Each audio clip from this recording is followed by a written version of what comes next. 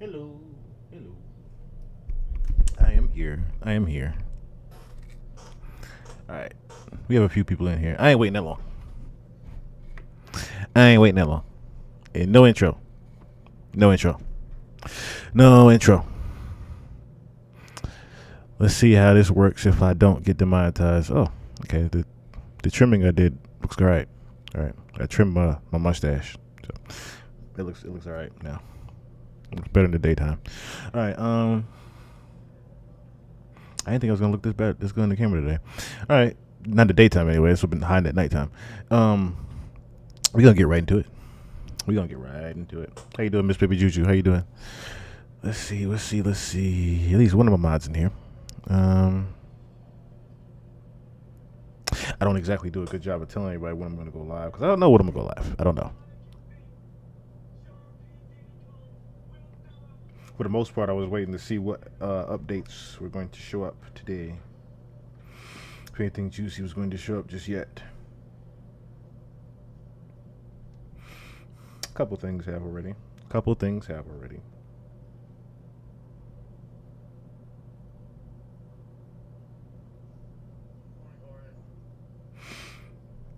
Okay, so only one saying what's going on. All right, so I think I'll just play this first. I don't have it muted, right? Okay, it's not muted. Good.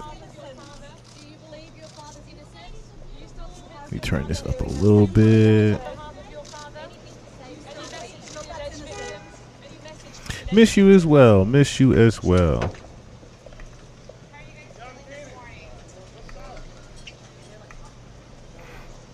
I've got to figure out how to get this back showing on here the way I used to. Oh, the volume is so low. Morning. Do I have the volume low?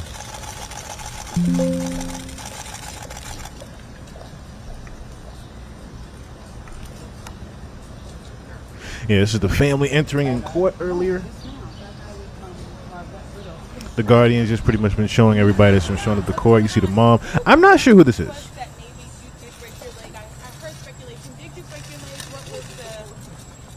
I don't know if this is Harry Morgan or not. But this is me. I don't know who this is right here with the crutch. I'm not sure who this is. They're not exactly saying the names of who's showing up when they do. So this has pretty much been a loop of people coming in. There's one particular thing that I wanted to show you guys on this live here. Is someone outside the courtroom yelling, "Sean Diddy, all those trying to convict Sean Diddy Combs will be decapitated." I'm like, huh? Then there's these people that's outside the court. These fake actors, these fake protest actors with free Diddy shirts are outside the courtroom. I'll show you that. Hold on. Free Diddy actors.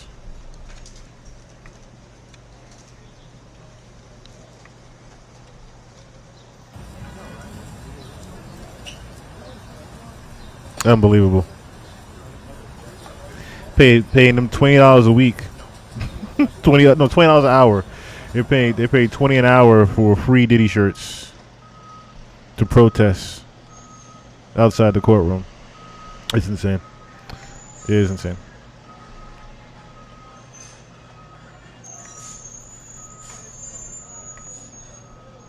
Diabolical is an understatement.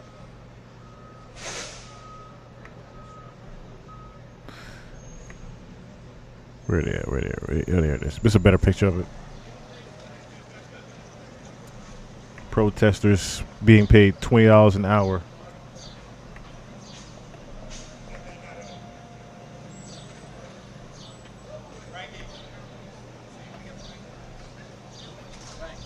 Who here would take $20 an hour to stood outside with a free Diddy shirt?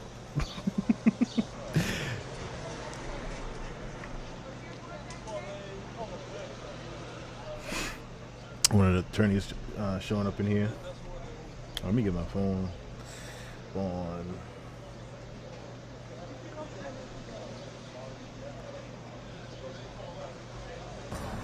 I heard some else just got mentioned too. Usher was just mentioned. We're gonna get into that in a second. I'm trying to wait for this damn clip to. Here we go. I think.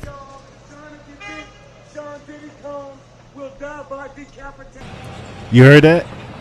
Those trying to convict Sean Diddy Combs will die by decapitation. Every one of you is trying to convict Sean P. Diddy Combs will die of decapitation. Every one of you white devils. You heard that, right?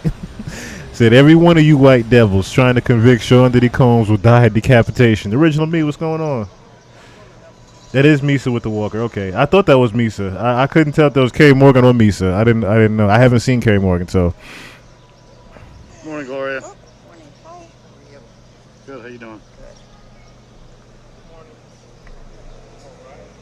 Janice Combs showed up wearing a cross. People wasn't too thrilled about that. Like of all people, of all things, you could be wearing on your neck a cross. All right, let's see. Because I got let me see. It was May 15th. This is from last week. The City Press. I don't need to pad it up. All right, we don't have to go through Friday.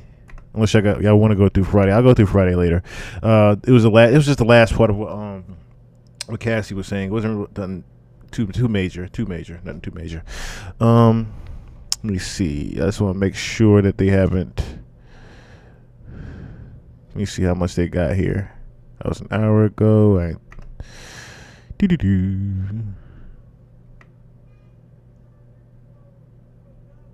just want to see how much they got up.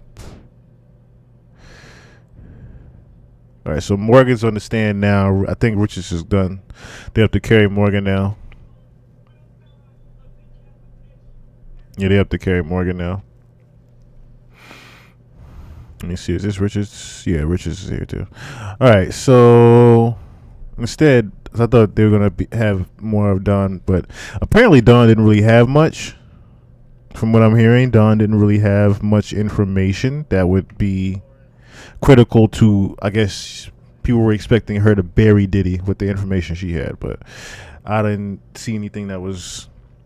If anything, the line of questioning that she was getting was like very limited. As far as what information she was able to even give, I guess she was waiting for the right questions to be asked to spill something, but didn't happen.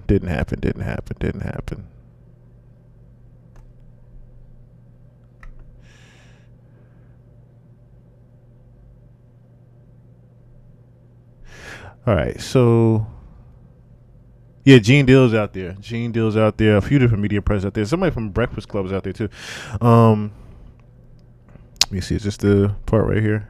If they're wearing the. No. Oh.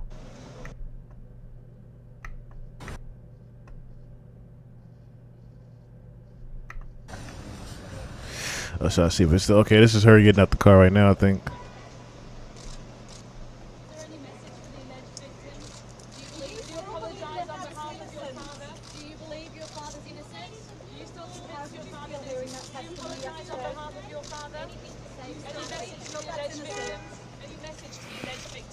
Okay. All right, so let's see what they have so far. Oh, let me just leave that up. I'll just leave that up. Let's see what they have so far. And then we're gonna look over some things of. We're gonna do some. I'm gonna look at some footage of things that's happened over the years. We'll look at that. Let's see. With Diddy and concerns to Diddy. All right, so do y'all want to start with what happened Friday, or y'all want to continue off with what happened today? Y'all want to start with today, or y'all want to do Friday? Leah, what's going on? Based on the hotel video where Puff assaulted Cassie, he would have forced Cassie to stay. Oh, did it go away? What happened to it? Okay, I was trying to read what you said, Leah. Oh, there it goes. Okay, based on the hotel video where Puff assaulted Cassie, he would have forced Cassie to stay if not for the hotel security guard. Very true. Very true. That security guard was a hero of the day. The security guard was a hero in that particular scenario right there.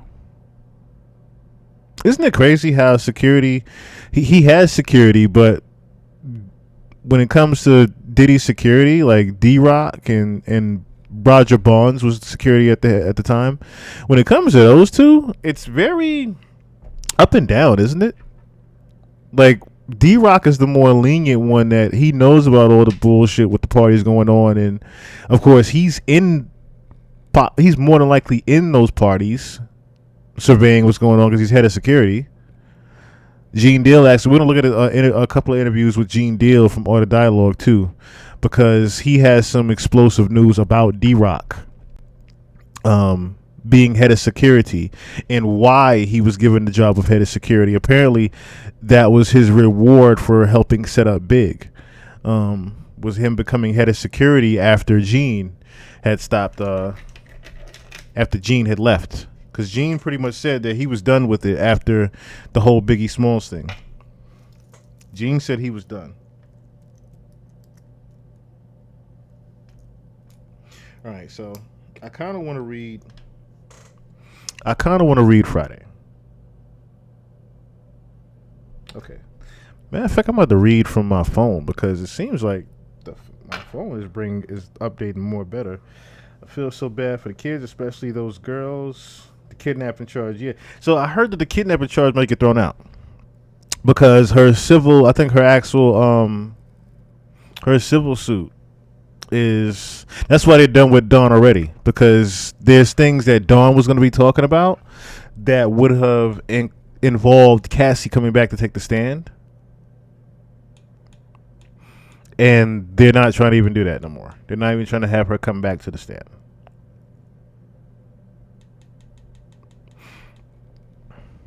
Yeah, see, my thing is late as hell right now. You really know who is who in this case. Other reporting channels don't know the characters like you do. No. And that's no reason why sometimes I get upset and why I'm demonetized and everybody else is okay. That's why sometimes I get upset with this shit, because I'm like, all right, who else is actually besides Surprise Witness TV? Yes. Shout out to BJ Investigates. Shout out to Make It Make Sense. But who else is really taking the risk that I have taken with my channel to show some of the shit that is out there? Let's just be honest here. Who has really taken the risks of showing half of the shit that's out there? Like, ain't nobody gonna show y'all Justin Bieber tape at the white party. Ain't nobody did that but me. ain't nobody took that risk but me. I'm breaking up. Hopefully not. Hopefully not. My mic level look right. My mic level look like it's high as hell. It's high as hell. All right. So, in case they do cut me off, let's read what happened on Friday, and then we'll catch up. Because hopefully by the time we finish with Friday, we'll have some more things here. So, all right. So this is what happened Friday with them finishing up Cassie.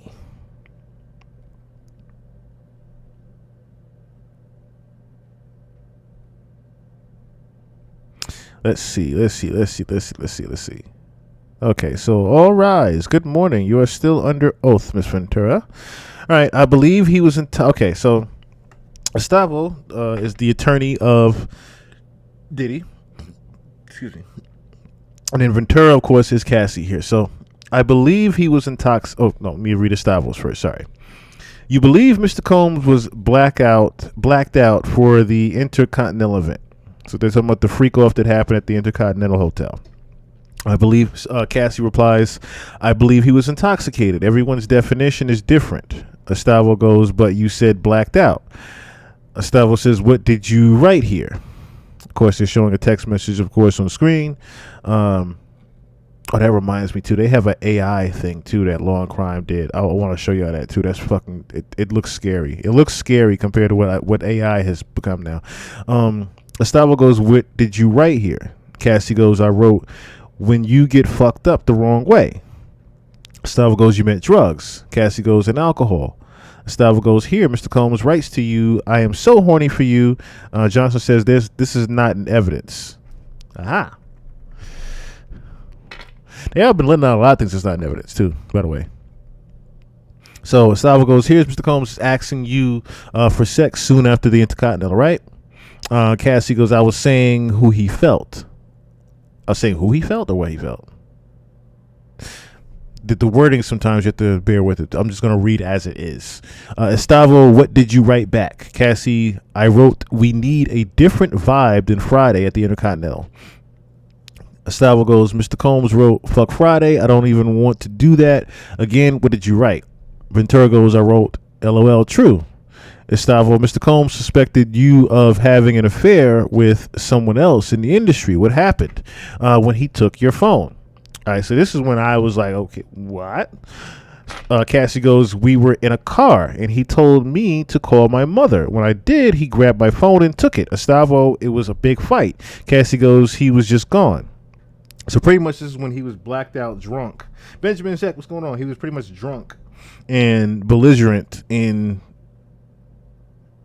she was very much in fear when he took the phone. Of course, she was trying to call him. We were in the car, and he told me to call my mother. When I did, he grabbed my phone and took it. I guess he was trying to just say. I guess he was doing that to throw her off guard to snatch the phone, which was kind of crazy. For how long? A few hours, until my mother called the police. See, that's the thing. That's how you know he was drunk. Told Cassie, call your mother. While she's calling, snatches the phone. Just the sinister, right? Holds the phone for a few hours. Cassie's mom calls the police. Estavo, did Mr. Combs go through your phone? Cassie says, I think so. And he called someone on it. Estavo, the person you had an affair with, an NFL player? I don't know if he's playing anymore. Cassie goes, Estavo, but he was an NFL player. He was jealous. I'm trying to think now. Who would an NFL player be? Was there Cassie NFL player dating? Was there anything with that? I don't remember anything with that. I don't remember anything with an NFL player.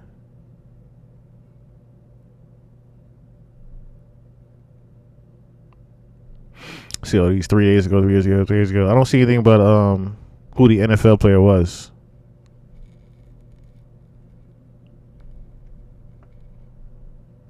I don't see anything about who the NFL player was.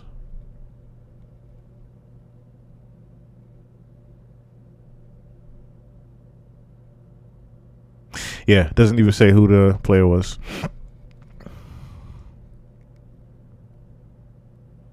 Wasn't there a time, Estavo goes, wasn't there a time he found out you were dancing with another person in the entertainment industry and took your phone, right?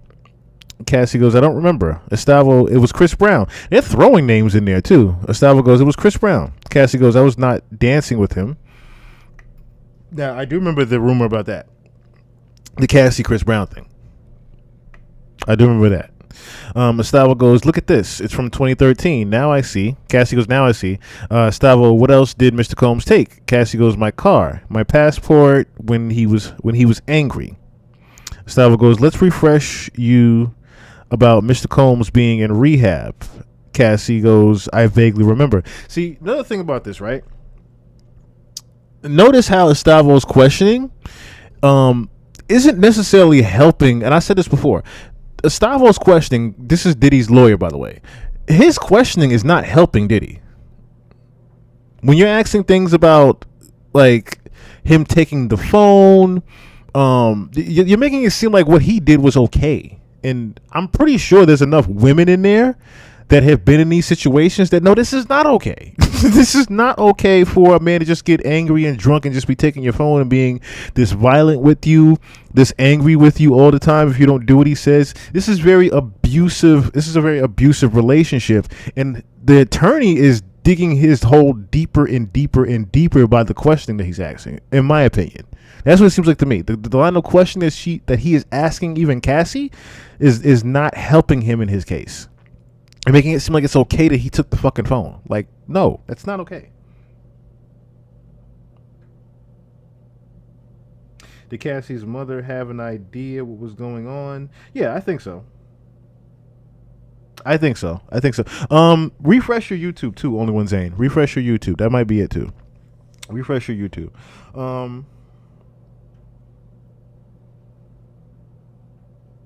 Yeah, he's asking very, very, very dumb questions, and this is where they said before that the defense needed time to actually, put things together. I don't necessarily think that they had enough time to put these things together like they said. So let's see here. Look at this. Okay, so Gustavo, why did you go to Sedona? Cassie goes, I went to Arizona to get away from the drugs. Everyone goes to Arizona. Have you noticed that? DMX. I remember this. The same thing happened with DMX. People go to Arizona to get away from the drugs. I keep hearing about that. I wonder why. Estavo, I'm going to go to a new topic. You better. Mr. Combs told you to get the video you'd heard about. What did you write? Cassie goes, I wrote, you keep putting me down. Estavo, I'm going to play you some audio. Okay, so here's where they try to fuck up Cassie, but I don't know if this is going to fuck her up or not. So Estavo goes, I'm going to play you some audio. And it's Cassie saying, if you saw a video of someone fucking me, who was fucking me? You have it. Why didn't you show me? Because I'm not disrespectful, bro. Cassie, if you don't show me, I will kill you, cut you up. Still the audio played for the jury. Cassie goes, I will fucking kill you. I've never killed anyone in my life. I'm going to fuck you up. It's not going to be blood on my hands. Someone else is going to do it. I'm not playing with you. Sujit, tell me. So Estavo goes, so pretty much whoever this Sujit is, this was someone that had supposedly had a copy of the sex tape from that night, but there's also another individual that supposedly has some information, and this is where his interview with the interrogation actually comes into play. So watch this one. Estavo goes, that was you, right? Cassie goes, yes. You did, Mr. Combs. Did Mr. Combs express concern about these videos being released? Cassie goes, when? Estavo goes, ever. Cassie goes, yes. Estavo goes, the escort Jonathan Adi, you thought he took a video? Cassie goes, yes. So Estavo, Mr. Combs, pretty much Jonathan Adi took a video. Or allegedly. She was thinking, allegedly, Jonathan Adi had a copy of the actual sex tape that happened that night with them. The evening he was talking about he got the HIV or whatever, the herpes, I should say. And he got it to the gentleman Sujit, whoever Sujit was. Sujit probably was making copies or whatever, trying to, I guess, threaten that they were going to expose this and let it out or whatever. Of course, this was, and it seems like Cassie, of course, was, not only concerned, but more concerned of, what Diddy would do to her, or, you know what I mean, that type of thing, because she's thinking that it might have been her fault. This is another thing where the manipulation comes into effect, because she's thinking it's her fault. It's not necessarily her fault at all. Combs, Estavo, Mr. Combs spent a lot of money to make sure the video did not get released. See what I mean? Cassie goes, I don't know. Estavo, you had a conversation with Jonathan Adi that was transcribed. Cassie goes, I'm not sure. Estavo, he was volatile. Cassie goes, I didn't trust him. Like I said, the whole manipulation factor comes into play there.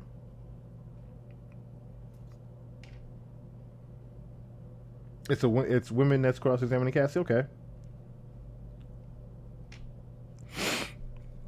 Which is even better, which is more fair to me, in my opinion. Estavo, what did Mr. Combs say when you told him you thought Mr. Adi was recording? Cassie goes, he said he'd take care of it. Estavo goes, are you aware of an escort leaving comments on Mr. Combs' Instagram page? Cassie goes, I am not. I don't know what that has to do with anything.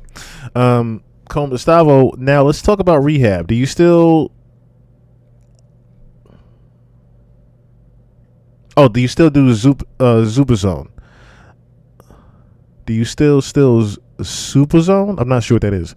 Cassie goes, something like it. Estavo goes, what does it treat? What is Supazone? Oh, let me see some. What is Supazone?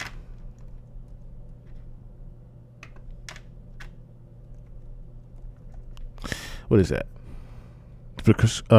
Prescription medication used to treat opioid use or disorder. So pretty much, I guess that's why she was getting away. She went to Arizona for the rehab to get off the opioids. Okay, that makes sense.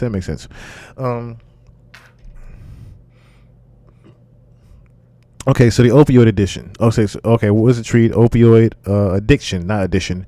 Johnson goes, objection, overruled. You wrote a book in rehab that the place treats sexual compulsion. Attorney goes again, objection. Judge says, sidebar, if liking. Okay. I don't know why that's there. Okay, so they're back. There's a little break here. Stavo goes, did you get neurofeedback therapy? Cassie goes, yes. Stavo goes, what is it? Cassie goes, they hook something up to your head and show you things. See how you react. Stavo goes, were you told the effects of it? Cassie goes, help me with my trauma. Stavo goes, did you participate in EMDR?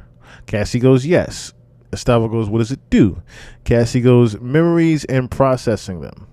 So it's another form of treatment, I guess, at the rehab to help her, like I said, not so much remember what's going on, or should I say, to help her cope with what she has going on in her mind mentally. I guess like I said, this is one of those things where Diddy did so much to her disrespectfully and had her under these drugs like 24/7 the way he was. This was something that she just mandatorily needed as far as just getting away. I don't blame her. I don't blame her. She just needed to just get away. Yes, poor Cassie. Poor Cassie on this. If we're thinking about the same things, like as far as like the getting urinated on, and you didn't even really want to get urinated on, you were forced to ask to get urinated on, that type of shit, or rubbing nut on someone's chest, like it being forced to do forced to sniff. Like she never even gave a blowjob before till Diddy. Let's be honest. Let's be honest here. She didn't know how to even give a blowjob before Diddy. She said. So none of her past boyfriends have said, or I should say, none of her past boyfriends have come out and said, yo, Cassie was a nasty chick back in the day. You ain't hear Ryan Leslie coming out saying anything. Apparently, Ryan Leslie didn't get head. That's kind of odd to me. But anyway, was it do memories and process? Okay. Estavo goes, the idea is you recall prior traumatic memories. Like for PTSD, you were being treated for PTSD. Cassie goes, yes. Cassie is, I was still physically developing. Combs Estavo, you were 22. Ventura, women keep developing after 22. Don't you think? Duh, they don't stop. So that's the thing. And that's another thing. Like, why would you think she was done developing at 22, dog? 22 years old? That's another thing. Like, we're talking about somebody that was, what, maybe 15, 20 years their senior still at the time, right? Talking about Diddy was 15, 20 years her senior, right? Then you have 25, I think, is where they say, correct me if I'm wrong, ladies. They say 25, 26 is where y'all fully get the, oh, I got it now. You know what I mean? So that's what I've always heard. I'm surprised she was able to survive and thrive after him. Me too. Me as well. Me as well. You can see that Cassie is submissive in her interviews. If you're saying submissive in like in general, like in like a sexual atmosphere, possibly, but like I said, you also put the factor in that she was 22 at the time. What 22-year-old female in LA and Miami isn't? You know what I mean? Like as far as them being manipulated with the money and the fame and things like that. What 22-year-old girl isn't naive to all those things? You know what I mean? Estava goes, but you're not suggesting you were still physically developing up to 22. Cassie goes, I am not. Of course she's not physically developing. We're talking about mentally developing. Estavo, this message is about having a freak off without ketamine, right? Johnson goes, may I confer with counsel? Judge goes, no, but we'll take a break. Jury leaves again. Okay, with jury out, witnesses list by Sunday 5 p.m. And they're back. Estavo goes, Mr. Combs wrote, you're so predictable. You said you were going to tell him you didn't want to do a freak off anymore, but you didn't say it But you didn't say it, did you? Cassie says, I did not. Estavo, here, you were suggesting a freak off with a girl. Estavo goes, you say you found a photo of Mr. Combs with Gina while you were staying with your parents in Connecticut, right? Cassie goes, yes. You decided to break up with him and he didn't threaten you, but suggested couples counseling. Cassie goes, I don't know. Estavo goes, in August 2018, you called it a closure conversation. Mr. Combs was inviting you to Burning Man, right? Cassie goes, yes. I'll read. Estavo goes, Mr. Combs, you have anger. Cassie goes, I wrote, my family knows I am not running around telling our business. Cassie goes, I wrote, I don't need you to be taking care of Kim and Gia. Taking care of Kim and Gina. I needed you to put me first. Huh. Estava goes, please read these. Cassie, I wrote, you lied to me. She never went away. It was the nail in the coffin. Estava goes, you meant Gina, the photo. Yes? Okay, so apparently she was jealous of, rightfully so, of course. She was jealous of, is that it? Okay. She was jealous of Gina and Kim Porter's relationship with Diddy, which at that point, yeah, you kind of do got to call it quits, because like he's running around with different women, and he's not necessarily claiming anybody but Kim. The only reason he's even claiming Gina is because she ended up having a baby by him. I believe, yeah, it was Gina that had the baby by him. No, was it Gina? Was it Gina that had a baby by him? Gina. I know she was in a relationship with him, but in a very abusive relationship. I can't remember if it was Gina that had a baby, but not by him or not. Okay, she lost the baby over him stomping her out. Okay, I do remember that. Okay, because she said it in an interview too. She got abused pretty much. Okay, yeah, she lost the child. Ryan Leslie made 2 CDs about Cassie. That breakup really hurt him deeply. You can hear it all in his music. I don't believe she was completely inexperienced when she. Okay. Oh yeah, I do agree with that. Not completely inexperienced sexually, but the whole not knowing how to give head thing was like, okay, how far did y'all actually like get into your relationship type of thing? Because I know Ryan Leslie's another one that had. He's not innocent as far as having multiple girlfriends. It wasn't like Cassie was just his main squeeze and that was it. I'm pretty sure he had other women besides Cassie. I'm pretty sure of that.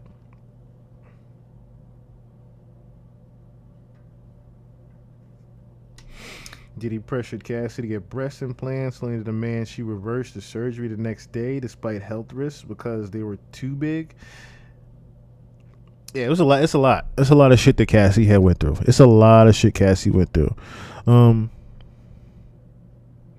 me see. Let me get for where I'm at.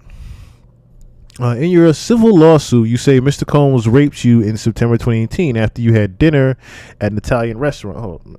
Let me make sure I'm okay. Yeah. So in your civil lawsuit, you say Mr. Combs raped you in 2018, September, after you had dinner at an Italian restaurant in Malibu, right? Yes. Did you meet with the U.S. attorney on November 30th, 2023? Yes. Cassie goes, not the exact date. Estavo goes, in this meeting, you said the rape took place after Mr. Combs returned from Burning Man. You said he was acting strangely at the dinner.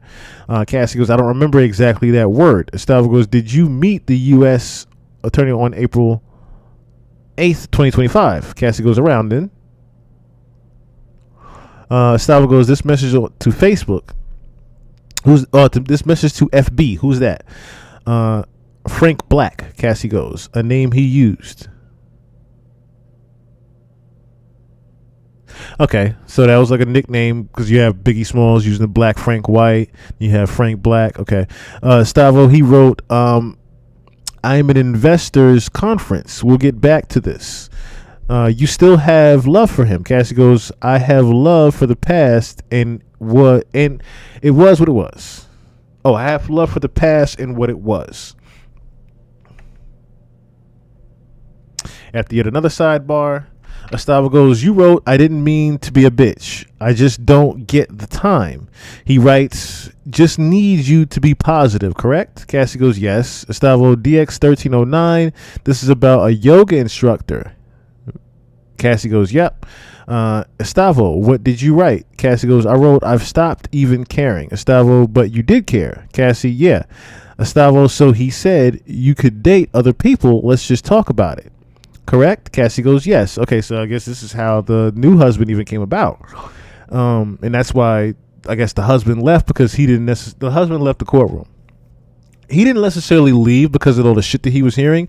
I think he left mainly because he didn't know that there was some type of relationship still going on with Diddy after they had confirmed their relationship. Like almost like he didn't know that she kept going back to him.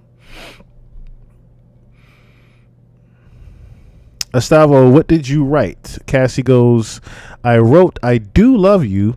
I would just prefer not being one of your girlfriends. Let's get up tomorrow night. I'll do studio from 6 to 9. Estavo, he writes, can I hold you? Or are you just going to break up with me?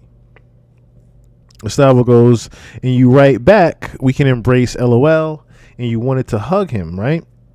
Cassie goes, that's what I said. Estavo, did you have sexual intercourse with Mr. Combs that night? Ventura, I did. Estavo, and during that, your now husband FaceTimed you. Ooh. Yeah, so this is what we was talking about. So, yeah, sexual intercourse with Combs that night. And while you're in the bed with Diddy, your husband that's with you now, he actually FaceTimed you trying to figure out where you were. So your now husband, Estavo goes, your now husband didn't know you were with Diddy at the time. Cassie goes, I don't know what he knew. Estavo, they try to get her with that one. Estavo goes, later he discovered it. And he would say, objection. Judge says, overruled. Estavo, you don't know your husband you were raped. You don't tell your husband you were raped. Ventura, not that evening. Ooh. Why would you not tell him what? Well, see, here's the thing, right? I get why Cassie wouldn't have said nothing. I think everybody here probably understands why Cassie didn't say anything. Yeah, I'm praying for Cassie as well. I get why she didn't say anything to him. I mean, you can put two and two together why. This is way before the allegations happened, okay? So it's not like she could just run to the police and say, I got raped by Sean Combs. It's not like she could run to her husband and say, I got raped by Diddy. Reason why is because she's still in fear of Diddy. That's the whole thing about this. She's only even having sex with him again because she's in fear of what he can have done to people. That's the only reason she even did anything with him again, is because she's simply in fear. He doesn't want to let the relationship go. That's why he said the we could see other people type shit. Not the, all right, so let's just break it off. I have nothing to do with you. You get out of my house. Da, da, da, da. It's no, I want to keep you around. See what I'm saying? It's still that manipulation that's continuously going because he has the money and the power to do so. So, of course, she's in fear that something could happen to him. So, of course, she's not going to tell him because then she doesn't know what his reaction is going to be. And that's going to put her in a bad situation and so on and so forth. It's one of those things where you say, okay, let's just leave this alone because it could end up worse later on. She's still, like I said, someone that's under the age of 25 at this time. Not necessarily trustworthy of the justice system or what could even happen. Okay, so after Miss Porter's memorial service, Gustavo says, after Kim Porter's memorial service, you wrote to him that you were going home. Why had he called Kim his soulmate? What was the 11 years all about? Cassie goes, yes. Gustavo, that was hurtful. Cassie goes, at the time, yes. Combs, Gustavo, and after that memorial service, you never saw Mr. Combs again, right? Cassie goes, I did not. Gustavo, he let you go, right? Cassie goes, I never saw him again. I don't know about letting me go. Aha. Which was true, because we did see Cassie around after that.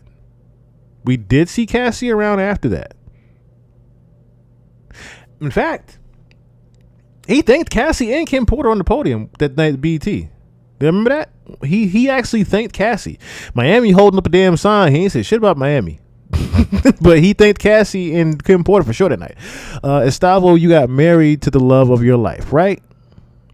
Cassie, of course, goes, yes. I'm pretty sure from that they took a break. Okay, so they're back. Do they even talk to her again? Doesn't look like they talked to her again. Oh, yeah, they do.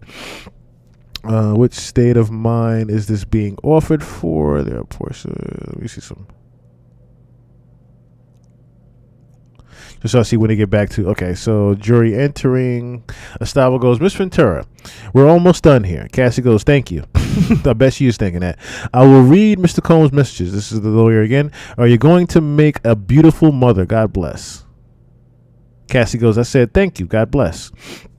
Ventura, I wrote, we should talk and have closure. Combs, Estavo. Mr. Combs sent back a tear face emoji. He said, you were always my ride or die. Cassie goes, I thought it was nice. Estavo, you'd been craving that. Cassie goes, before. I don't think I was craving now. Estavo, you shaped you over 11 years. Silence. Estavo, you shaped each other? Cassie goes, yes. Estavo, your husband's a physical trainer. Cassie goes, yes. Estavo, the house you grew up in Connecticut was relatively modest compared to mansions, yes? Estavo goes, you were preparing to tour with a Matt Testa?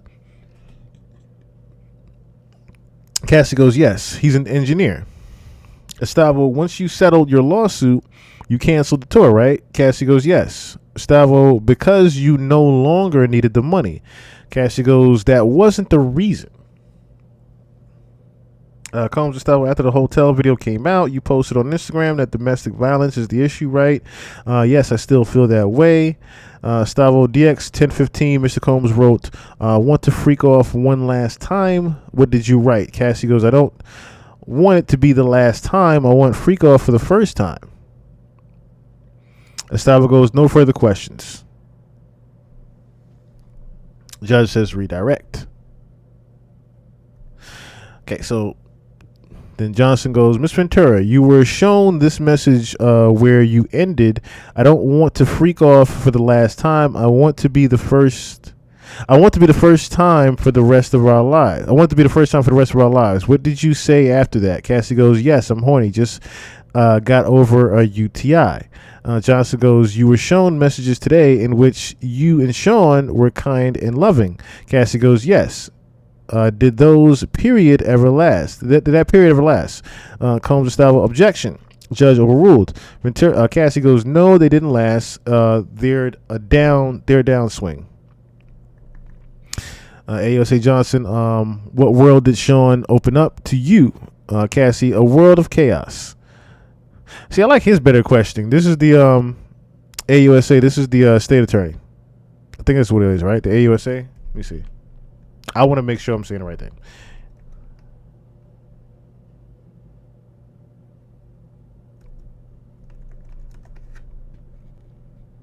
Yeah, Assistant United States Attorney. That's what I thought it was. I know it's state attorney. Just want to be sure. Were you able to cancel work obligations? Oh, no. Let me go back. So, State Attorney Johnson, what world did Sean open up to you? Cassie gets a world of chaos.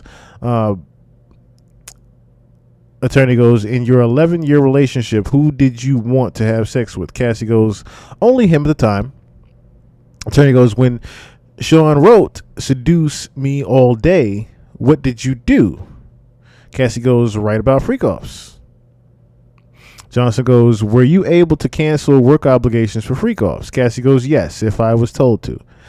If I was told to, it's crazy. Attorney goes, when you were shooting the movie in South Africa and you blocked him, how did he contact you? Cassie goes, through Mia. Johnson goes, he said he didn't remember hurting you. Did you believe him?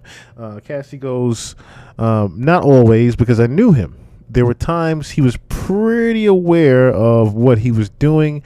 It's just who he was. I'd seen him be violent. Okay, so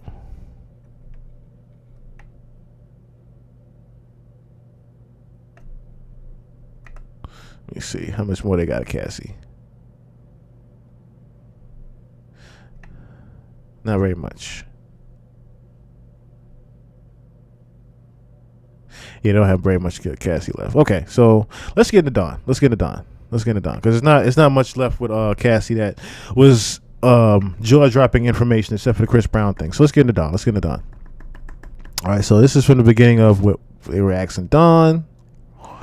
They just entered the courtroom. This was about 6 hours ago. They just entered the courtroom. Judge, let me focus on you on the assault of the chef. Mr. James learns from a member of the security detail that Mr. Combs assaulted the chef. Wouldn't that be in the scope of their employments? Combs, Agnifilio, I don't know what relevance this has to do with racketeering.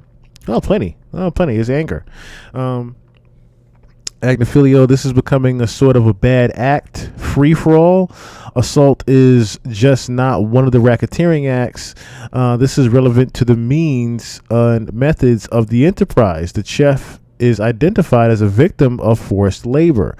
Agnifilio, I'm going to defer to Miss Westmoreland on the other witness. Combs, Westmoreland, Mr. Richard claims that Mr. Combs assaulted Miss Ventura right in front of her. These other alleged threats are nowhere near in close proximity to an alleged assault. Let's see here. Westmoreland, we have to distinguish between the Danity Kane and the Diddy Dirty Money eras, and Mr. Pierre telling her, where are you going to go? I don't see how that can be construed as a threat. Judge says, let me think about it. Yeah, exactly. You better think about it. We have an application from the press that emails be put in the record. I am directing you to put them together and put them in the docket. Okay, so here's where Don Richards comes in. So the jury's entering. AUSA Slavik.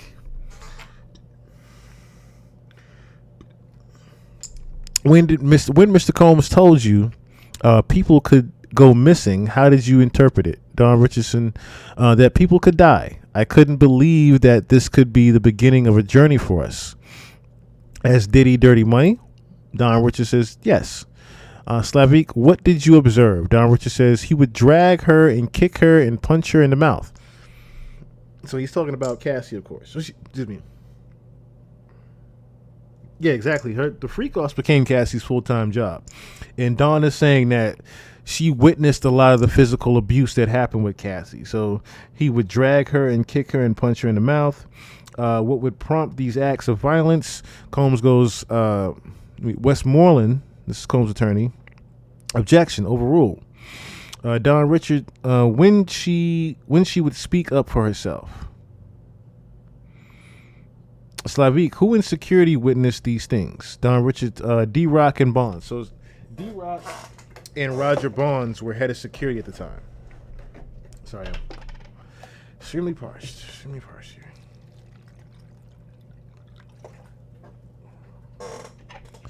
Extremely parched here.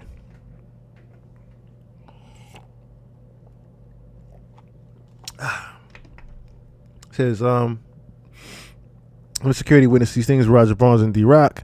Where did Miss Ventura get hit? Don Richard says her knees. Her face all over. AUSA, did there come to a time you were in New York for a festival? Don Richardson, yes, in Central Park. In this residence, what happened? Don Richard, he punched Cassie. She came into the bathroom crying. You could see her upset, like she was hurt. Combs, Westmoreland, objection. Justice sustained. What injuries did you observe? She has a swollen eye. Why did you remain with Cassie after this incident? Don Richard says, I wanted her to feel supported. AUSA, what's this? Don Richard says, the Central Park event. It's a photo of Cassie in sunglasses and Don Richard too. I guess there was hiding a black eye. Why did you wear them? Solidarity. The next assault, who was there? Don Richard, so D-Rock, Capricorn Clark, Harvey Pierre. AUSA, who was Mr. Pierre? Don Richard says, a bad boy answering to Sean Combs. So we know who Harvey Pierre is. Harvey Pierre was the other guy that had the assault with him. Let me just pull up his picture right here in case you guys don't remember. Not that Harvey Pierre.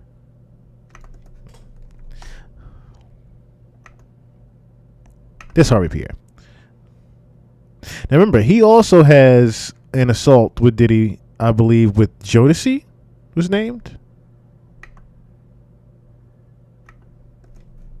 I think that's the one with Jodeci in that lawsuit, right?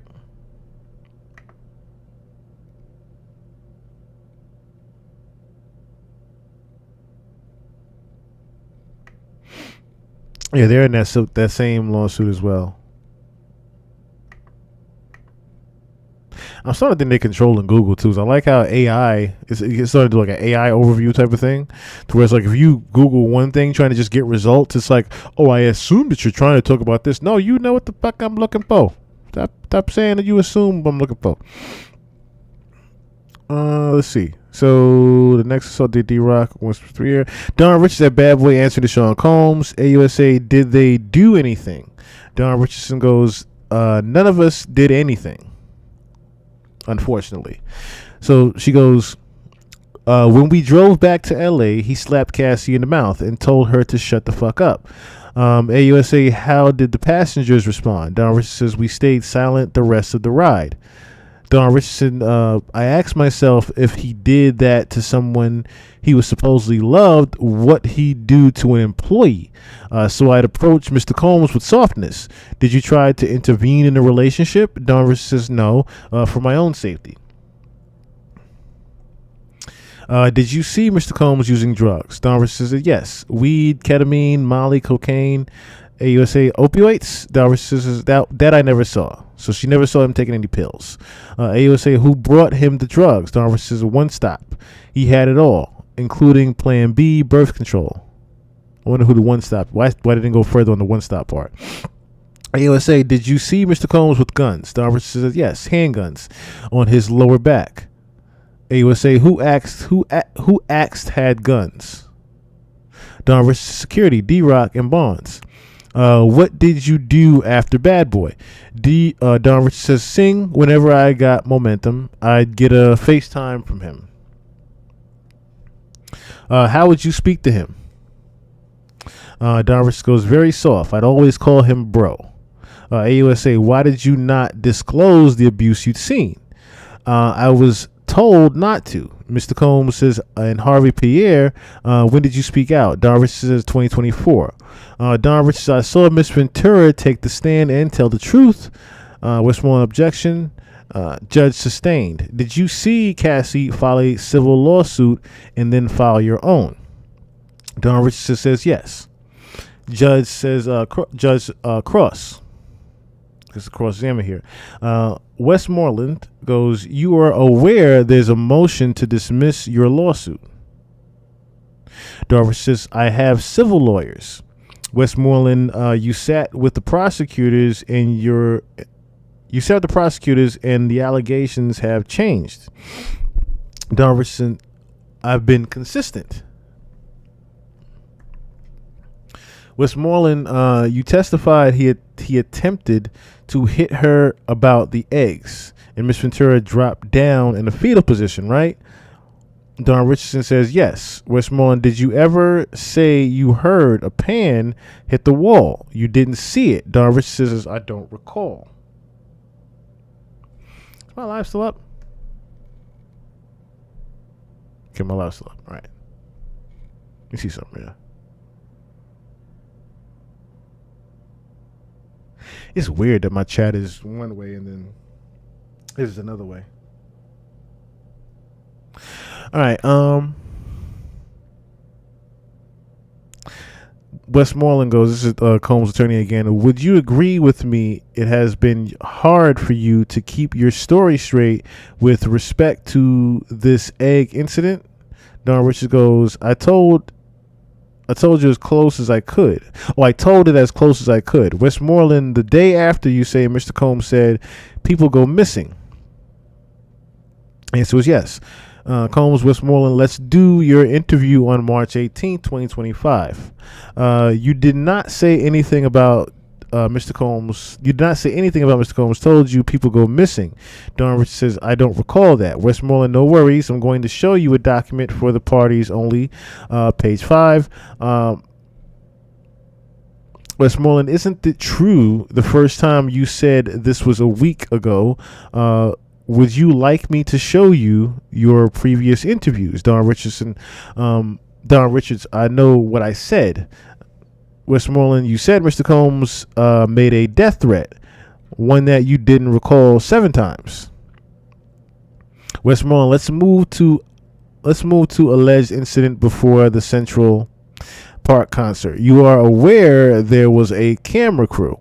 Don Richards, not in the bathroom. Westmoreland, you were filmed in the park. Are you aware of the video? Are you aware if the video has been turned over?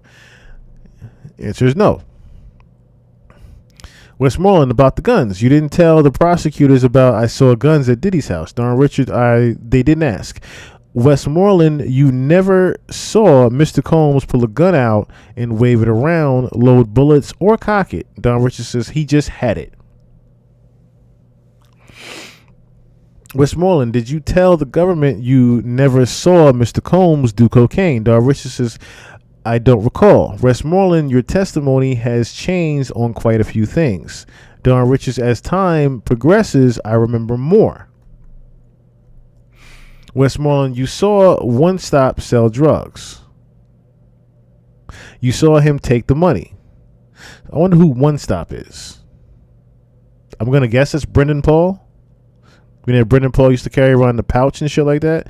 I wonder why they're not asking who One Stop is. Don Richards says yes. Westmoreland, all right, 1 second. Didn't you tell the government you never saw anyone pay him? So you lied, right? Don Richards says no. Judge, sidebar. Okay, so they're back from the sidebar. Combs' lawyer, it was you who reached out to Mr. Combs to work with him again. Don Richards, yes. Westmoreland goes, but he had threatened you, right? You asked him to work with you again? Don Richards, yes. Westmoreland, okay. Westmoreland, the songs you released on your own have not reached the level of what you released with Danny Kane and Diddy Dirty Money, right? Don Richards, true. Westmoreland, and you reach out to Mr. Combs to try to make more money, right? And he says yes. AUSA, can we have a short sidebar? Okay. And it is not short, still wondering why the side's legal arguments to the judge, judicial documents will only go to the document. Free B, what's going on?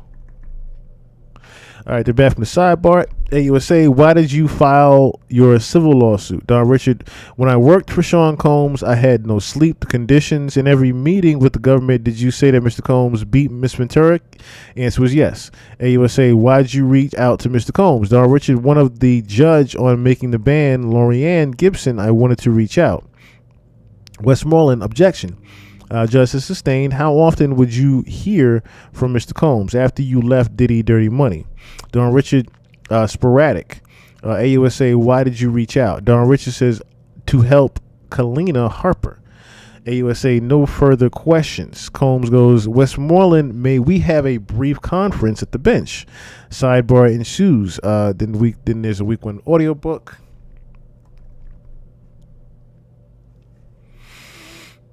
Okay, so recross Combs, Westmoreland. You admit you reached out to Mr. Combs to re-engage. You claim only to have a relationship with Lorianne Gibson. But if it got back together, Lorianne Gibson, I guess, is so Lorianne Gibson, I think, is the other member. I think that's the other member. I can't remember. Oh, no. I think this was someone that was on his staff. Yeah, this is someone that was on his staff, Lorianne Gibson. I'm not sure who she was, though. Who was she on Diddy's staff? She's a choreographer. Okay. The choreographer. Oh, okay. Tamiko should have mentioned her. Now I'm thinking about it. I think Tamiko should have mentioned her. Now that I'm really thinking about it. Let me check something here.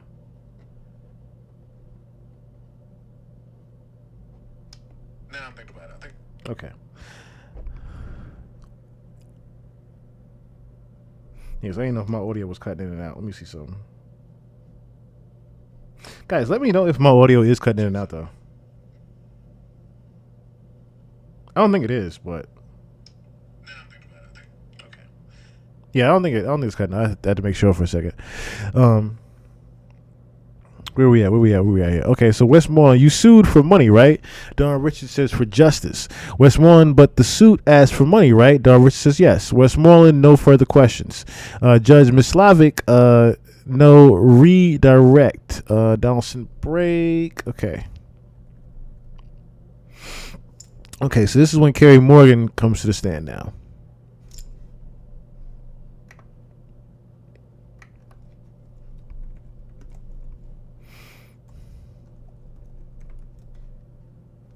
I just want to put faces with names here. Okay, so this is Kerry Morgan. This is the ex-friend of Cassie. I don't know about ex-friend, but this is the friend of Cassie at the time.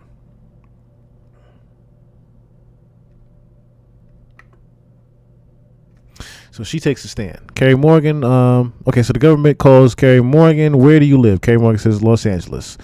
AUSA, who's this? Photo is shown. Kerry Morgan says Cassie Ventura. AUSA, what was your relationship? Kerry Morgan says we were best friends. Her boyfriend assaulted me. Okay, so there's confirmation Diddy assaulted her now already. AUSA, did you see him here? Kerry Morgan says yes.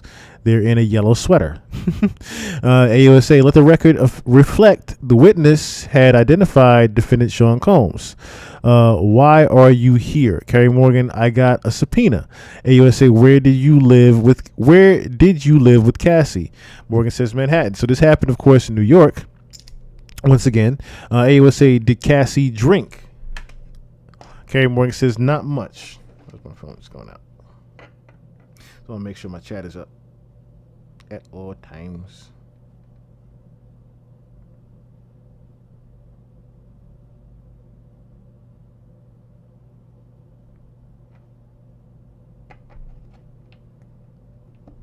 You got a big surprise in regards to Diddy? I was gonna say that would be crazy if you're on the jury team. that would be surprising. That would be the huge surprise of me that you're on the jury team, or you got subpoenaed to come to court, or you seen something around the area. That's what I'm waiting for you to say. I'm wondering what that big surprise is. All right, so because we're just catching up to things right now. We're still in just 3 hours ago. So did Cassie drink? Kerry Morgan says not much. Any drugs? Kerry Morgan says none. What was she doing for work? Kerry Morgan says modeling. Then she recorded Me and You. Okay, so she was there since the beginning of time. When did you learn they were dating? Morgan, 2007. Did you travel with Cassie and Mr. Combs? Yes, Ibiza. Oh, she's using the freak off in Ibiza too? Wow. And Miami. What drugs did Mr. Combs take? Mr. Combs provide? He provided Molly, weed, and ecstasy. AUSA, what did Mr. Combs take? All. Did you take drugs alone with Cassie? Opioids. How did Mr. Combs act? Kerry goes, he would yell at Cassie. She lost her confidence big time. Lost her spark. AUSA, did Mr. Combs talk down to Cassie? Kerry says, yes. About her looks. Who she talked to. AUSA, did he contact you looking for her? A lot, Kerry goes. Kerry goes, sometimes he would call 50 times in a row. That sounds very similar to how he was when he got locked up. I mean, he was harassing and calling somebody so many damn times, and it almost looked like he was very in a threatening way that he was trying to call and harass some people. AUSA, would others call you for him? Kerry goes, yes. Christina Coram or KK. So there's another instance where Christina comes up. AUSA, did you witness assaults? Kerry goes, yes. So now we have two people saying that they witnessed assaults on Cassie. Now, so it's not just Cassie making this shit up. Okay, so Morgan goes, yes. First in the Hollywood Hills, Ruben, one of his security guards, was there. AOSA goes, what did Mr. Combs do to Cassie? Kerry Morgan says he kicked her. What did she do? Morgan goes, nothing. I told Ruben to do something he indicated he wouldn't. So she told the security to step in and interview in domestic violence, and of course wouldn't. Now this is where I guess, like I said, Gene Deal pretty much had washed his hands with things, because remember he said before, whenever he would see any type of domestic violence, he would definitely intervene and make sure that was not happening, of course. AOSA goes, what did Mr. Combs do to Cassie? Kerry Morgan goes, he kicked. Okay, so let me not read that again. See. Oh, Morgan, where he left the house. We left the house. Cassie and I were hiding by someone's front steps. Wow. AOSA, and the next time, Kerry Morgan in Jamaica, I saw him drag her by her hair. I ran back to my purse and phones so we could leave. AUSA, what did you see next? Kerry Morgan says, I thought she was knocked out. Then she got up and ran into a wooded area. So she witnessed Diddy hitting her so hard that she thought that Cassie got completely knocked out by Diddy. AUSA, what happens next? Kerry Morgan goes, there were 2 golf carts in the driveway. I got in one and Sean got into the other. We went in different directions looking for Cassie. Did you find her? Morgan goes, yes. Then we hid in a ditch, whispering. Wow. Just wow right here. Just wow right here. AUSA, what about the incident of Comstock apartment? Kerry Morgan goes, Cassie came back with a hoodie covering her face. Then Sean came and tried to get in, hitting the door with a hammer. I called D-Rock. Did he get in? Kerry says no. Then the police came. What happened? Kerry Morgan goes, Cassie wouldn't show them her ID. Nothing happened. They left the card. Okay, so pretty much when the police came, Cassie again didn't want to say anything to the police that what happened.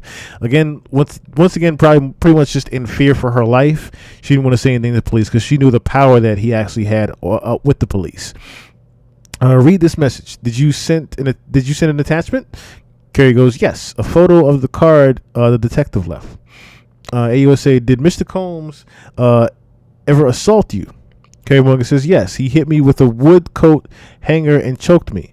AUSA, where did the hanger hit you? Morgan goes, behind my right ear. AUSA, what did he express concern about? Who Cassie was cheating on him with? AUSA, who did you speak to him about? Or who did you speak to about it? Kerry goes, Ryan, Sean's old assistant. AUSA, what did he do? Kerry says, nothing, shrugs. I have not spoken with Cassie since.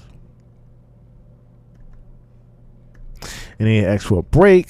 With jury out for lunch, the arguments continue. What's your best citation to try to get this evidence in? Okay, so now I'm talking about the evidence. Y'all all need to get something to eat.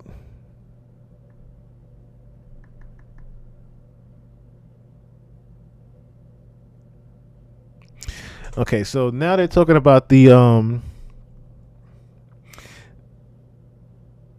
now they're talking about some okay, let me back up just a little bit here.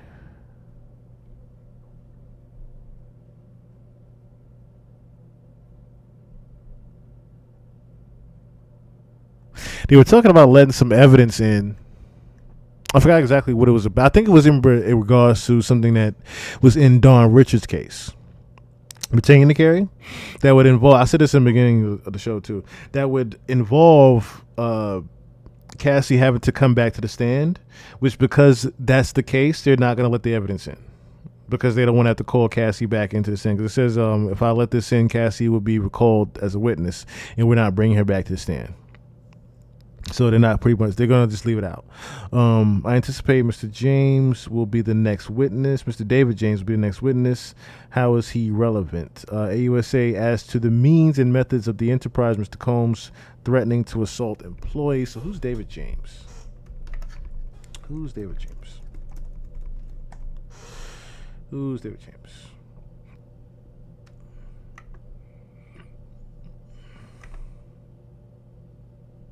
Is this him? Okay, so this is him right here. . 'Cause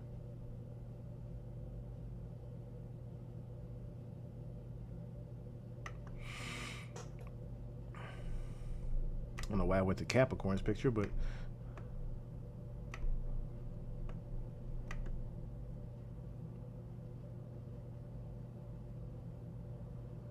I guess so. They're pretty much saying that this guy was a witness to a lot of the things that were going on behind the scenes.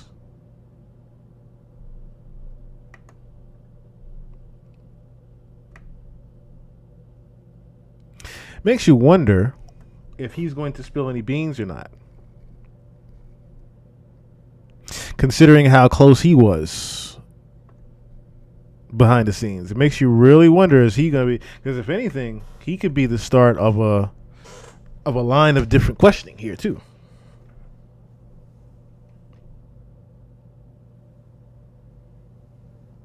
KK is going to be interviewed.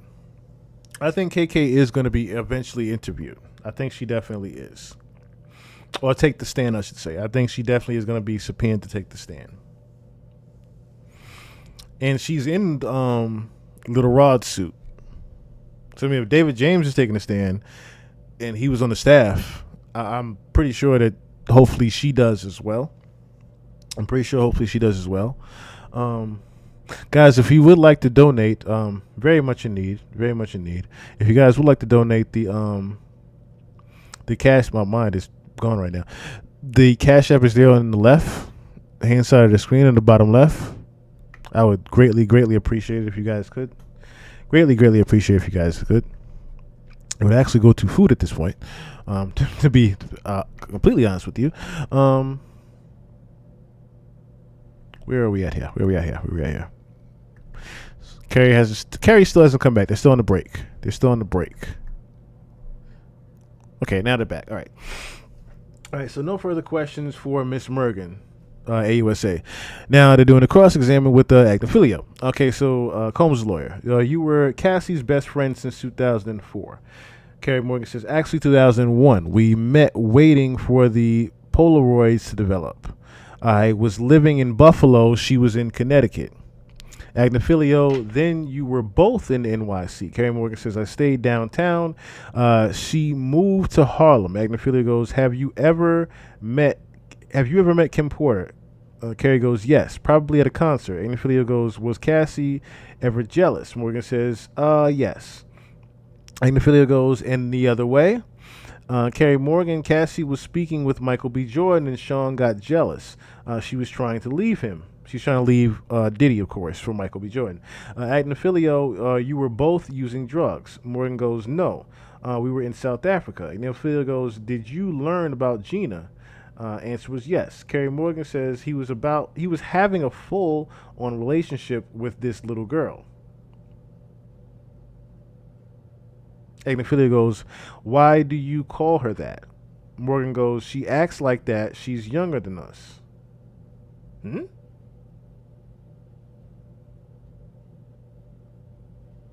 me read that back. How old is Carrie Morgan?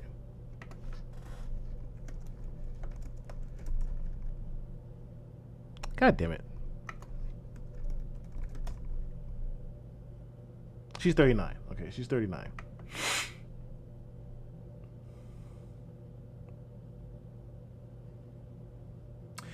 So they're not talking about Cassie right here then.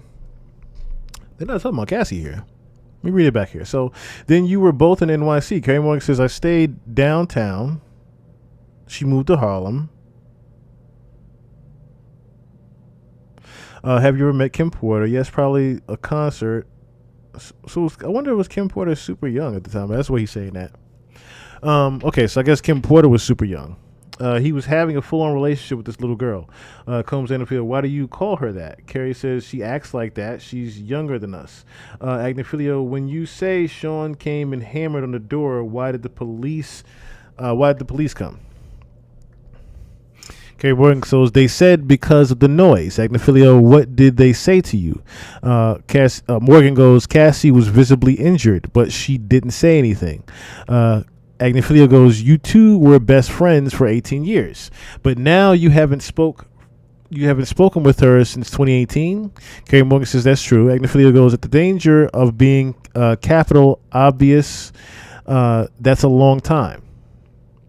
She's moved on. Objection. Combs, Agnifilio, why haven't you spoken with her? Carrie Morgan, she did not support me after Sean assaulted me. I draw that line at assault. Agnifilio, you reached a settlement with Cassie. Morgan says the money came from Sean, from Mr. Combs, of course. Agnifilio shows Carrie Morgan photos, then asks, do you know if Louise Hayes is a self-help author about self-affirmation? Carrie goes, yes. Agnifilio, why did you send him this with words of encouragement? Carrie Morgan goes, I don't remember sending it. Agnifilio, okay. All right, so this is an hour ago, so I believe they might be on break now. That was an hour ago. Let me see if there's any updates.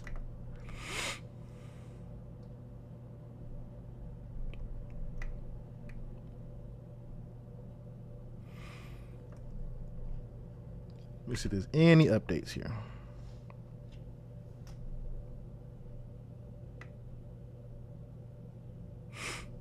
This is one of the reasons why I kind of wasn't going to go until much later, because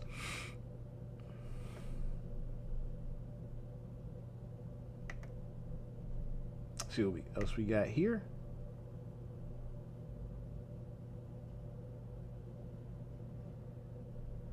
All right, here we go.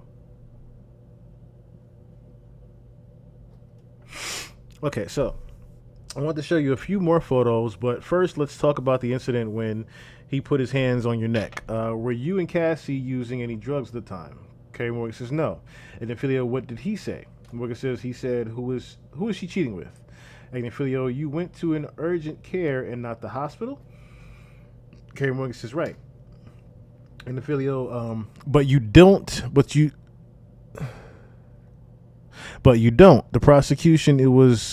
prosecutors, it was bloody. But you don't tell the prosecutors it was bloody and you went to the hospital?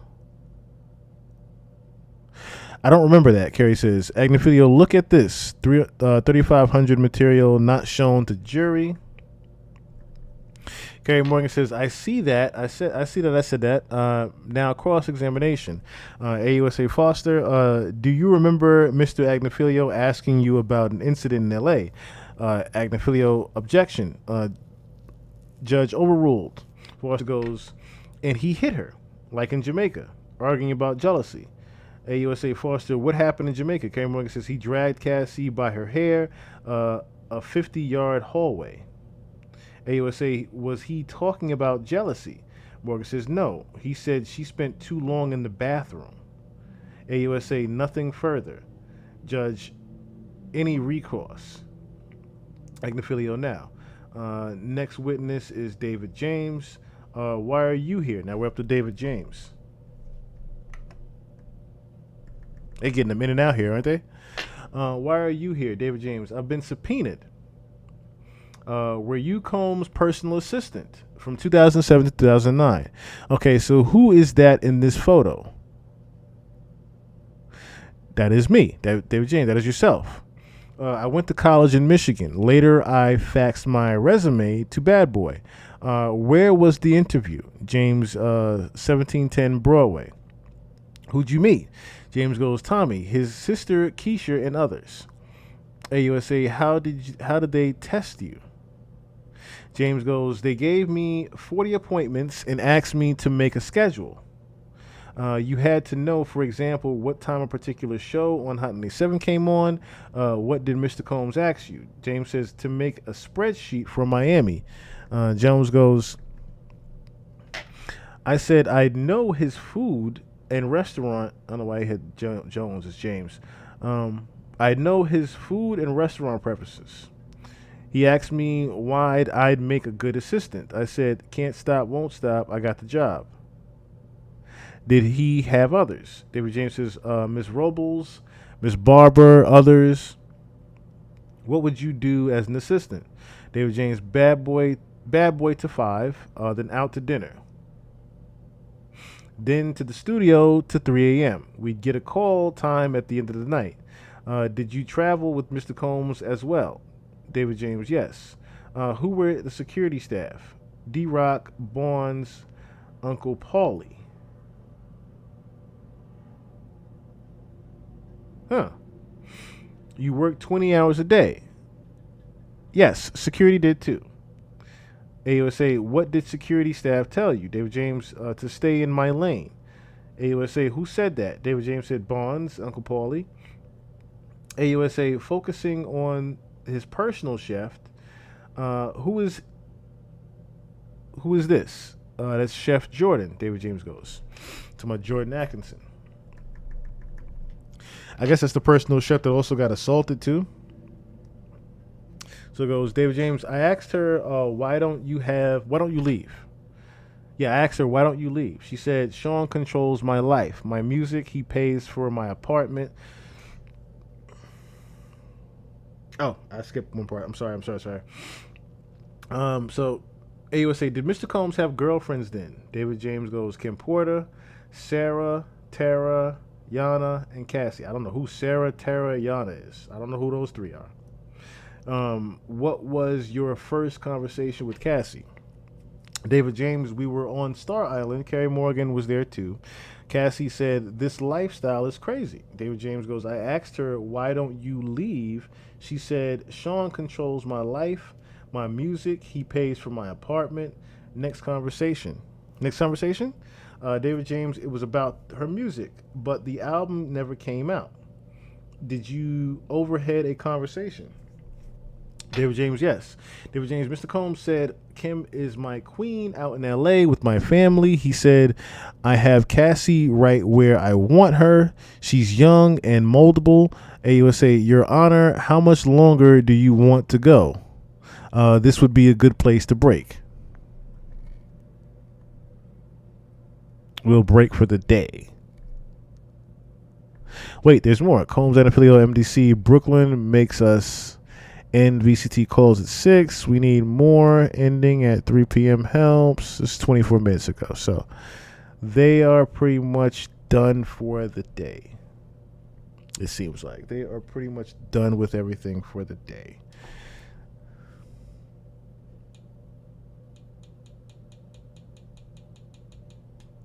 Let me see.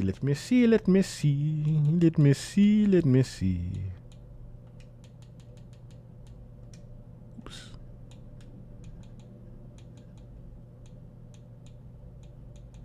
That's what I was trying to put in.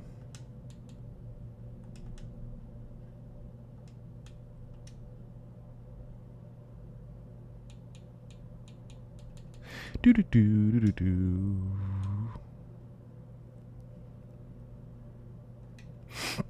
Okay, so yeah, they pretty much are done with things for today. Yeah, when will it be time, baby? When will it be time? Because now I'm trying to figure out what you know that I don't know. This is the first. For me. I moved to New York to pursue when I was 18, a dream of being.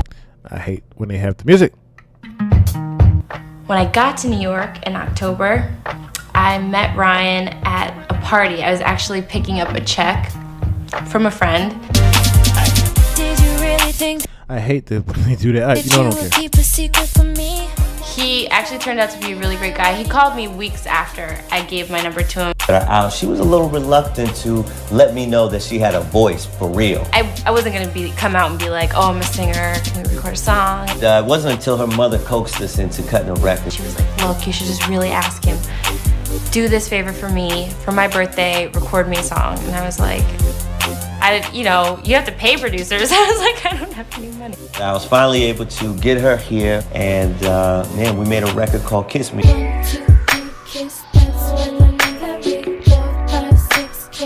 Okay. So this is, of course, when Ryan Leslie first met Cassie. This is before, of course, she met Diddy. Of course, as we know, Ryan Leslie is the ex-boyfriend before Diddy. And Ryan, let's just say Sean Combs. Everyone says that Diddy pretty much stole Cassie from Ryan Leslie.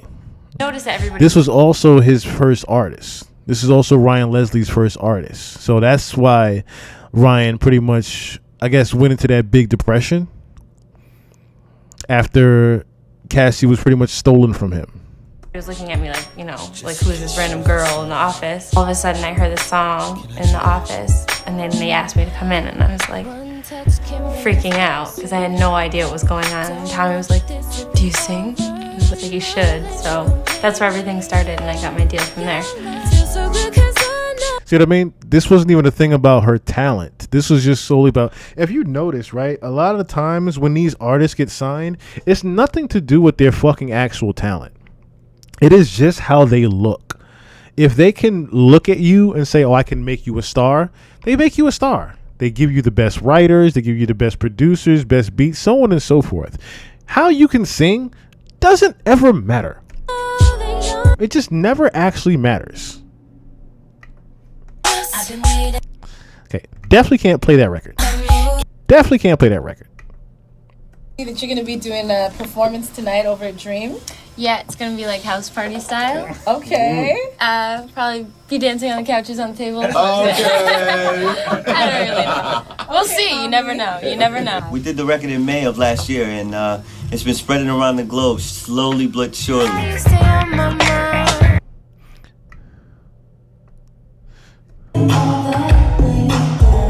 And started doing like rehearsal, I guess.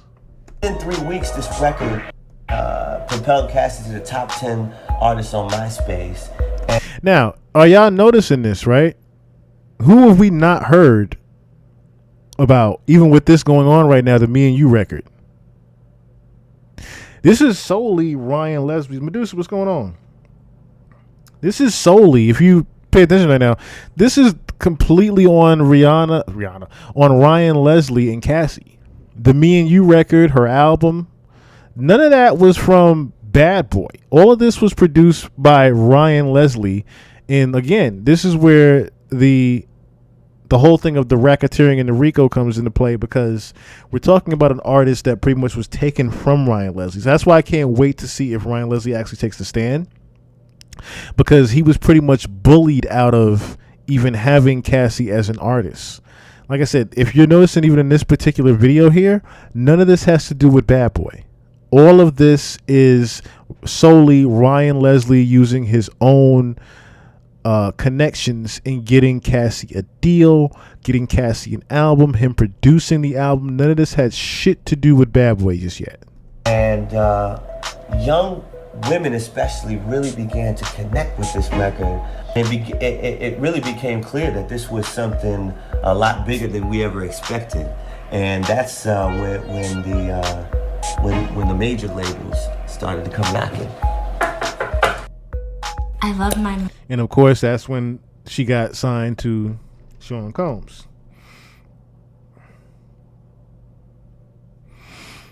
Again, I feel for Ryan Leslie, because somebody said it earlier in the chat too. He was really depressed when that happened.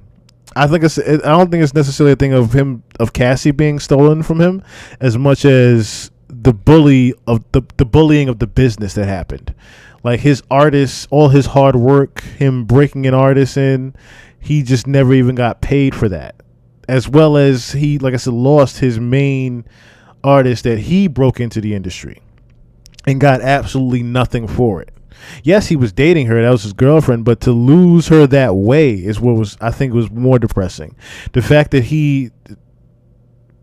if it wasn't for him introducing her to certain things, would Cassie have even gone through the trauma that she went through?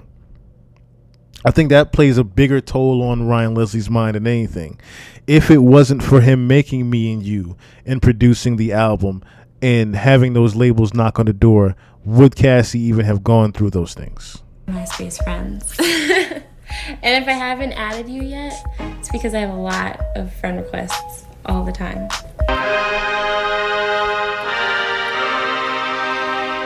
Now, what you're experiencing right now is really just the magic Yeah, perfect example. Milli Vanilli. Milli Vanilli. It was just all about their looks. They were light skinned dudes. They were brown light skinned dudes with dreads. Of course, women loved them or whatever. Wasn't even them singing. Wasn't even them singing.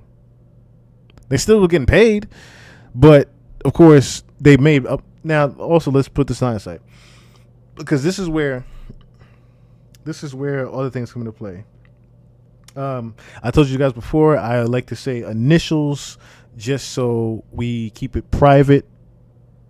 RG, thank you so much for that Cash App. I greatly appreciate it.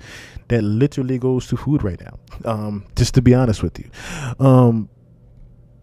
This is one of those things where, like I said, if it wasn't for Ryan doing what he did for Cassie, she wouldn't have gone through what she was going through in the first place. And they make stars. They don't necessarily look for talent. They never do look for talent.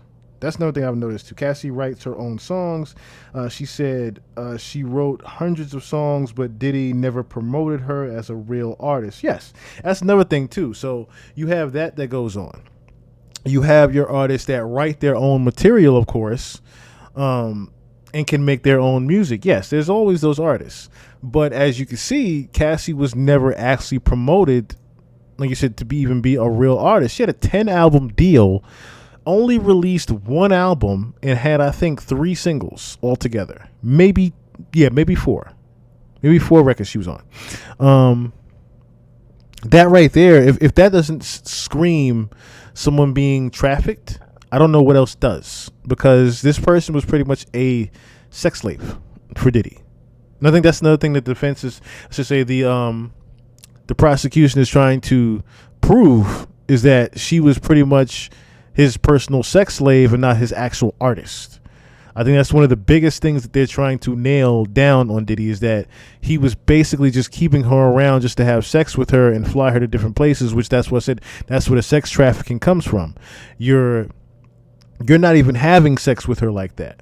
You're pretty much just flying in and out male escorts. Now, here's the thing where the loophole, I guess, comes into play, or they're trying to make a loophole come into play, is because Cassie is the one that made the calls. Cassie is the one that asked the person to urinate on them, different things like that. Cassie was the one, they made it seem like Cassie was the one that was demanding all this stuff be done to her in bed, when in fact it was Diddy asking Cassie to have these things done to her in bed.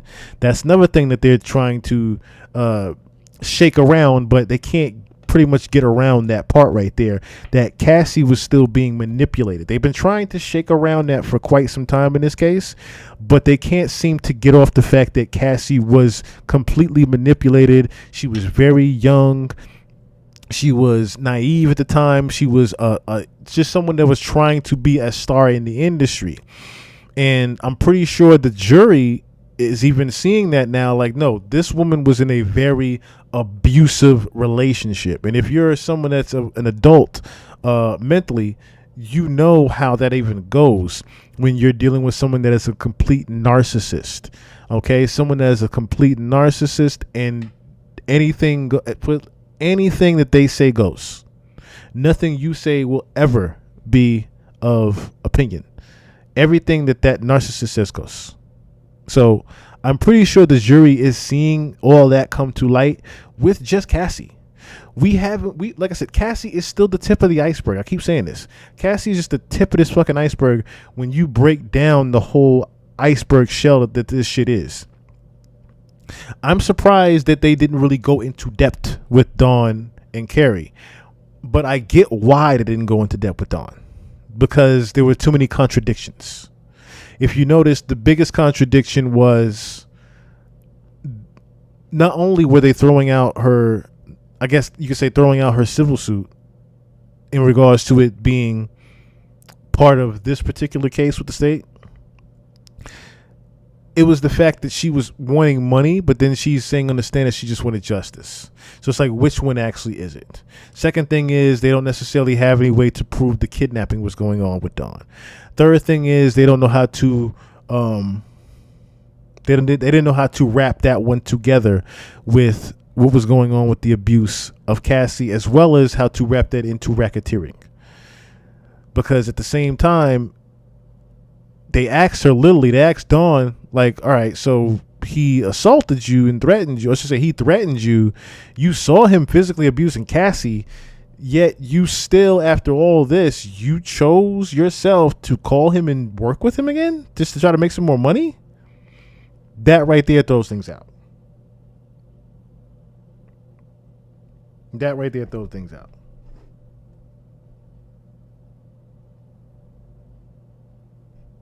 Yeah, like I said, I'm looking at the thing too. Thank you so much. Thank you so much for support. Cassie was in physical pain from these freak offs. Thank goodness she could still have children after all these freak offs and violence. Absolutely true. What did Cassie write about? Now, see, that was another thing too. I looked at the track list for that one album that she did, right? It told me everything. Just look at the track list. Look at the track list. What do you notice?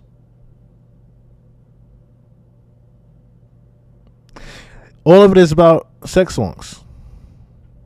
It's like maybe one or two actual relationship substance songs in here, but the rest of it is sex.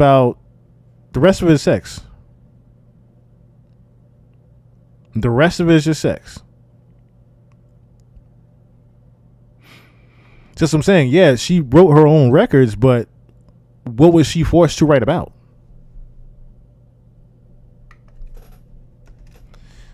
Was there even a second album that I can pull up on the track list? No. That's all she had was that one album. That's all she had. All she had.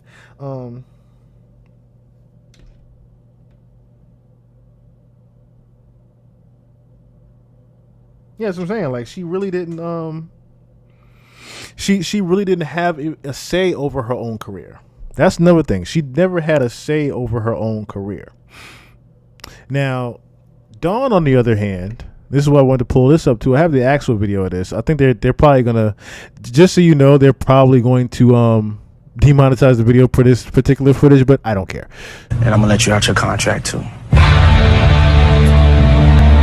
So this is when Dawn pretty much figured out that that Dirty Money was going to be started, because everyone was fired from Danity Kane except for Dawn. You see her face of realization. She's like, wait a minute, everybody just got fired here except me. As far as for you, Dawn, I still want to make music with you. I still want you to be signed to the label. And, you know, if I decide to put that together, Danity Kane, then, you know, you'll be the only member that'll still be there. And so pretty much, that's another reason why I think Dawn had tried to reach back out to Diddy, because that's that second chance that she got. She wanted to see if that second chance was still available. Even after, and that's another thing, like I said, why they didn't want Dawn's particular civil suit being mentioned too much, because she had other things that were around it that didn't necessarily pertain to what was going on with the sex trafficking and the racketeering of the business in regards to what was going on with Cassie's period of time, or even Little Rod's period of time. Dawn's thing was more of, I saw this, I saw that. She wasn't really a victim of Diddy in the sense of sexual assault. She wasn't a victim in that way. So that's another reason why they're not necessarily even including her, I would say. I stepped away to attend the waves.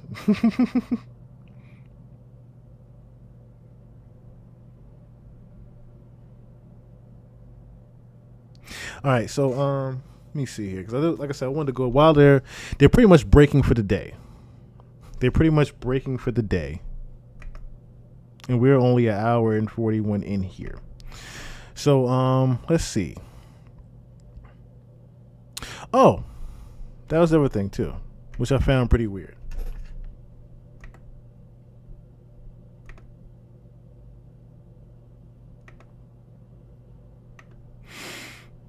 Let me go back real quick. Because this came out.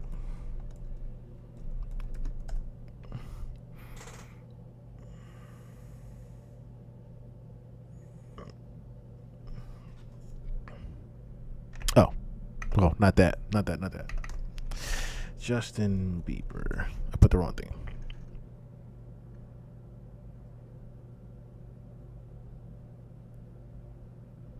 So, pretty much, they did a publicity stunt for Bieber to get his name out of what was going on with Diddy. Now, the headlines are saying that Justin Bieber breaks his silence and denies he was ever with Diddy. But when you read into it, it's actually his team saying it. Which is what lets me further know that it was not, which lets me further know that I'm still awaiting what's going to happen with Usher and him being mentioned in this trial. I'm pretty sure that there is going to be some type of star witness, or just a witness in general, that can pretty much pinpoint Bieber being at the household, or even Usher's young freak-off days. Because that still has yet to come to light also, what Gene Deal was talking about when Usher was sent to the hospital. I'm going to look at Gene Deal's, we're going to look at Gene Deal in just here in a second from Art of Dialogue. And then we'll get back into some things that were going on back then as well. So after years of swirling rumors suggesting Justin Bieber was sexually abused by Sean Diddy Combs, as a teenage star, the singer finally broke his silence on the chatter, clamoring for the victims to receive the justice they rightfully deserve. PR experts believe the move wasn't just a delay, but a calculated media plot to reclaim his power and position himself as a symbol of survival and allyship. This comes amid reports that Justin Bieber sold his music catalog because he was on the brink of financial collapse, and after his canceled Justice World Tour in 2022. Justin Bieber addressed Diddy rumors. Bieber finally broke his silence on long-standing rumors that Diddy abused him. We're going to get into that later on, too, about Justin and the allegations with Scooter Braun. That Diddy abused him as a child star coming up in the music industry. Fans were especially concerned after a resurfaced clip showed the embattled rapper spending time with the young Bieber for 48 hours. Of course, we all saw that video here of young Bieber saying that Diddy had custody of him for the next 48 hours. Now, I don't know about you guys, but what parent gives custody to another grown-ass man that they don't know for 48 hours just because they're a celebrity? The same exact thing happened with Usher, where custody was given was taken from the parents to give it to Diddy for Usher to be at the house. And I don't think it's a coincidence that Usher is the one that found Justin Bieber, same person that spent their time at Daddy's house with Diddy, ends up finding Bieber. And then Bieber goes through the same exact process. I don't think, like I said, that that's a coincidence.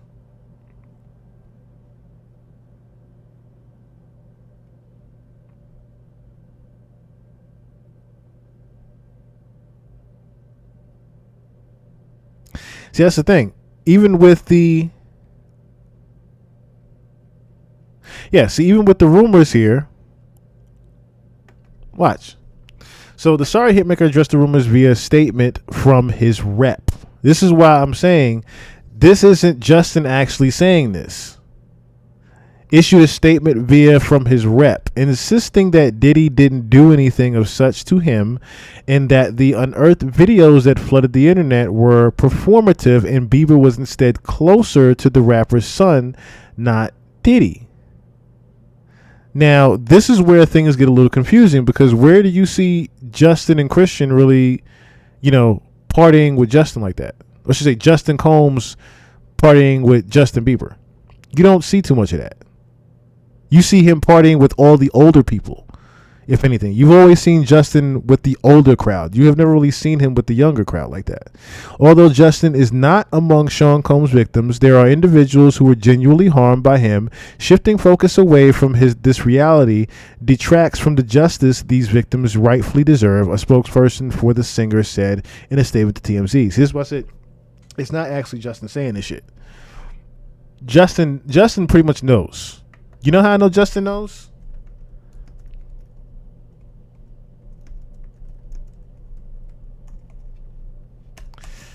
When this came out.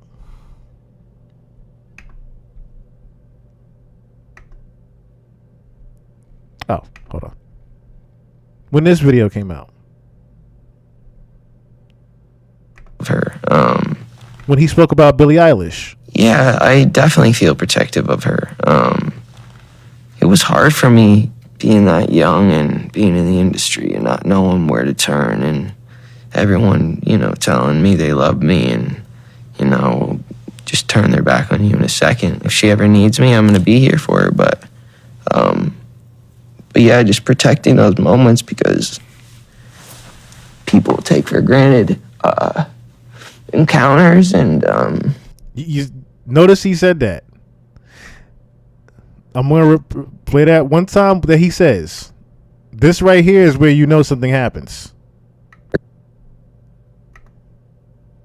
For granted encounters and protecting those moments, because people take for granted encounters and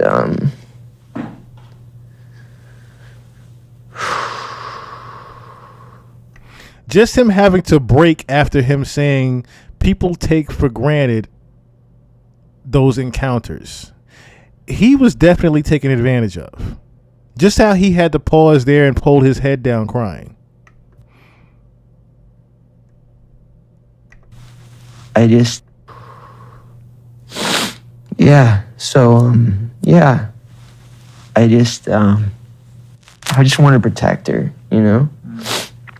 I don't want her to lose it. I don't want her to, go through anything I went through. I don't wish that upon anybody. So, if she ever needs me, I'm just a call away. Which, of course, as we know, Billie Eilish has been less and less vocal over the years in regards to being in interviews, how things are actually going behind the scenes, and when we already know how that is.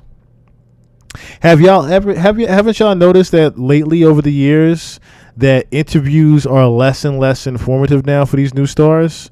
Or I should say less questionative for these new stars because of YouTube and social media and how people read in between lines now. You see less and less interviews with these young stars now. It's not because they don't want to do interviews. It's not because of that. It's because of the actual questions that their PR teams are in fear of them getting. So let's never forget.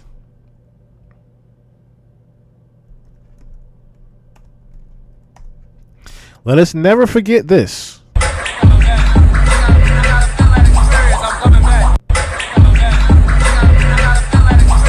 We'll get a full video. Let's do a full video of it. Let's do a full video of this. Now, I know they have the music playing, so I don't want to play that part right there. But Trey Songz. Now, we all can see right here what's going on with Trey Songz in the camera. But I was trying to figure out why Trey was literally doing his own videos. This isn't someone taking a video of them. This is Trey taking the video. But I think he cut it on a little bit too early. And even he said, "Oh, I didn't mean to." So as you can see right here, Justin is facing Odell. Odell turns around, looks at Trey. Odell's pants are down as Odell is trying to pull his pants back up. Justin turns around like, okay, there's a camera in my face, but Justin looks extremely intoxicated too. So he doesn't necessarily know where the fuck he is right now.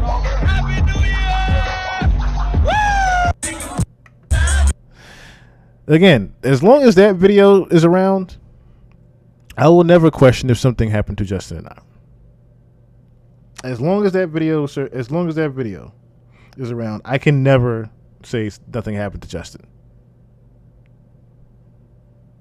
Like that's just not the only one. Like it's plenty times where you can see. Okay.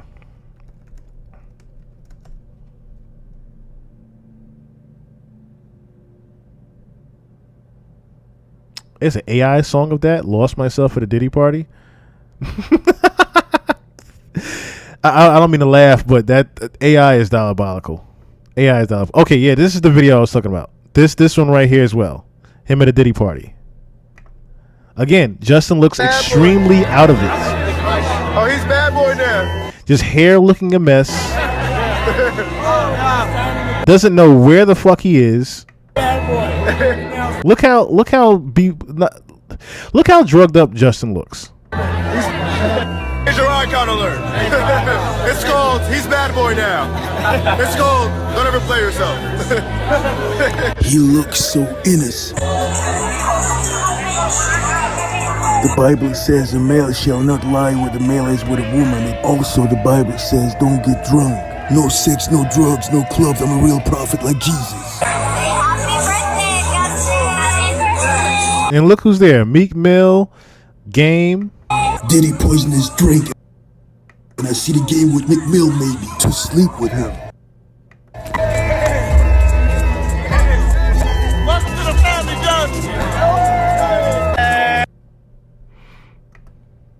Just looks so out of it.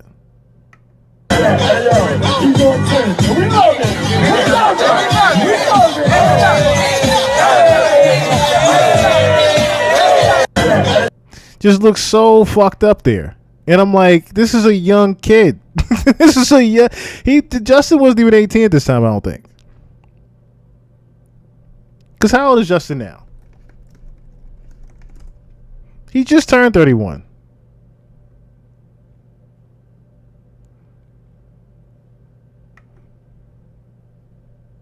He just turned 31. This is the early 2000s. This is the early 2000s, y'all. Because Justin was born in 94. So even if this was, let's say,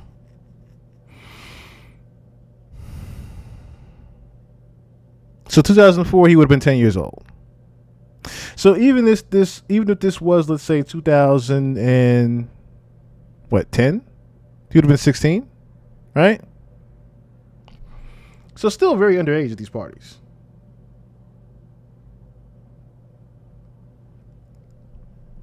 Still very underage at these parties. For him to even be drugged up and fucked up like this with his hair looking like this, shirt off. That was another thing that was telling. The shirt off. Like, where the fuck did his shirt go? Shirtless, wearing a bad boy jacket with his hair messed up. Teenage Justin. You mean to tell me something didn't happen to him?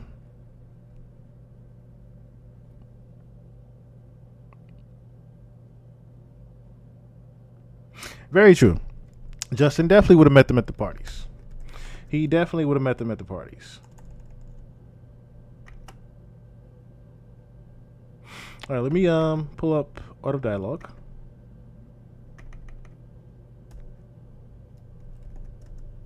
Oh, wrong thing.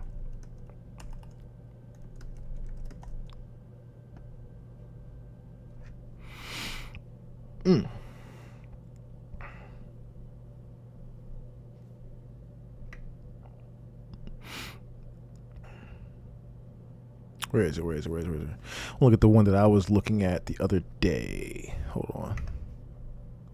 So one in particular I saw the other day.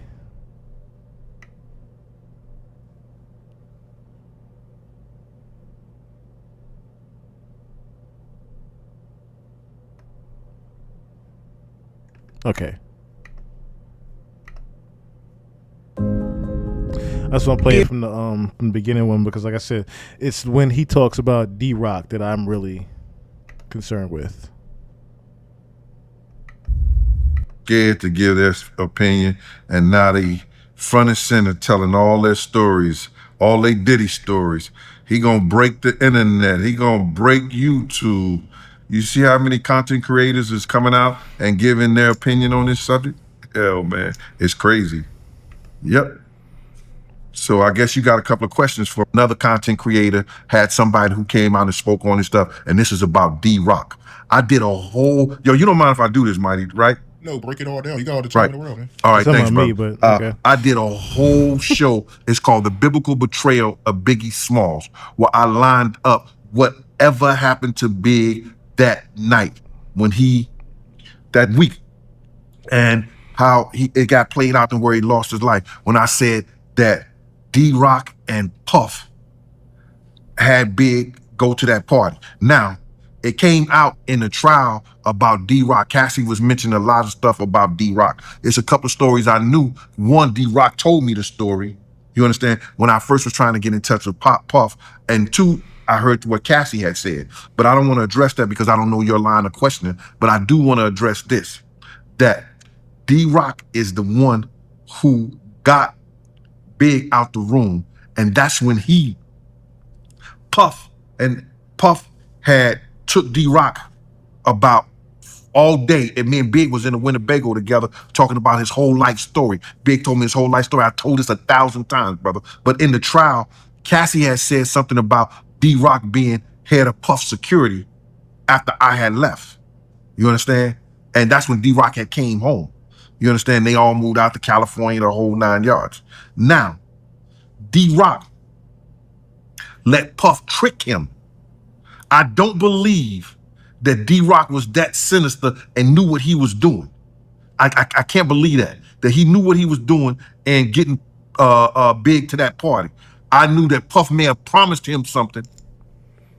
Puff may have promised D-Rock something to help him get Big to that party. Because for some reason, Big had to be at that party because Puff is the one who, and you'll see in Kirk Burroughs' papers, that Puff is the one who scratched out Big trip from going to London. Okay, so that part we do know as well, where Kurt Burroughs had mentioned that Biggie had a trip to London to make him this international star. This is This is going to be post Life After Death, the promotion of the album.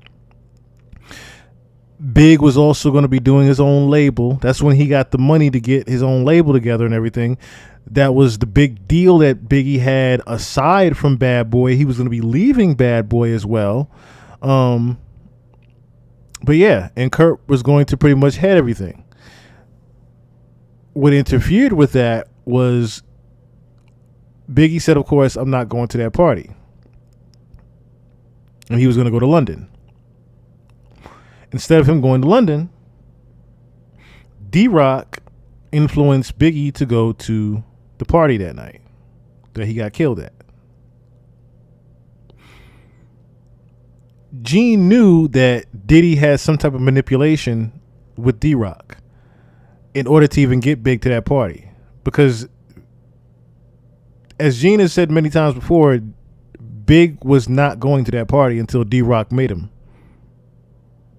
He was not going to that party that he got killed at until D-Rock made him. D-Rock's reward would be him becoming head of security. So that's why you kept hearing D-Rock's name mentioned in Cassie and Dawn's testimony up there. D-Rock became head of security because of what he had done for Diddy in getting Big to that party that night.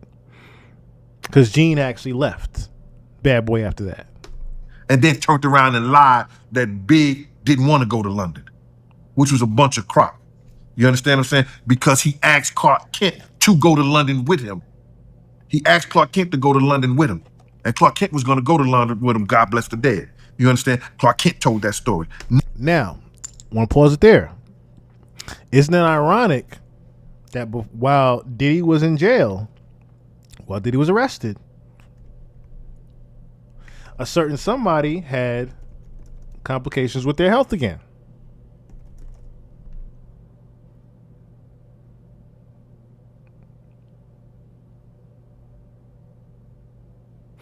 Remember, Diddy was incarcerated when this happened.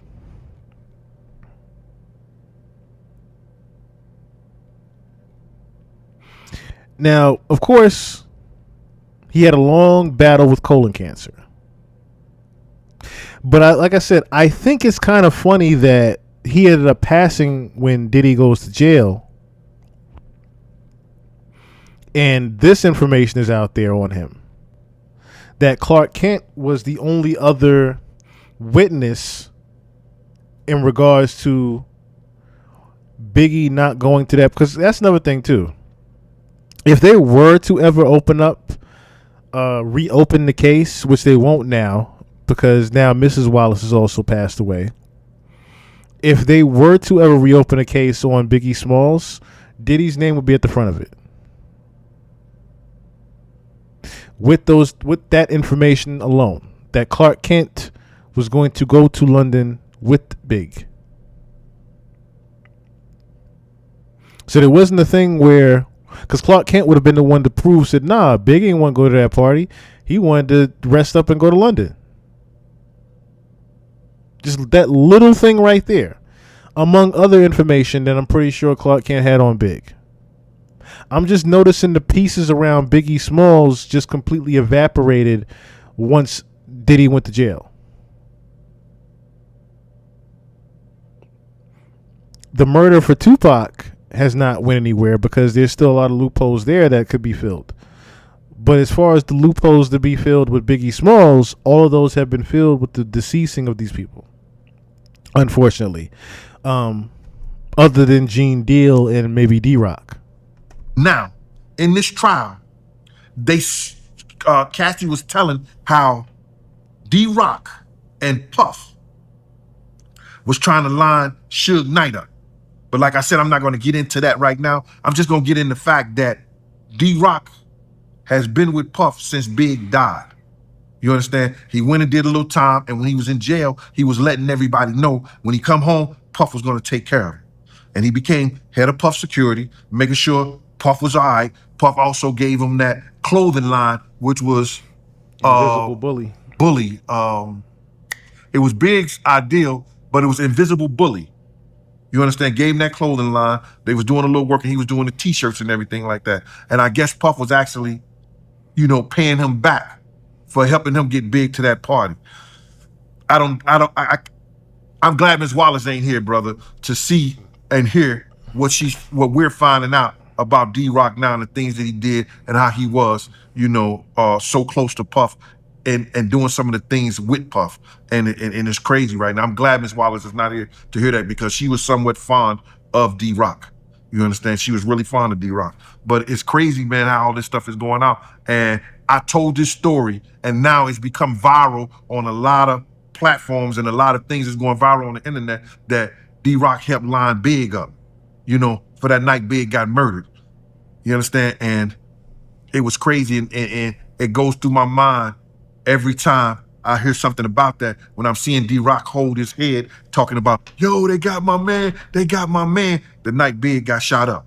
So I just wanted to bring that out there, bro. And you might have some more questioning on that later on or whatever, I don't know. But you go ahead and do your thing, man. That was real big on this trial to me, to hear that come out there like that. Okay. Because that was mainly the gist of what I was trying to gather was that D-Rock's reward for lining up Big, even though he didn't realize he was lining up Big, his reward for it was the clothing line and him becoming head of security.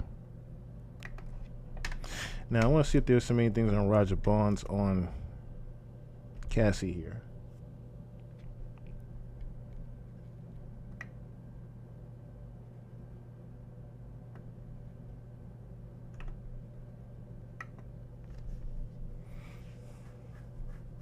What if you can create your own web? These are the interviews of Roger Bonds talking about what happened back in the day. Later that year, right around fall, Cassie claims that Diddy paid a promoter to create a fake flyer for a party that Cassie was supposed to be hosting. And that basically allowed him to make an excuse for Cassie to fly out to Miami without Ryan Leslie. Okay. That's how he got her. During that trip, Cassie claims that Diddy gave her tons of drugs, kept her high throughout the whole weekend, and that was the first time that they actually had sex. Okay. Do you remember that weekend? Were you around? Yes, I was around. Okay. Do you know about the fake flyer? I don't know about the fake flyer, but I do remember when she came back and they went out to the club a couple of times, and it was a couple of times when they would stay in the studio to 4 or 5 in the morning. I wouldn't be allowed to go to bed until they left the studio. And, you know, being nosy, we all would just stay around and kind of watch and say, yo, how long do you think it's going to be? You know, how long do you think it's going to take before he breaks the safe? That's that type of conversation. And then we all realized when she didn't stay in her room one night that we said, okay, this is it. Right. And the two of them started to become serious. Right. He bought her a car. He got her an apartment in Manhattan that was walking distance to his Right. apartment. And she said that when he first showed her the apartment, her parents were there. Right. And, you know, they're a little skeptical, but they're proud that their daughter is doing well and she has this nice place and, you know, she has this, this rich boyfriend, and, you know, she's doing well financially and pursuing her career. You were around her parents at all? Yes. What was their overall vibe with the situation? I would say that at first, like you said, they was kind of skeptical. They never really accepted the situation, but they wanted their daughter to be happy. So the father was very quiet. The mother would be around a little bit more. Her brother would be around. And at the beginning of the relationship, it was like a watchful thing. But, you know, Puff has a way of sending them on trips and doing everything else for the family to ease it. So everybody accepted it after, I would say, around a year or two. It was just a regular occurrence. Okay. And she claimed that Diddy lavished her with designer clothes, jewelry, everything else like that. Yeah, she didn't want for nothing. Yeah. But he did everything. Wasn't nothing allowed to be in her name. Oh. Her show money, nothing. Everything was funneled through him. And he was managing her as well, right? Yeah, he was doing everything. It was Yeah. a one-stop shop. Got it. If you wanted to book her, because I was booking Diddy at that time for a lot of parties, so people would also come to me for Cassie. So I would have to go to him. And it seemed like $10,000 would be enough for somebody who just only has one single. But he would turn down a lot of the parties, and I started to begin to think he didn't want her to be successful. Bingo. Bingo. He was literally turning down her shows. Diddy did not want her to become successful. You're exactly right, Roger Bonds. That 10 album deal was just a way to get her to become a sex slave for him. As we looked at the Truth Is before, shout out to Truth Is and his channel. Go like and subscribe over there as well. A lot of that stuff was occult sex magic that was going on with Cassie. A lot of the stuff that Diddy had Cassie doing was part of the occult sex magic, the Delima.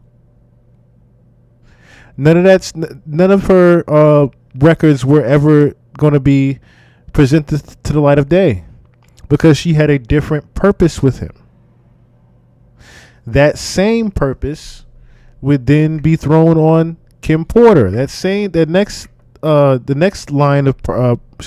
next individual that goes through the same line of things is Young Miami.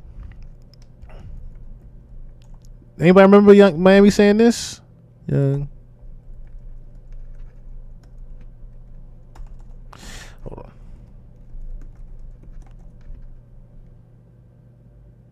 Anybody remember she said this? Hey, video creator.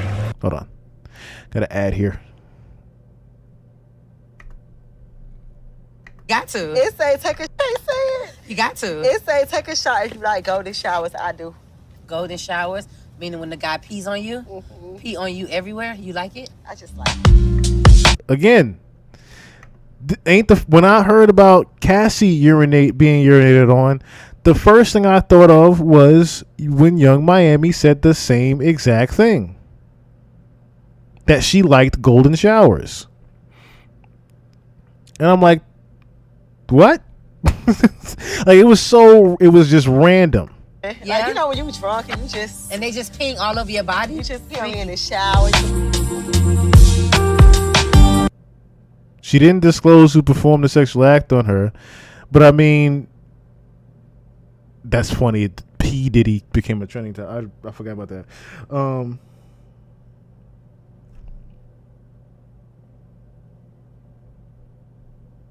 Yeah, I agree with that too, Fairy B. They're all trying to cover the fact that it wasn't just Diddy. Which I noticed too that they're poking around with certain names. They're poking around with certain names because one thing could lead to another. One bit of information could lead down a rabbit hole of another. Because it only takes one or two specific questions to link him to, say, Trump. It only takes one or two things to link him to, say, Prince Harry. I think there was something that came out in regards to that. With Diddy being linked to Prince Harry, I think.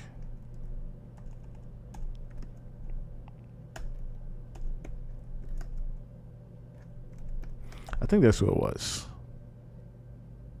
Yeah, it's a Prince Harry black tape. A Prince Harry blackmail tape.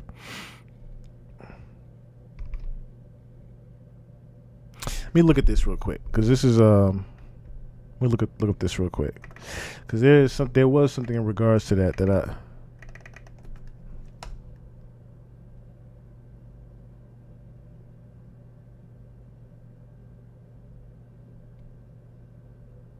Yeah, there's supposedly a revenge article on him, which I don't know why a paper of the press would do a revenge article on somebody because they won't do questioning.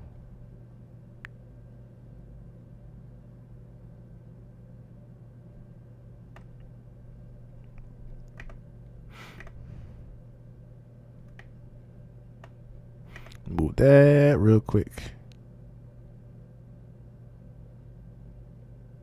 He cried in the court. So Prince Harry cried in the court documents.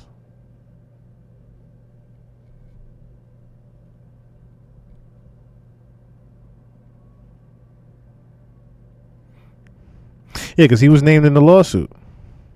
I forgot which. I think it was Cassie's lawsuit. He was named in. I believe it was Cassie's lawsuit. I believe it was the Cassie lawsuit that he was named in.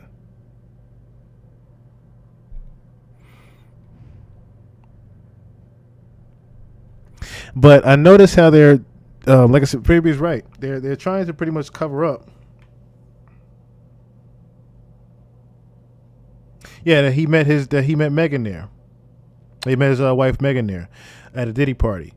Now, to add on what Free B is saying, there are a few different billionaires. If we're talking about sex trafficking in general, remember, this is a $150 billion business, okay? The government is not going to just let this go. They're not going to just let that business just go to shreds. So I keep saying they're going to make Diddy the poster boy of the sex trafficking so that the business can keep afloat. Notice how even the lady that got the settlement, Epstein, she passes away and says that she was not suicidal. Let me go to that real quick. So Epstein victim settlement.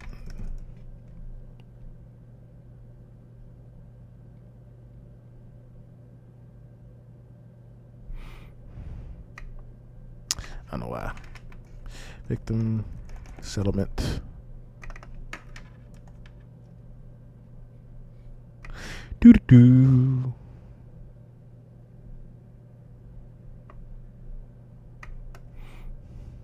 Epstein, let me put this in.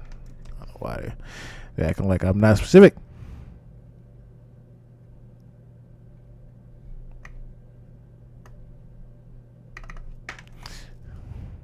Virginia Giuffre. Okay.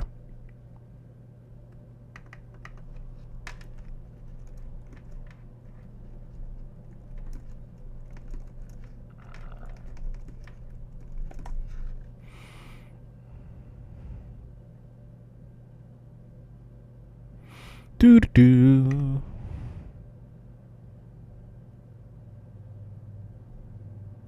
know what? Let me put this in.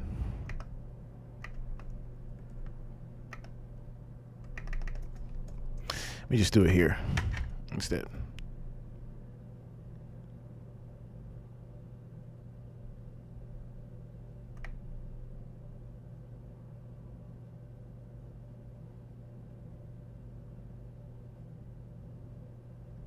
Where are we at? Where's it at?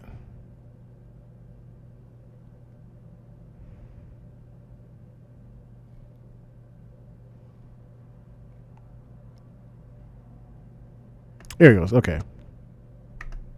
Virginia Giuffre, Jeffrey Epstein and Prince Andrew's accuser, dead at 41 by suicide. She who accused Epstein and Prince Andrew of sexual abuse when she was underage died at suicide at 41 near Gabby, Australia, with her family stating, "It is with utterly broken hearts that we announced that Virginia passed away last night at her farm in Western Australia," adding she lost her life to suicide after being a lifelong victim of sexual abuse and sex trafficking. She filed a lawsuit against Prince Andrew in 2021, claiming she was forced to have sex with him 3 times between 1999 and 2002 when she was underage. Allegations he has denied. She was a prominent accuser of Epstein, who died by suicide in 2019 in a New York City jail cell after federal sex trafficking charges, and his girlfriend, Ghislaine Maxwell, who recruited Virginia at 16 years old to work for Epstein. Viva, what do you know about this story? So the picture on the left is a picture that she posted it to Instagram saying, "I've been involved in a bus accident and I have 5 days to live, renal failure or something." And the internet was looking at it and doing like CGI or AI comparisons and determining that the injury, I was saying it could be, if it's kidney failure, renal failure, you could turn jaundice or whatever. They determined that picture was likely makeup. Within a couple of days, she then takes to publicly post, "Sorry, I posted something private publicly by accident, that being I have 5 days to live." Because what happens, people went into it, looked in and said, there was a minor fender bender somewhere in Australia, a bus hit the back of her car. It makes no sense that she's now saying she's got 5 days to live because of the injuries, because no injuries were reported. Exactly. So they tried to make it seem like she died of injuries from a bus collision. When how does that happen? How does a suicide happen if that's the case? She comes out publicly and says, "It was intended to be a private message. My excuse, thank Again? you." No, just on that, I have 5 days to live. And then a month later, or 3 weeks later, she's dead by suicide. Nothing about this story makes any sense whatsoever, any more than I'm expected to believe that Epstein killed himself. She also previously had tweeted, "If ever I'm not suicidal," although I think whenever someone takes to social media to say that, unironically, there's something going on, she posted a while back, "I'm not suicidal," here you go, "making it publicly known that in no way, shape, or form am I suicidal." This is from her Twitter account. "I am making it publicly known that in no way, shape, or form I am suicidal. I have made this known to my therapist and GP. If something happens to me, in the sake of my family, do not let this go away and help me protect many evil from many people. Suicidal. I've made this known to my therapist and GP, I think the general practitioner. If something happens to me in the sake of my family, do not let this go away and help me to protect them." Too many evil people. Dude, too many evil people wanted me quiet. We were on the cusp of Epstein documents being released, seeing clients on that list. Virginia Giuffre is the most credible of the last of the living witnesses, the last public of the witnesses. And instead of the release of the documents, we have the death of the most prominent living testament to the horrors of the Epstein, Ghislaine, Prince Andrew, allegedly human trafficking ring. So none of it makes any sense. I don't believe that she took her own life. People are going to say whether or not she's even dead. If she wants to disappear from the face of the earth, this is how you do it, because maybe she just wants to not deal with this anymore. But I won't believe ever that she deliberately took her life. I just think this proves the point that some of the most powerful people on the planet are disgusting pedophiles that were all visiting that island, and they are untouchable, period. That's how this is going right now. That's what I said. They're making Diddy the poster child of the trafficking so that their names don't necessarily get the Trumps, the Epsteins, not even the Epsteins anymore, but like the Trumps and the Clintons and all the people in politics. They're making it so those people never get named. that they were on that island. Because you know how you say, oh, we released the documents on the Epstein files, or we released the documents even on JFK. You ain't heard shit. They said we released the files on JFK's assassination, but you ain't hear shit about it. We released the files on Epstein's list. We looked at that list. The names were still blacked out. The names of the people that were actually on the flight were blacked out. The victims' names were uncovered, but the people that were on the plane were not. They will forever keep covering that up. Yeah, you might as well say Obama too. Obama as well. Let me see.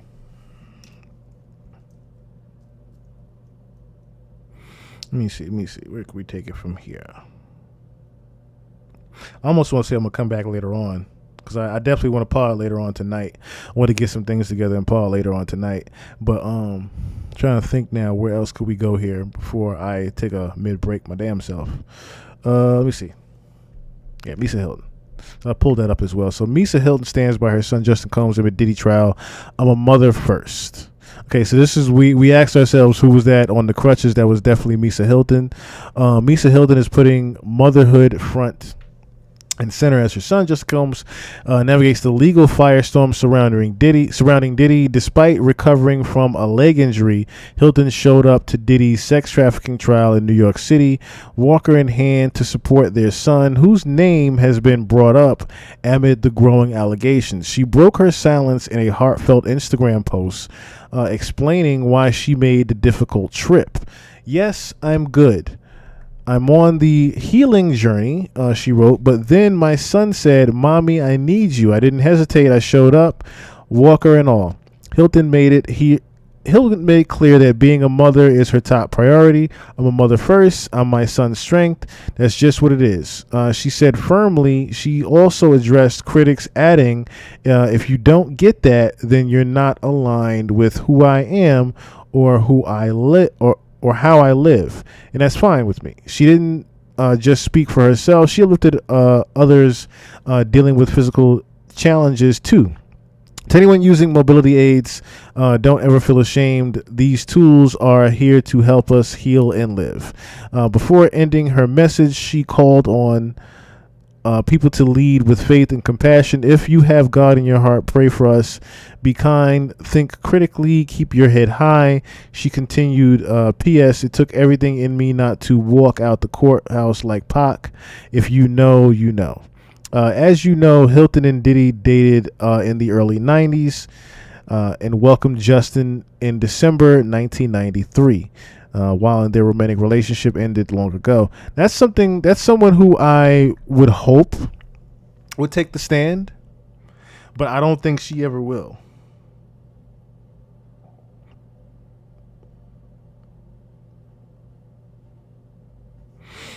But it was for, let me see.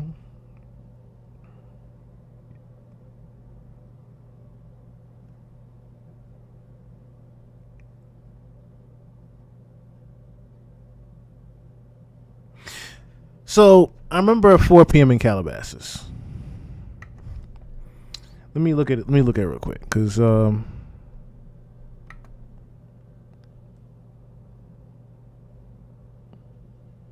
but where did you see that at? Where did you see that he fought Diddy over Cassie? Because it didn't say. I didn't. Let me see.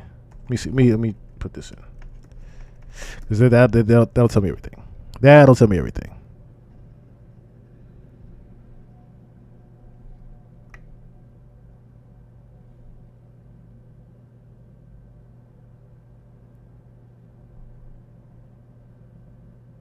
So did I miss that part?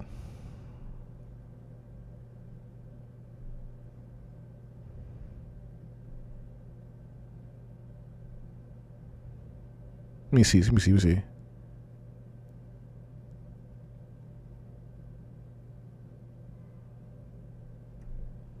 right, let me read this right here. So Cassie accuses Diddy of assaulting her for going to Drake's OVO Fest.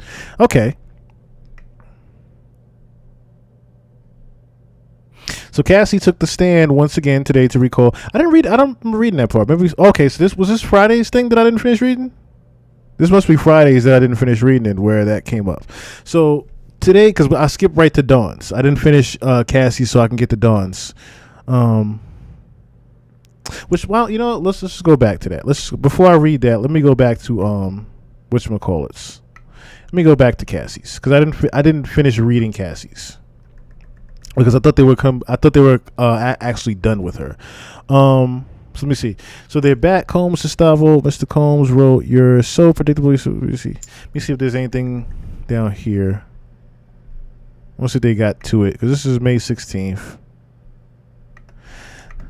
Oh, but they said this is 5 days ago. So was this? Okay, so it wouldn't have been Fridays. All right, so I'm just reading because this wouldn't have been Fridays. This is published on May 14th, and that was from the 16th. Okay, so I don't know why I didn't catch that part. Okay, so today Cassie has taken a stand once again. Diddy long-awaited trial. So far, the songstress has detailed some of the more disturbing moments of their on-again, off-again relationship, according to a tweet by Inner City Press shared by academics. For example, she accuses him of physically assaulting her after she told him she'd be attending Drake's OVO Fest in Toronto. Actually, no, I did read that. On air. I didn't put two and two together, but I did read that on air, actually. Assistant United States Attorney Emily Johnson questioned her about the incident, asking her where she was going when the alleged attack took place to a music festival in Canada run by Drake. Sean came to my home and tried to attack me. I was thrown into the bed frame. Cassie alleged. She then seemingly confirmed that her eye was injured as a result of the alleged attack, and that D-Rock took her to the doctor. These are far from the only disturbing allegations Cassie has made against Diddy.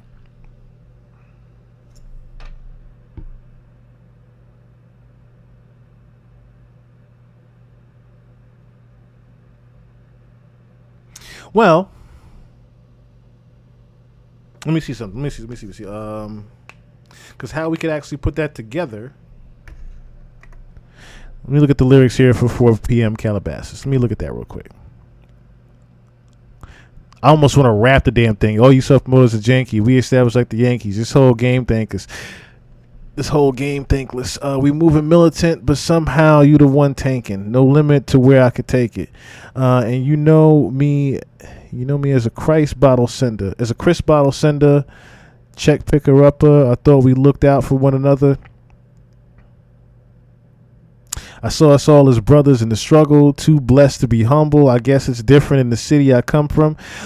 All of a sudden, I got the people showing how much they truly resent me. Their whole demeanor just spells envy. They trying to tempt me. The higher I get, the less they accept me.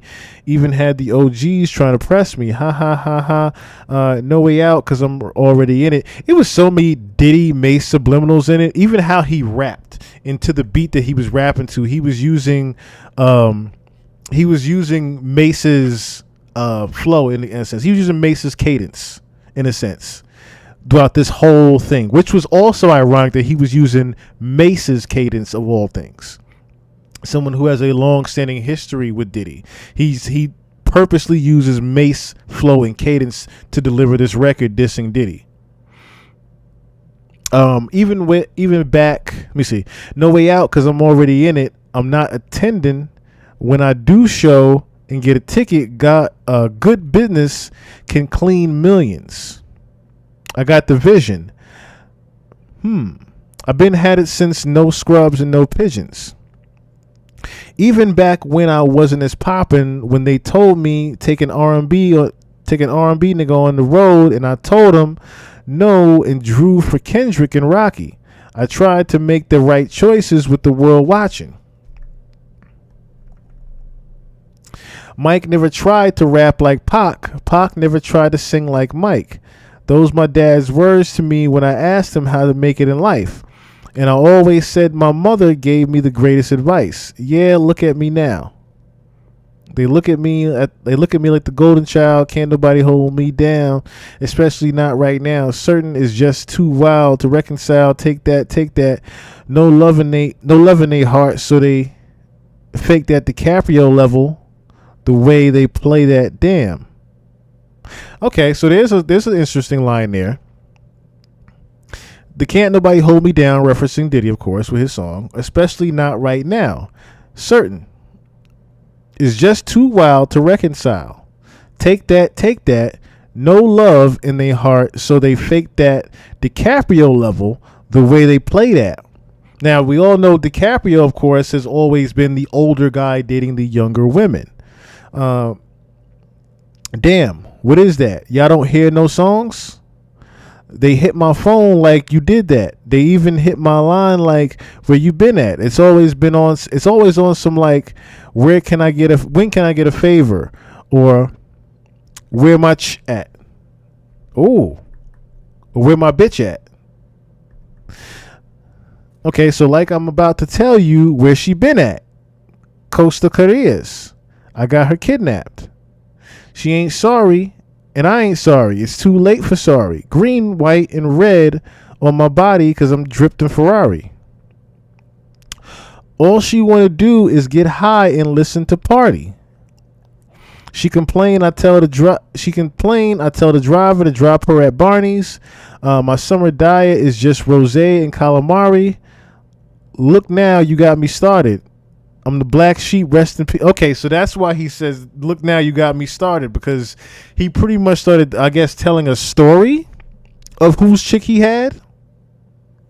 So I guess that's what you're saying, Free B, that where he alludes to him having Cassie.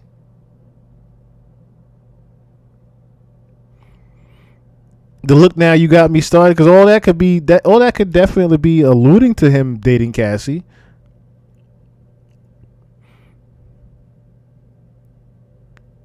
Like I'm about to tell you where she been at. Costa Carrias, I got her kidnapped. She ain't sorry and I ain't sorry. It's too late for sorry. Green, white, and red on my body like I'm dripped in Ferrari. All she want to do is get high and listen to party. She complain. I tell the driver to drop her at Barney's. My summer diet is just rosé and calamari. Now you got me started on the black sheep. Rest in peace to Chris Farley. I got a lot to lose, because in every situation, the bigger artist. Always got to play it smarter. Y'all shook up. I'm here on the cook up. Cameras pointing every time I look up. That's why I got to duck behind Chubb's shoulder just to hit the cush up. Sponsorships dollars are sky high. He be like, Drake, will you please stop smoking la la? Chubbs, while I try. I'm a thug. I'm a die high. Got the rose pink tinted lenses. It's a Wednesday. Architects taking dimensions. They redoing the entrance.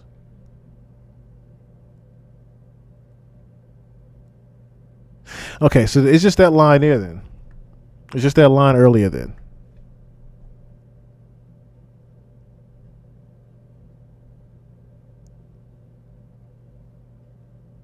Yeah, it was just that one line there where he was saying, think I'm going to tell her where she been at.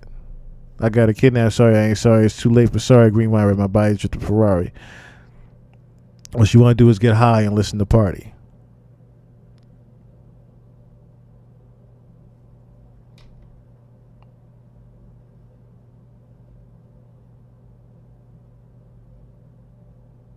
Oh, we talking about, okay. Well, that would make sense as well. The third Splash Brother, and if you want to know who the Splash Brothers were, the Splash Brothers, of course, were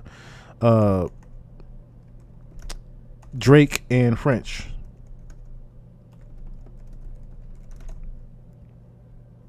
Which I never really put two and two together with that also until now, because that makes a lot of sense also. Remember when we were going over the board and we noticed that Drake and Diddy had a lot in common? And it was rumored that Drake was supposed to be the next Diddy. Pretty much Drake was centered around being the next Diddy. We had looked at the Vils video in which they were talking about the yacht. The same night that the yacht had Cuba Gooding Jr. and Little Rod in French Montana.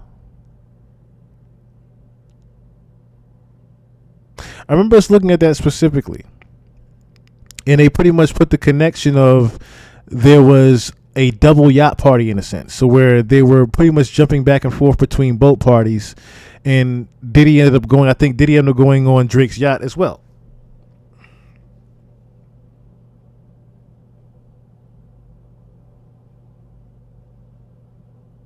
Yeah, that's what I said. I know about the Bills video. I already know about the Bills video.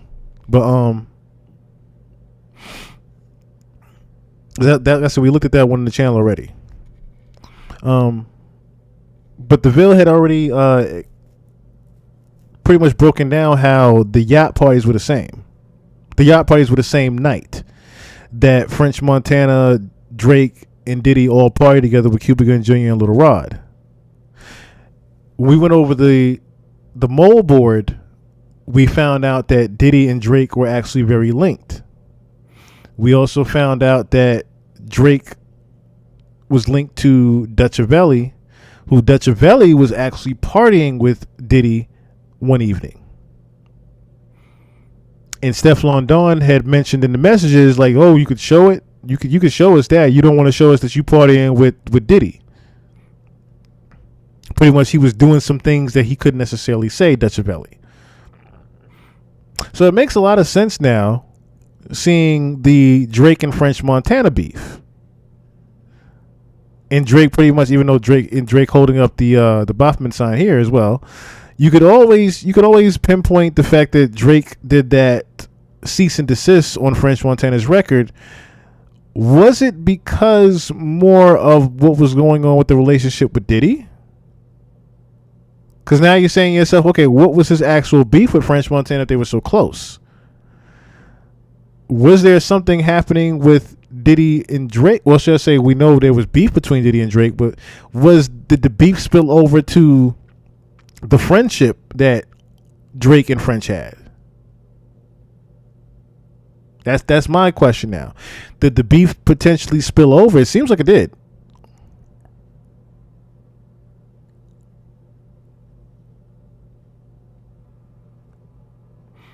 It seems like it did.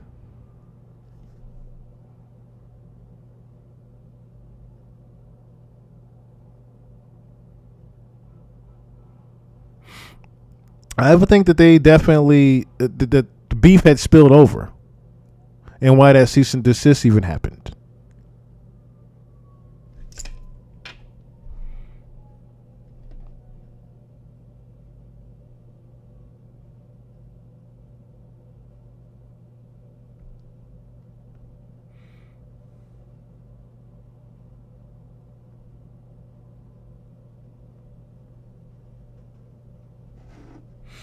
Give me 1 second.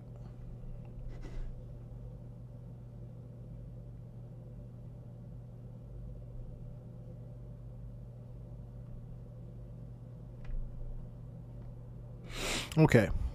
So, but yeah, I mean, like I said, we're talking about the same exact things, though. We're talking about the same exact things. Yeah, the Ville and I are talking about the same exact thing here.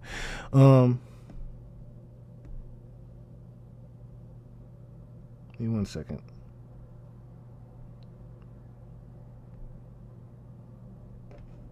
All right. So I need the live chat back up. All right. But yeah. So the cease and desist actually came from the beef between Diddy and Drake. Now that I'm catching on. And it would make sense because that's also Diddy's right-hand man to my French. They said Mohawk Diddy was the most diabolical era. I remember they read that too. That Diddy's worst probably party area was his Mohawk days. But then you had pictures like this. Rest in peace, Chinks. We looked at. I remember this particular interview.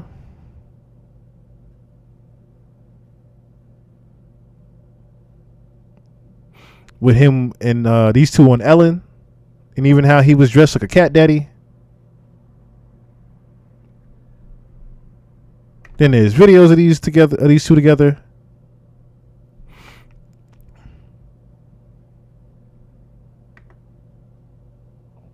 Creators looking for this real quick.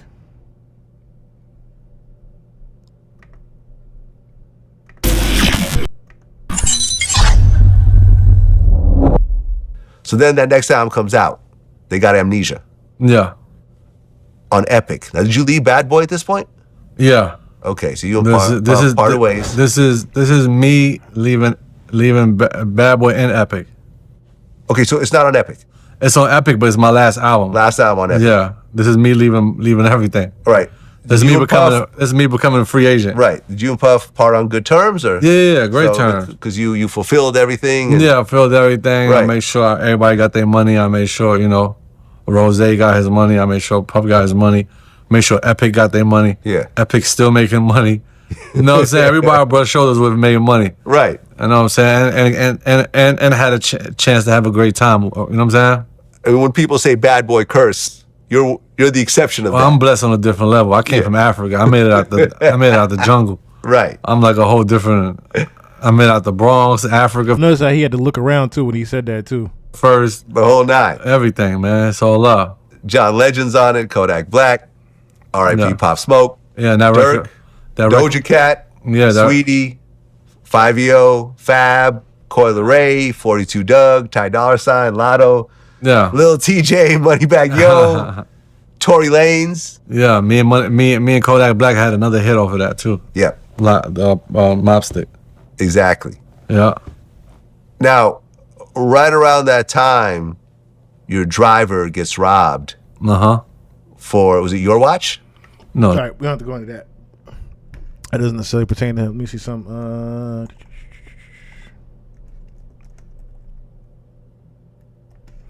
There's a lot of videos on them.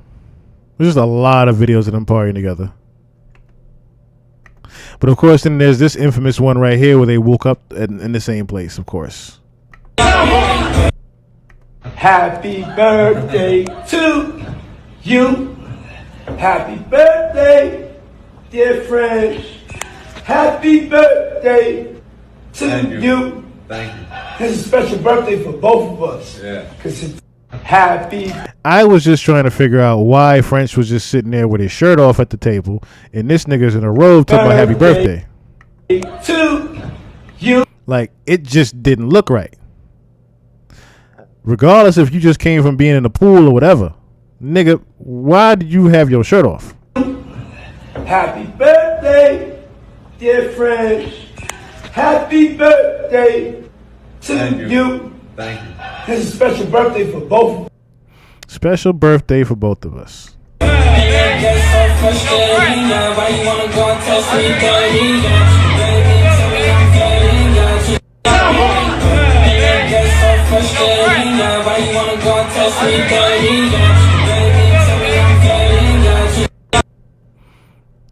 Just so many different instances where you got to ask yourself. Yeah, that he used to have people battle, and whoever wins the battle get the fucking bad bitch from the back. Now that we used to have some wild shit going on. So if you win, you get to pick whatever bad bitch you want. You go out on a dinner with her. You get to fuck her. Then he films it. He puts it out. Woo. That he used to have people battle. That he filmed it. He puts it out. What? Unbelievable. I remember we was on the yacht, right? You know, Diddy groping him. And then they disappeared for like an hour. Diddy came back sweating. And, you know, he said, hey, we came up with a new Ciroc deal and stuff like that. This is, we got French Ciroc now. And that's how it became. You get what I'm saying? I remember we was on the yacht. Wow. And put it like this, Loose Cannon has told some stories. So far, all the Loose Cannon interviews, we've never known him to lie. He can't help but say things that happen.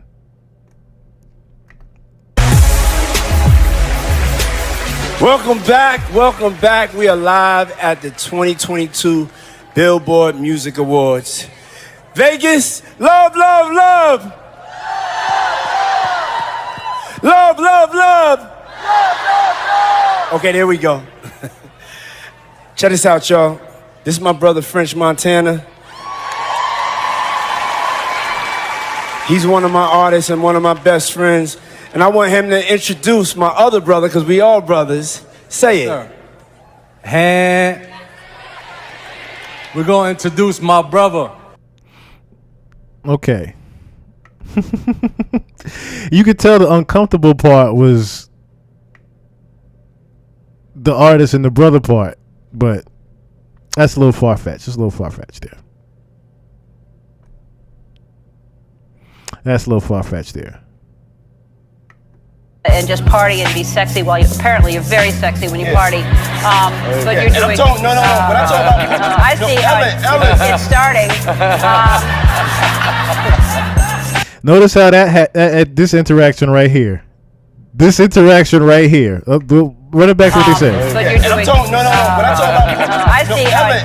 It's starting. You see how Diddy's trying to stop Ellen from even asking the question? Party and be sexy while you apparently you're very sexy when you party. But you're doing. When I talk about. I see. It's starting. You see how French is trying to hold on to her hand like don't go there, but if you're going to go there, you might as well go there. I knew you always had a thing for me. And then Diddy, of course, is got his hand on French's neck, but he's firmly grabbing his neck. What? No, when I talk about partying, when I was talking about partying just now, I'm talking about when we... Look at Ellen. Look at Ellen on French. Yo, hold on. What's going on? Hey, I'm confused right now. 2 seconds, Elio. Like, we going back to New York tomorrow? I'm like, yeah. Like, come on, get on my jet. We're gonna go back together. Come on, bring all your friends too. You know, then we went back. You know, we landed, and after that was history. You know. Birthday, dear friends. Happy birthday to you. Yeah, it was history, all right. It was definitely some history there. Yeah, the Lima chants. Love, love, love.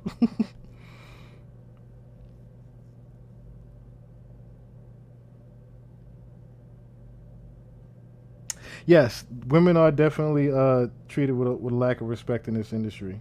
They always have, unfortunately.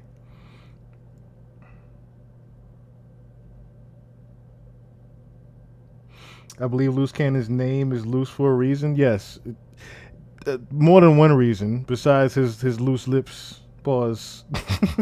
we'll just say it there.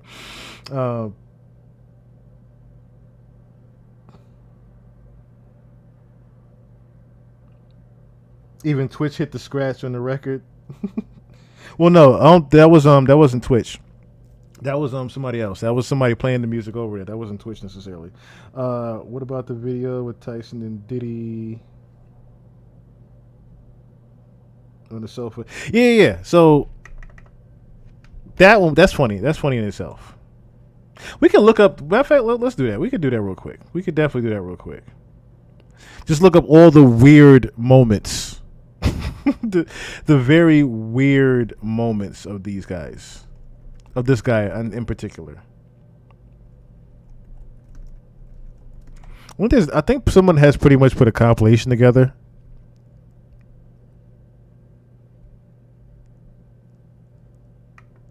Weeks. It truly is about the Benjamin, as we see. Oh yes, he's glittering. He had to move. This is an awkward moment in general, but later on in that interview, I even posted it.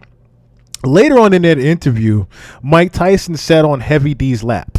Weeks. It truly is about the Benjamin, as we see. Oh yes, he's glittering. It truly is about the Benjamin. Well, now when we come. Now look at how uncomfortable Mike got when he had to get away from Diddy moving his hand. It truly is about the Benjamin, as we see. Oh yes, he's glittering. It truly is about the Benjamins, as we see. Well, now He said, "Let me move this hand and watch it before I have to hurt this nigga." we come back, we're gonna talk more with Puffy, and if you want to hang out, more than welcome to stick around, my brother. All right, we'll be right back with more. Look how confused Diddy looked after his hand got moved. Right after this. Weeks. Like he was trying to figure out what was even going on there. Let me see. I know I still have that. It truly is about the Benjamin. More than welcome. Let me pull up that interview real quick. I know I have it somewhere.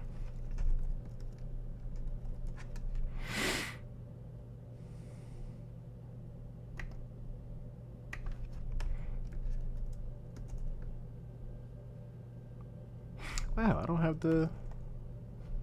Let me see something.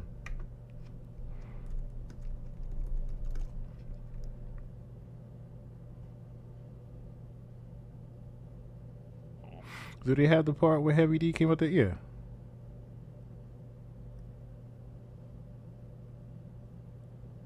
Not Tyson. Keenan sat on his lap. That's what it was. It was Keenan sat on his lap.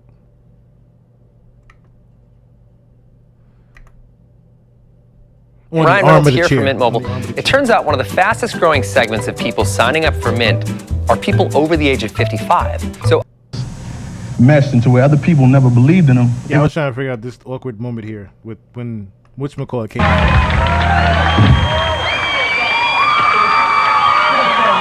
You know, sit right there. You take my seat. Rest in peace, Heavy D.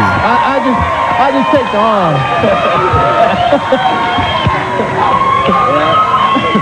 Cause I know, you know. Yeah. This right here is what I was getting at. This right here. You take my seat. I just take the arm. Cause I know, you know. I know you can't fit, so it's, no, you know what I mean. I can fit. It'd be uncomfortable, but I can fit. Right. Now, you and Puff grew up in Mount Vernon. Okay, so, well, not necessarily that, but I mean, you can say that. Yes, we doing a Diddy-thon a little bit.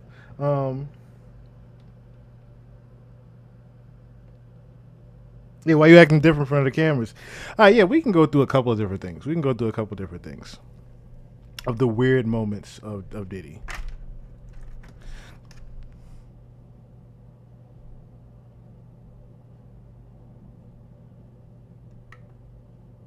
Me 1 second here, 'cause I know I have a couple of different things in here.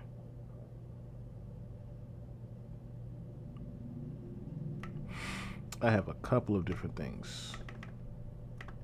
I'm just gonna go to that. Matter of fact, let me go to that part of the filing.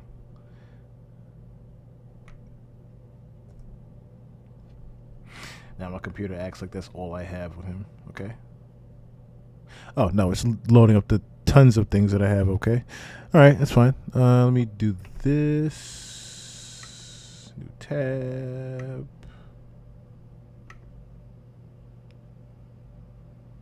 Did anyone even does anyone remember? I'll do that.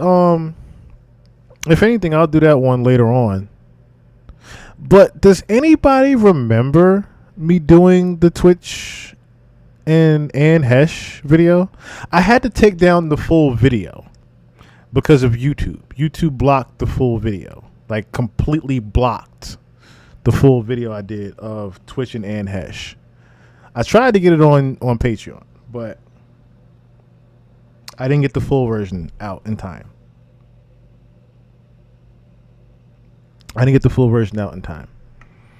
I'm wondering now, should I just do the whole thing over? Because I look at the views that's on the Twitch and Hash thing, and I notice there's not a lot of people that even have noticed it, I guess.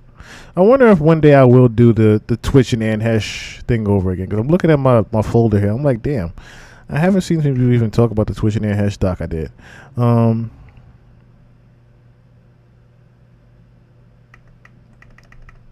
me see here.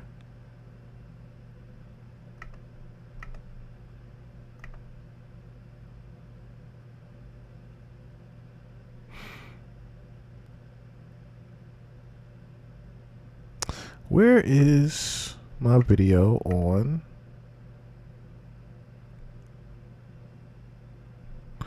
Trying to find my video of him saying he's gonna smash homie in Miami.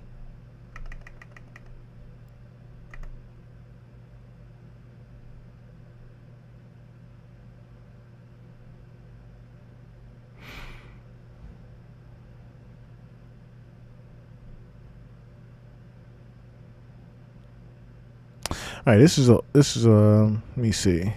This is the other folder I had.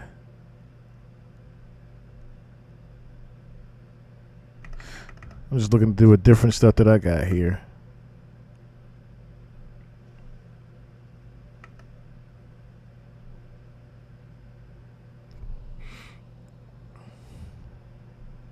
Shout out to everybody tuning in, of course. Shout out to everybody tuning in.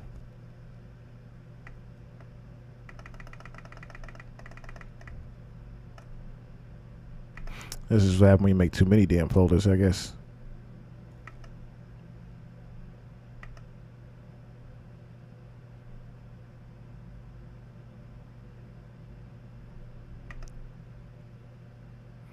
That's the Gene Deal one. Alright, so I'll just do this then.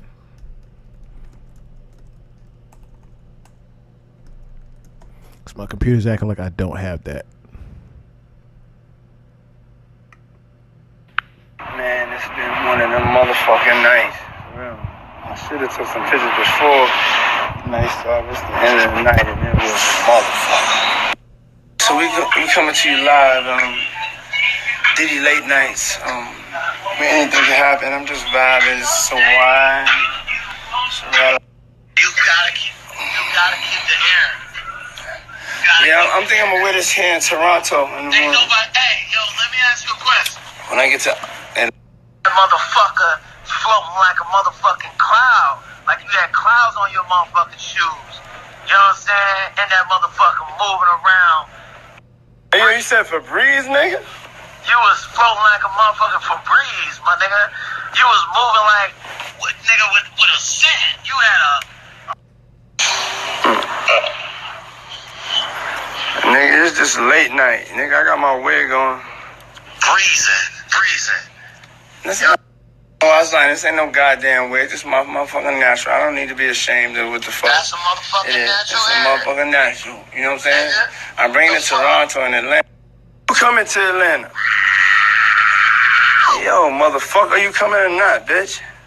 Man, I'm down.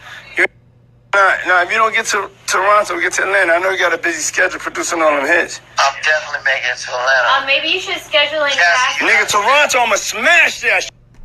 And that is the part that always sticks out to me when he does that dumb shit. Producing all them hits. I'm definitely making it to Atlanta. Maybe you should schedule in cash. And that's Cassie in the background, of course. But him saying that when I get to Toronto, I'm going to smash that shit. Nigga, Toronto, I'ma smash that. Day, but can you schedule me in? Because it's like Yo. They doing the album together. Y'all need to come see these shows and shut the fuck up, for real. You talk. I'm not talking to nobody. I'm just saying, let's have a good. You done got your hair right, and now you don't know nobody. I just don't feel right without my family. That's all, baby. If anybody else take it any other way, I just don't feel right without y'all. You know what I'm saying? Now motherfucker. Fuck. I don't even know why I'm FaceTime recording you like you entertaining niggas. You ain't entertaining nobody. Niggas is touching snaps. They got 15 seconds. You wasting time. Baby, you trying to destroy me? Hey, yo, you gonna meet me in Atlanta? Yo, ATL, you know what I'm saying? We gonna hit Atlanta. You know we don't have to trap out in Atlanta. So Atlanta, we coming, get my fucking wig.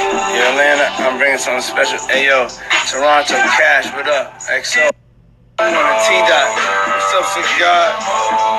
Drake, what up, baby? Yeah, we coming, baby. Yeah, Cash. Toronto always show love, you know what I'm saying? No, that's Cassie in the background. Rest in peace to I'll Be Sure's mom. I didn't know that. I didn't know that. Cassandra passed away after long cancer. Okay, so she had a long battle with cancer, of course. Yes, rest in peace to his mom. Rest in peace to Al B. Sure's mom for sure.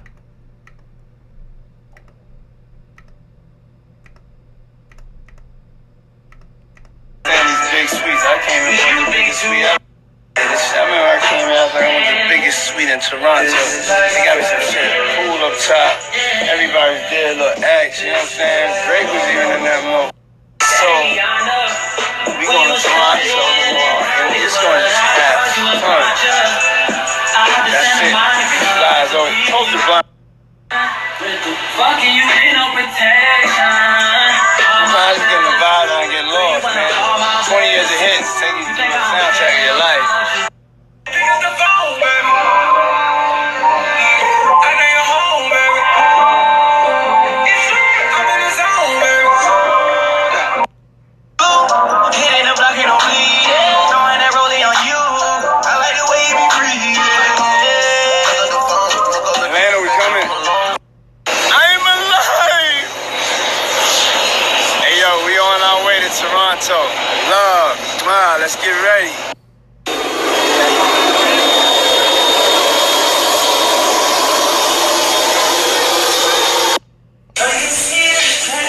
Yeah, I didn't see that. But yes, allegedly Ellen had Twitch and Hash offed.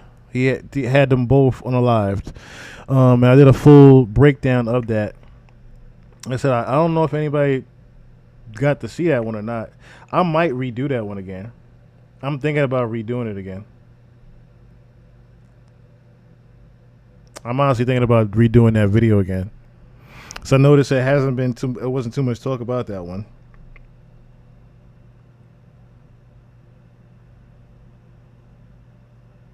Is he friends with Tyler Perry? Yes.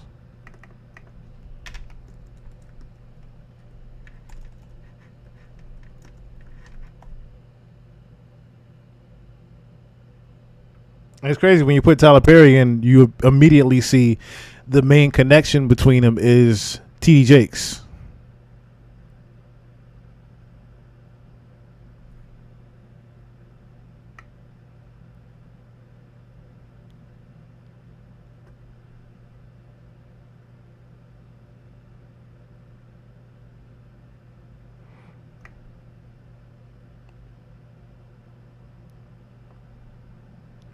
It's crazy how much of this stuff is starting to come out now too. A lot of these videos are starting to surface now. Stuff that we've seen before, but there's a lot of stuff that we haven't. Like this birthday party here. Diddy and Cassie in November 2017 at a tropical villa in Punta Mita, Mexico, where they were filmed having some fun under the sun before their relationship imploded. Check this out.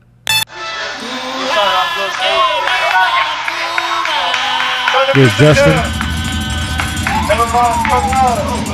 Christina Corm in the background, I see her.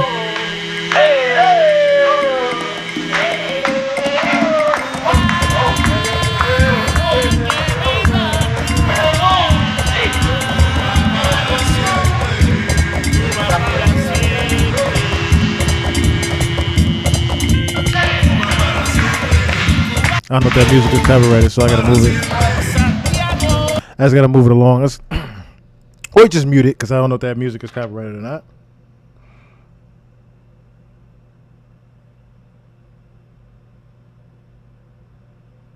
Ain't that something? Tyler Perry is the godfather to Prince Harry's daughter.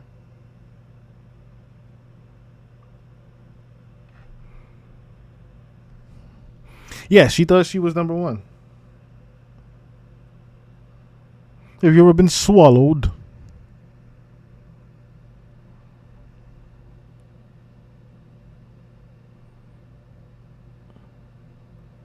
Oh yeah, okay, so that's Rastaman. That's funny. That's he's there. That's the guy with the scarf on his head, to the left of Diddy. That's the Rastaman from the Nori interview. That he pretty much was making uncomfortable.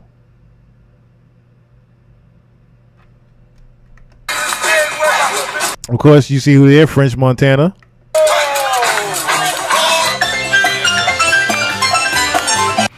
There goes Roger Bonds. I mean, not Roger Bonds, D-Rock. JD. Yeah, so D-Rock, JD, French Montana. If you notice, French is always on vacation with him. Like, through a good 3 or 4 different eras of Diddy's hairstyles and name changing, French is always there. So this is interesting footage just with that alone, that wherever, and I mean wherever you have seen Diddy, you see French.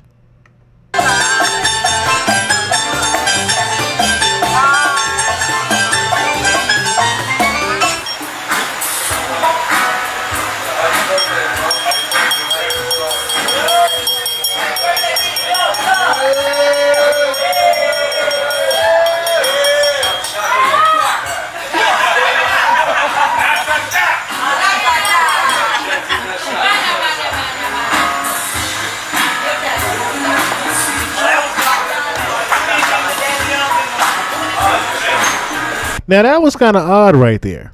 After a shot, he immediately drunk from the water bottle. Birthday again to blow out the candles. Happy birthday to you. Happy birthday sing for my motherfucking birthday? That wasn't good. I want you to That sing from wasn't the top good. of your lungs. Oh, no, that was the top of my lungs, though. If you don't feel it, let's not do it. That was the top of mine. Feel it. The top of mine, very top. Very, very top. Happy birthday to you. Hey, happy birthday to you. Hey, happy birthday. Happy birthday to you. Hey, happy birthday to you. Hey, happy birthday.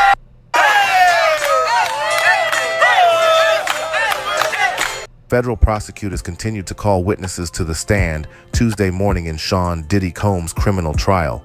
His ex-girlfriend, the R&B singer Cassie Ventura, began her testimony inside the New York City courthouse as the trial entered its second day. Ventura is a critical witness in the prosecution's case against Combs, who is... Okay. Yes, that's the thing that I'm getting at. Like, for him to have Ross, French, Meek, Khaled around so much that he did and wasn't actually doing any music with them is what pretty much pushed 2 and 2 together there.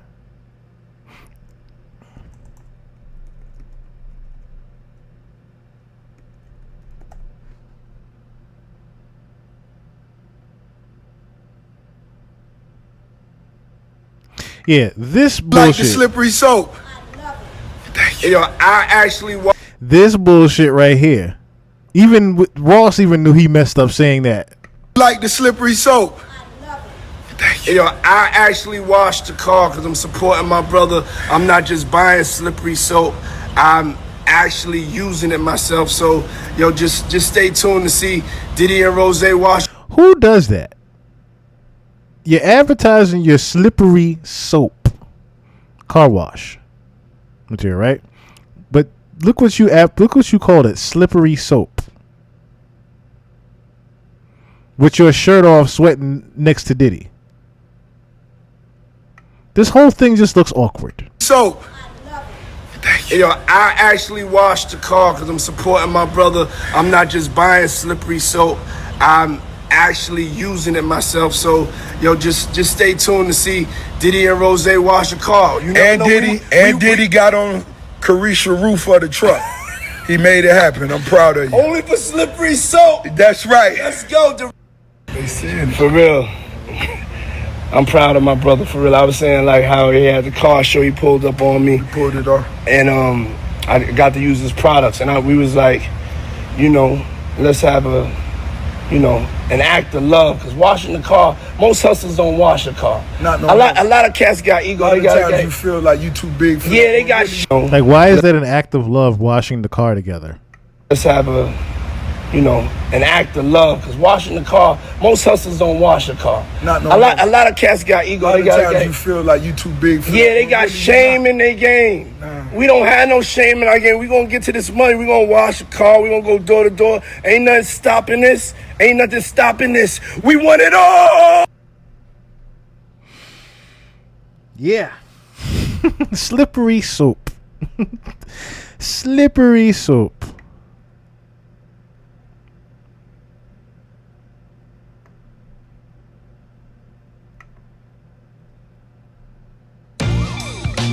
And you read the caption here.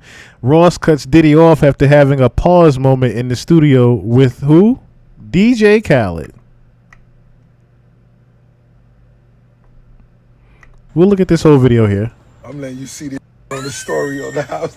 What you talking about? Rose, I'm just letting niggas know. Rose, Watch is it. this too good? Paramount with Charlie to come in the theater. Rose, this is some movie what's shit. The game we giving is this too niggas good straight to be up. true? This too good to be true. That's the game we This too giving good to be true. niggas. That's too good to be true.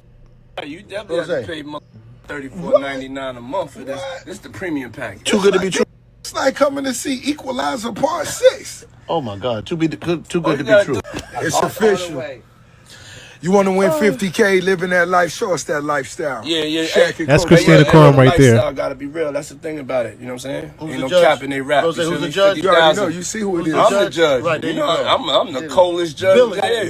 Yeah. You already know what it is. Billy. Listen, you ain't got to rap. Nah. You ain't got. All you gotta do is just live that lifestyle and play Shaq and Kobe, and you get 50K. Yeah, it's unity. It's, you know what it's about? It's unity. Ain't enough niggas getting money together. We gotta change this wealth gap. We gotta get money together, all right? Let's see how y'all do it, man, when you do it how you supposed to do it. That's Rose, love. tell them the hashtag. Nigga, this the association. Hashtag, Khaled. Let them know the hashtag. Hashtag Shaq and Kobe. Make sure you streaming Shaq and Kobe right now. Rose Meek Mill, Shaq and Kobe. That's the hashtag.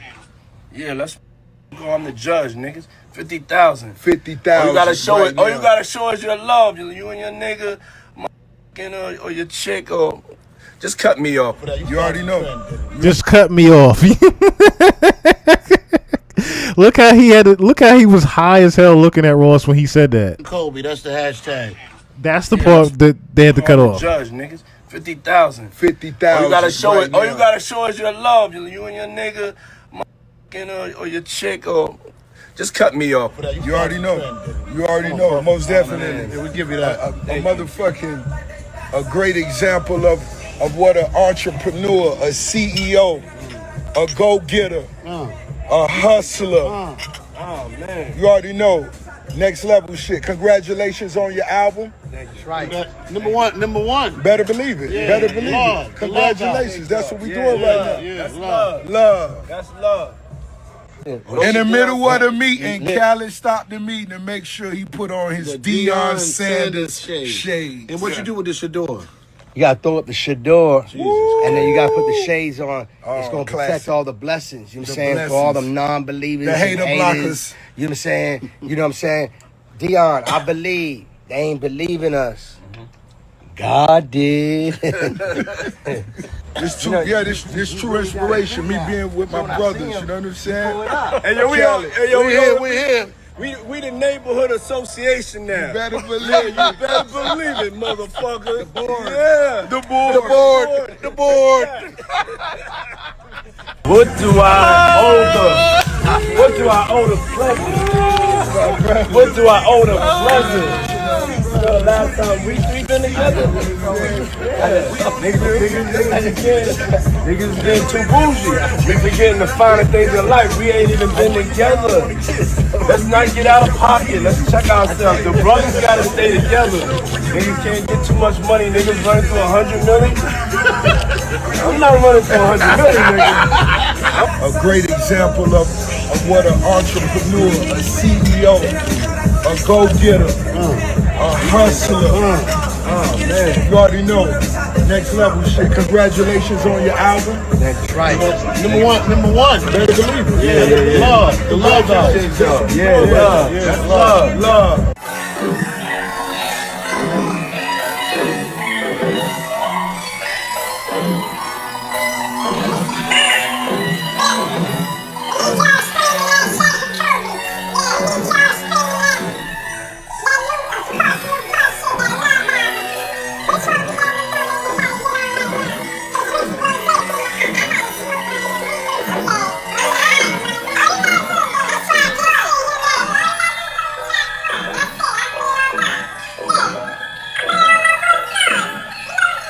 My computer a little slow right now. I'm about to pull up another interview that we need to analyze.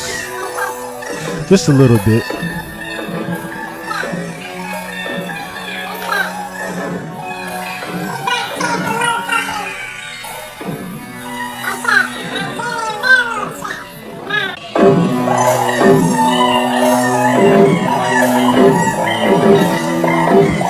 Let me turn that off real quick. I hate the chipmunk voices.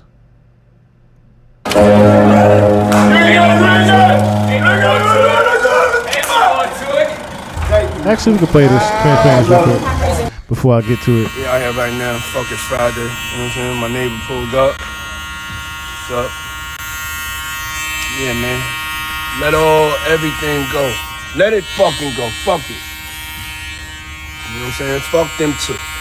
Whoever's bothering you and shit, getting in your way, fuck it. We gonna go up. Yeah. We ain't playing, nigga. Fucking Friday. Fortune Friday, nigga. Yeah, Fortune Friday. You know what I'm saying? My neighbor pulled up. What's up? Yeah, man. Let everything. We ain't got no time to waste. We're gonna kill it. Oh, look who it is. Mr. Tommy Mottola. Ladies and gentlemen, this is the living legend, Tommy Mottola. Let's see what we're doing. With the boss there, Rick Ross. Conjuring up some big ideas. Big ideas. Business. It's all about strategizing. We ain't got no time to waste. We're gonna kill it. Kill it. Be careful out here, man. Be careful. AK me time, tea time.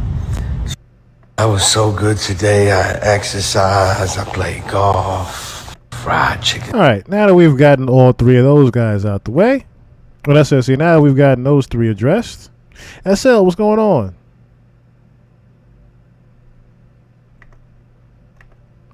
Let's look at someone else that was mentioned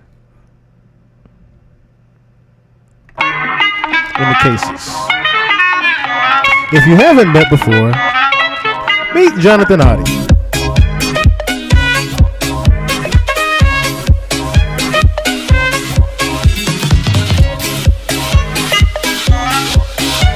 Now, I know they got the clown music going, but this is footage of him actually doing the Donald Trump shooting when he had to shoot out with police and got shot in the leg and stumbled off and tried to hide.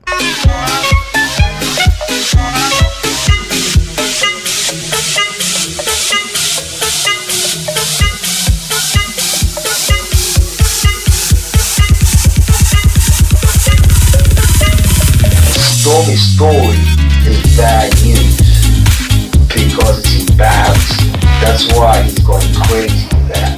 It's not that he's lying to the American people. He's embarrassed about Stormy's situation, okay? You don't have... Family in the United States? Yeah. Just my dog, Bubbles. My service dog? Yeah. Diddy and Ross, which they good buddies, okay? Mm-hmm. They're gay. Who? Both. Diddy and Ross. And Khaled. They're all gay, okay? DJ Khaled, Rick Ross, and P. Diddy? Yeah. They all gay? Yeah. Got you. All right. Khaled is a Hamas supporter. Okay. Who supporter? Hamas. Hamas. Yeah. Sorry, I said it wrong. No worries. Hamas supporter, okay? Right. I had sex with Cassie and Sean. Basically, he would masturbate and tell me what to do with Cassie. I had like 15 encounters, and I heard a lot. Hidden in plain sight. It's hidden. I think I see what you're saying. Okay, how do I know this? Yeah, that's what I want to know. How do you know this? Do you know Sean Combs? Puff Daddy? Yeah. P. Diddy, whatever you call himself these days. Yeah, go ahead. Yeah, he's part of what's called the Boule. The Boule is a branch of the Illuminati. Okay. It's the black people. Okay. I'm from Africa, so I'm not a racist. Okay. You're my brother, so I like black people. Okay. My mom, I was raised by an African woman in my house. Okay. She was just a servant, but she was she took care of me. Right. So I love black people. Okay. I had settlement with Sean. Okay. He's Donald Trump. Okay, because he used to belong to their side. You understand? He used to belong to that illuminated group that I told you about, which is an elite group, okay, of individuals which run the whole country. All right. Basically, what I did you tell him did you explain to him about the message? Or please elaborate. On Thursday, turning to Friday, basically, I went to Donald Trump. I went through the gates. I took I jumped the fence, and I took the American flag, I put it in the front desk, and I blew the chandelier. Basically, what I did that for is to transmit a statement to the American people and to Donald Trump that we're not accepting any more corruption and abuse from their system of friends. Okay? Donald's still blind because he thinks that he let Hillary off the hook and she's okay. You understand what I'm saying? I'm trying, okay. Keep going. It ain't like that. The CIA and then they want to do the same thing that he did to JFK. Okay? Alright. Why? Because they want the United States to fall. They've already been creating a state of chaos and confusion in the United States, and they want the United States to fall. Donald was against their agenda. And won the presidency, okay, he did get help from Russia. He did get help from the Saudis. He also got help from a lot of Republicans in here, which is the electoral college vote. And he got a lot of support from Republican people, okay? The elections, yeah, they weren't fair, but he won through the electoral college vote. Right. Which is the Republican vote, basically. He got him through, okay? He didn't get the popular vote, okay? I hear you. Keep So basically, the interior, he made it. He's president-elect by the electoral college. So he made it. The situation is that he still hasn't kicked out the corruption from the system. He's letting them stay due to money, basically. Because they all like making money. That's why they're all billionaires, etc. So there's only there's select few that run the country, okay? So I know you may or may not, I know you're gonna believe me. You have what's called the Illuminati. Illuminati. Okay. Yeah, Illuminati. Okay. They've made it in dance. Basically, what it means, illuminated. I got you. Okay. They do satanic ritual abuse, which is basically CIA mind programming techniques to their own family, kids, etc. on the crew, and they bond that way. Okay, so they do sexual pedophilia, they do animal abuse, killing of animals, blood sacrifices, and everything in the Bohemian Grove. Okay, the Bohemian Grove, the Bushes go there. George Senior and George, both of them are in the same agenda. They cousins with the Clintons. Okay, so is Donald Trump. He's also a distant cousin. So if you see, there's a direct correlation of the presence of the United States being bonded between family ties, okay? Gotcha. All these family ties, while not, go back to the same place. The royal family in England, okay? New Eyes, what's going on? The family here of the Illuminati are descendants of the royal British family, okay? They have children between themselves. Why?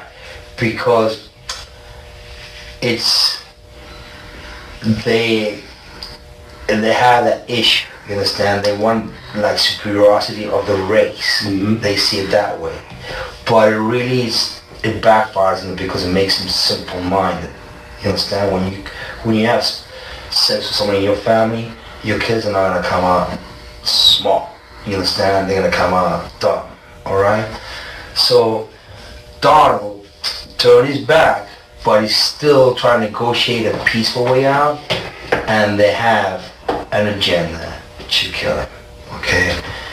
Example, if you look at the Illuminati card games, example, okay? You look at the game, the Illuminati card game. I'm not familiar with it, so help me understand. It's a card game. It's a card game. That tells you exactly what their agenda is. Gotcha. It's called mental pre-programming. That means that you predispose already. Once you play this, your mind is already predisposed at this happening, and you accepting it.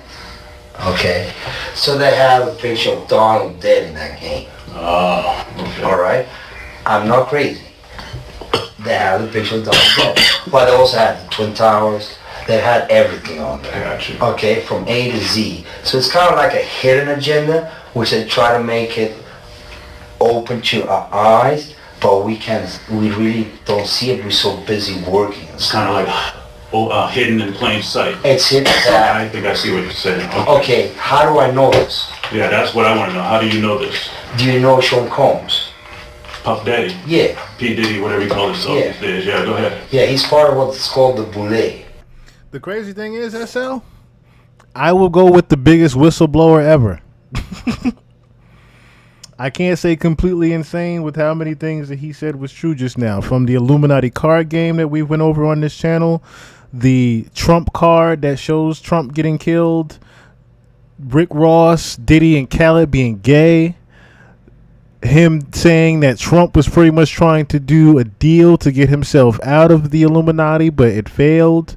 Diddy being part of the Boule. I'm just saying.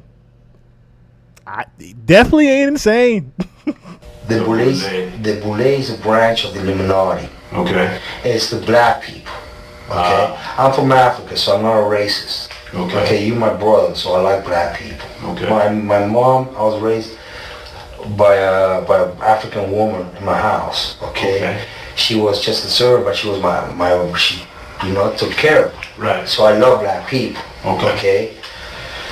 I had settlement with Sean. Okay. And he belongs to that agenda. That's why he's so famous. They land all the contracts. It's his attorneys, which are Mark Garagos and Ben Mercedes. Ben Mercedes worked for Bad Boy Entertainment for 4 years and worked for Hillary Rodman for 5. Okay?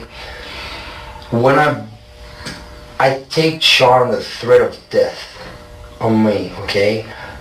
I don't have it, but I can make it available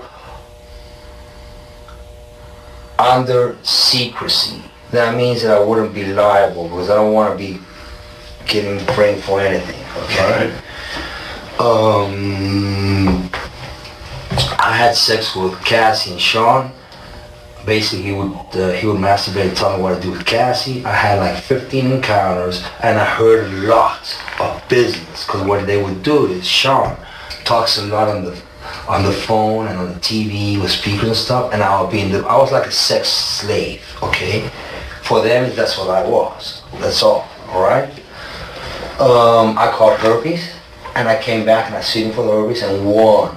Now, I remember before when he said that, I originally thought that he was talking about catching the herpes with Usher. Because I remember there was a John Doe that lawsuit involved.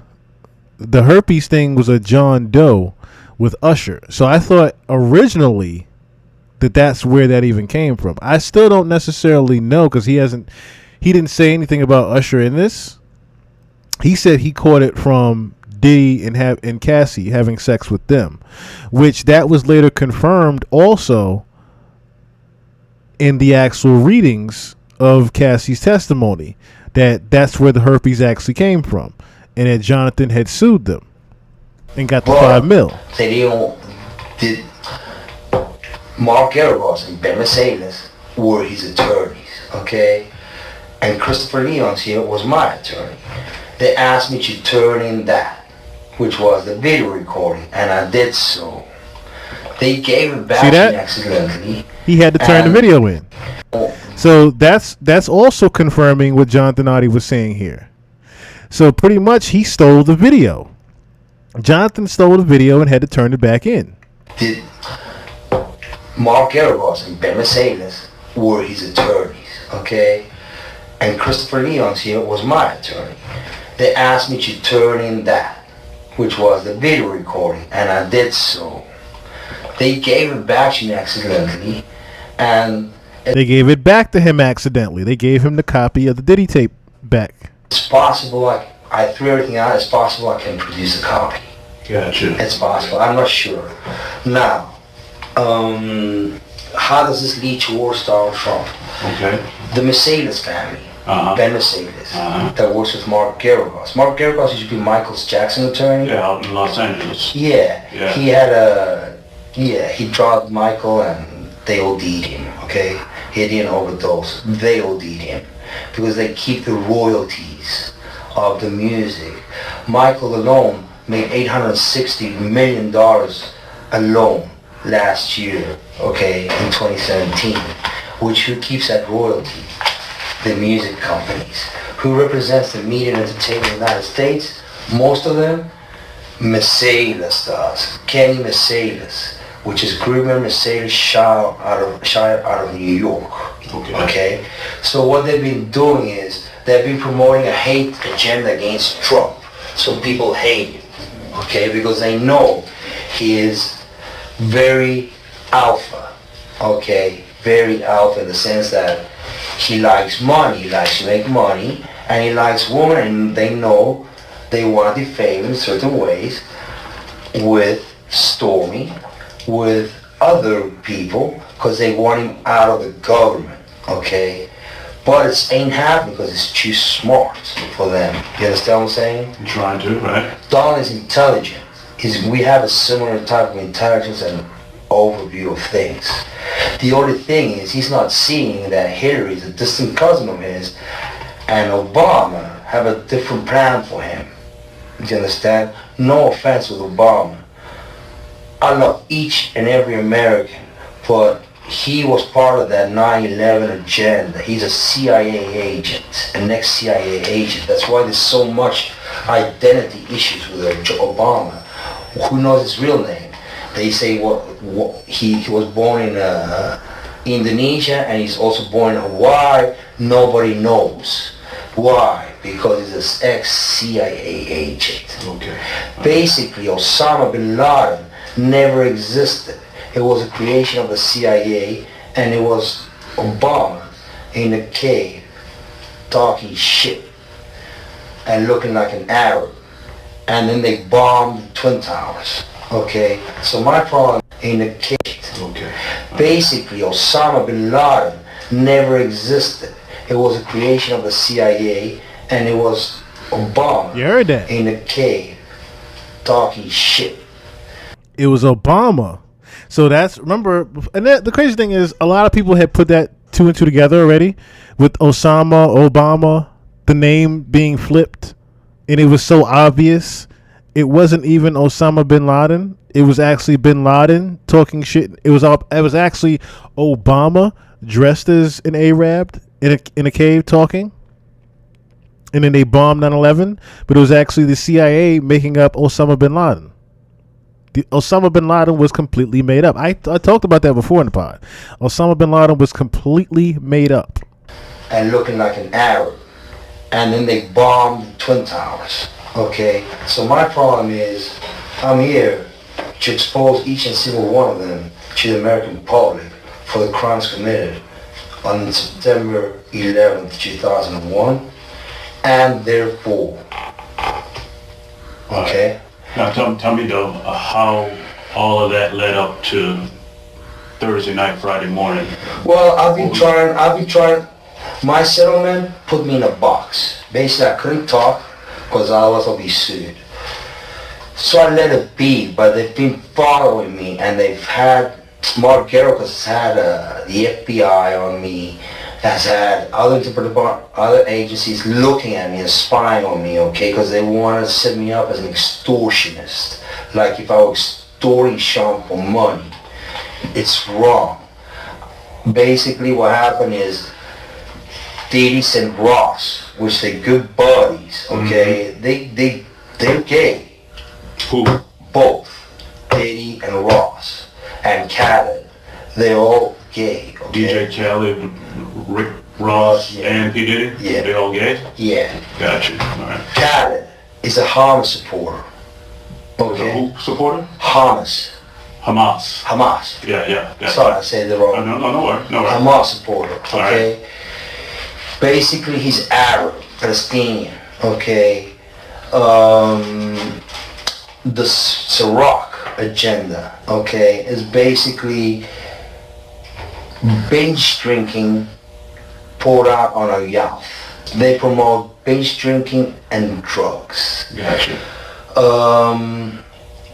The hip-hop agenda was laid out by Obama during his last presidencies purposely. That's why they had Tupac killed, because when they kill them, you gain fame. When your record sales go up, and then people listen to your lyrics and everything, and then you become famous, okay? That's how they do it, all right? Tupac's still alive. Yeah. He's in Cuba. Basically, what happens is the following. The hip-hop agenda is an agenda to move drugs all over the United States. You need to inform the DEA. They move all the dope, on private jets, which don't get screened by By customs? By inside the United States, okay? They move what's called high-grade powder, MDMA. They move cocaine, and they move liquid cocaine in the bottles too. Okay, so they put the liquid cocaine in the bottles and they move it. I've seen the liquid cocaine, I've drank it myself, having sex with Diddy and Cassie. Okay, it's not good. He drinks it all the time. Alright, he calls it G-juice, but it's liquid cocaine. Now, we've talked about this before with the liquid cocaine. Remember, the liquid cocaine was the ketamine. They actually had this liquid cocaine inside of the baby oil. And that's how people were getting intoxicated as well, the GHB. All right. How do I know there's a conspiracy against Trump? Because it's in the Illuminati card deck. He should look at it for himself. But let me bring you back to Thursday night, Friday morning. Sure. I mean, how did all of this? I think I better understand what you're saying. But what I want to know is, how did that prompt you? How did that make you do what you did that night? Well, we're getting to a point that his assassination is coming. Mm-hmm. Okay, because it's an agenda they're perpetrating on the media and the news. Example, Madonna is a client of Mercedes, Ben Mercedes. Mm-hmm. He has her go on public TV and say, "Oh, someone should," I have thought so many times of going up and blowing up the White House. Gotcha. Okay, they gave her that little message. That little message is Hillary's message, okay? Because Hillary sends it to Geragos, and Geragos gives it to Mercedes. Now, the crazy thing is, if you listen to what he's saying, those lawyers, Mike Geragos, Ben Mercedes, those are people on Diddy's legal team, literally. Those same people are involved in the cover-up of the many times that they've tried to assassinate Trump. See, that's why I said before, Jonathan Oddie is only mentioned as a male escort and someone that had copies of the sex tape. But the real reason why they stopped questioning Ventura when it came down to Jonathan Oddie was because of Trump and the link that he had there. See, it all makes sense now. If they were to continue questioning about who Jonathan Oddie was, and Jonathan Oddie, if Jonathan Oddie was to ever actually take the stand during this Diddy trial, there would be a lot more shit to be told than sex trafficking. And they give it to Gotcha. the Yeah, dog. yeah. Okay, now I get all of that. you're gonna need an internet so I can show you. If I show you the website, you're just gonna go like, oh fuck. All right. Help me understand you. Sure. How old are you? I'm 42. I've been through all my life. I've had a great life. I've settled $4.125 million with Diddy. Okay, but he's scared that I was exposed. I don't want to talk about Diddy right now. I want to talk about you. Help me understand you. I mean, obviously we never met. I know. I don't know you from Adam's Cat. I know. I'm trying to, we'll get back to the event. I got like 30 years of dog. I'm good. Where are you from? I was born in South Africa. What town? What city? Newcastle, the Valley of 1,000 Hills. I'm from Zululand. I'm what you call a Zulu. Okay. I was born there, and then my parents were Latin descent from Argentina. They escaped the military dictatorship in Argentina. Pinochet, all that? No, the Argentina one. Yeah, my Pinochet was a Chilean one, but okay, I can't remember. It was like a military dictatorship. I can't remember the names. All right. How many years did you stay in South Africa? 12 years in South Africa, and I stayed 12 years in Argentina. And then I came here to the United States, and I've been here 20 years since. Okay. 18 years. All right. Parents, so you got a mother and father? They're still alive? Dad came and visited me, died here of cancer. And mom went back at home, I think, visiting with my sister in Europe. Okay. What year did your father pass away?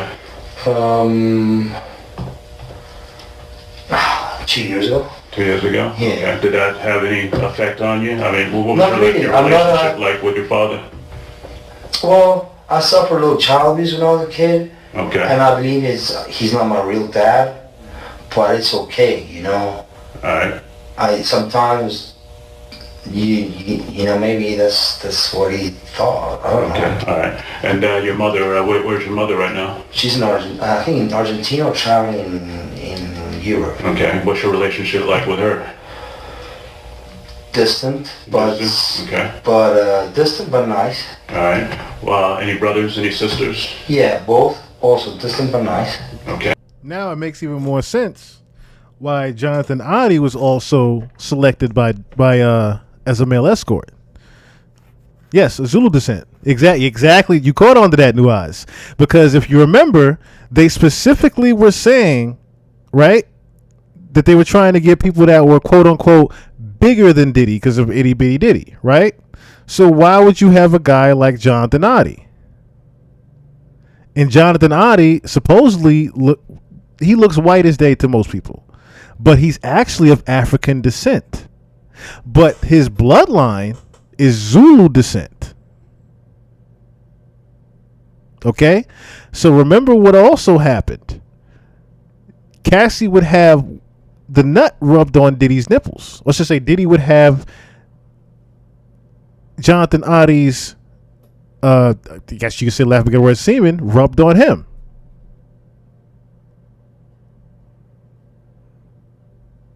It's all starting to make sense now. Again, it all reverts back to that occult sex magic. What Jonathan Adi is talking about, of course, is everything in the circumference as well as the agenda goes with the drug trafficking and the sex trafficking, as well as Trump and his purpose. But notice how we've always connected the dots between Diddy and Trump.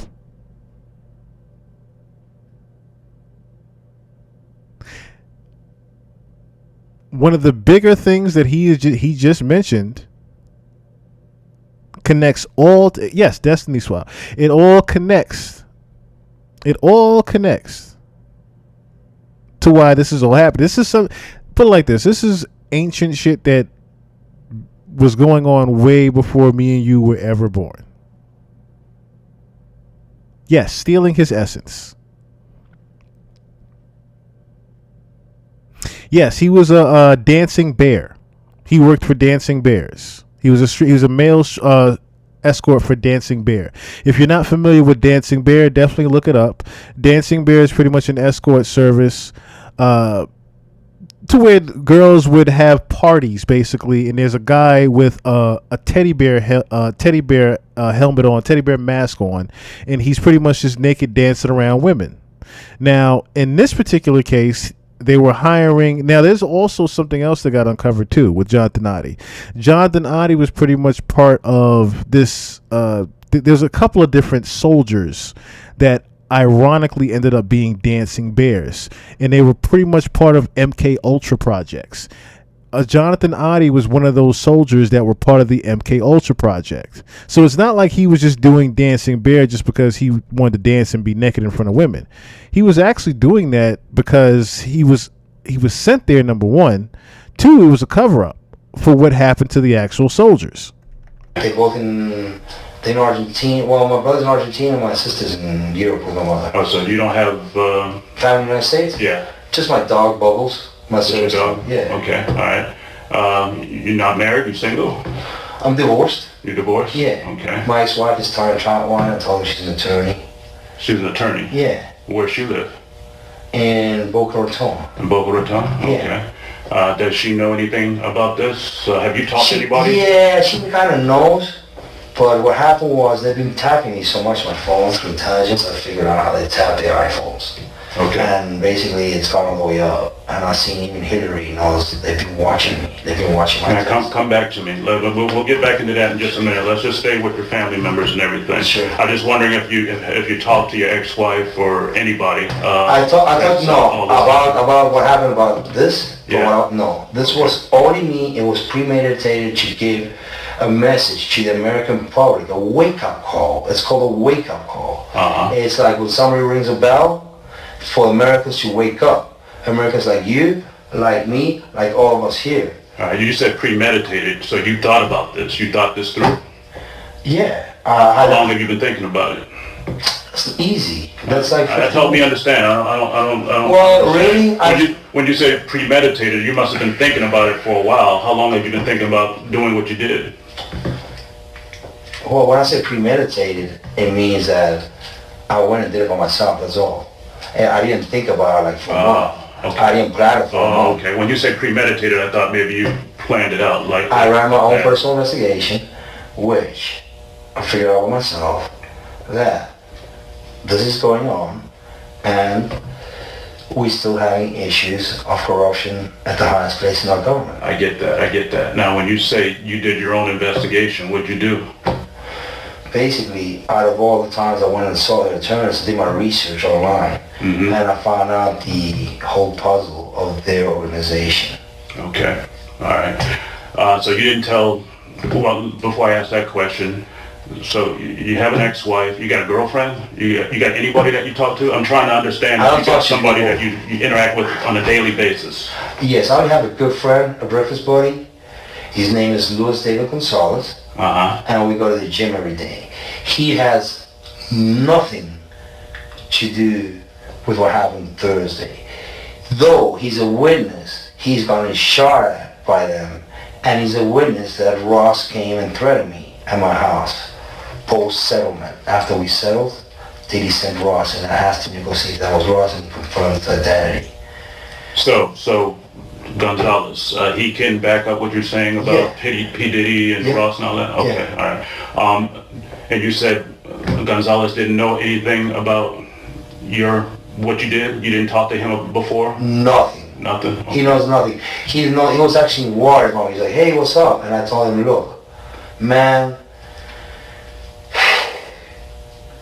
what's happening is he's trying to cool things down, but then the feds have been harassing him. The feds. They have a big file of me like this, the feds. Since because P. Diddy and Mark Garibus have been trying to set me up and lock me up as an extortionist, asking for money. It was not so. My settlement was breached, and my settlement terms is one was called peaceful enjoyment. That means that if I went to your house or I did something, you'd actually pay me the full amount back and forth. I get all that. So I've been going through that since like 2012 still. All right, and Gonzalez knows about that? You talk to him about that kind of stuff? I talk to him alone because he's the only one that knows since the beginning.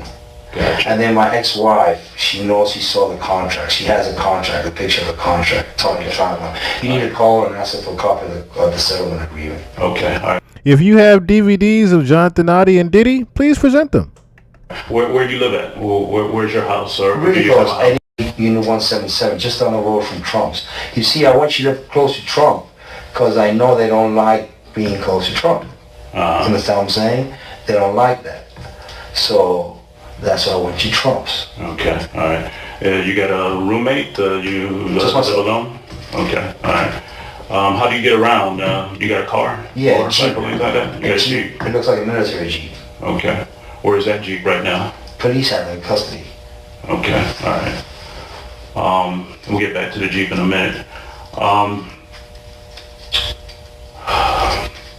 Tell me about your employment. What do you do for work right now? Okay, right now I'm self-employed. I work with minerals and gemstones with my own company called Pegasus Mineral Trading. Okay. That I inherited from my father. Previously, I've been. Well, before you go any further, do you have like an actual office someplace? Do you work from home? Work from home. Okay, so you pretty much like online business? Yeah, but I get busy 2 seasons a year, like really busy. I get September and February, so it's like 15 days non-stop each one, and then it's like just slide it. Well, where I'm going with that is if you work from home, do you have a computer? Do you work on the telephone? How do you do business? What I did is I threw away everything I had. Because well, before you go, what is everything? What did you, when you say you threw away everything, what's that? My documents, everything I have, because I know they've been trying to follow me, and I just don't want my personal info getting, I got you. No, I think I understand, but I mean, what I'm trying to understand is how can you have a business and not have a computer or work the phone? Oh, I haven't. I just threw them away the same day. I threw it all away. You threw what away? My computers and everything. Where'd you throw them away at? The garbage. And your garbage? At your... Yeah, because they've been spying at me through that. They spy you through your computer, through your iPhone. They spy you through your TV screen, the cameras. Even if they off, they manage to do it. It's called intelligence. The CIA is available, can do anything. Let me make sure I understand you now. Now, when you say you threw them away, you threw them into like a dumpster, or did you just throw them away in your trash can In my and you trash threw them can. away in the dumpster? In my trash can. Okay. Well, exactly what was it? Just like one computer? No, everything. My documents, the sale agreement, my computer, everything I threw. The TV, everything that they had been surveilling me on, I took it off because I wanted them to be in the dark. Okay. Because they've been watching me. So now they kind of freaked out, they kind of spooked out. But it needed to be done. And Donald needs to do his presidency correct. And he needs to know that these people are running him into the ground, running the country into the ground. All right, we're going to come back to that. I'm not done with that, but again, I'm trying to help you and I'm trying to understand you, your daily routines, your business, that kind of stuff. But I'm very different than you. I'm very intelligent. Okay. We all are very intelligent.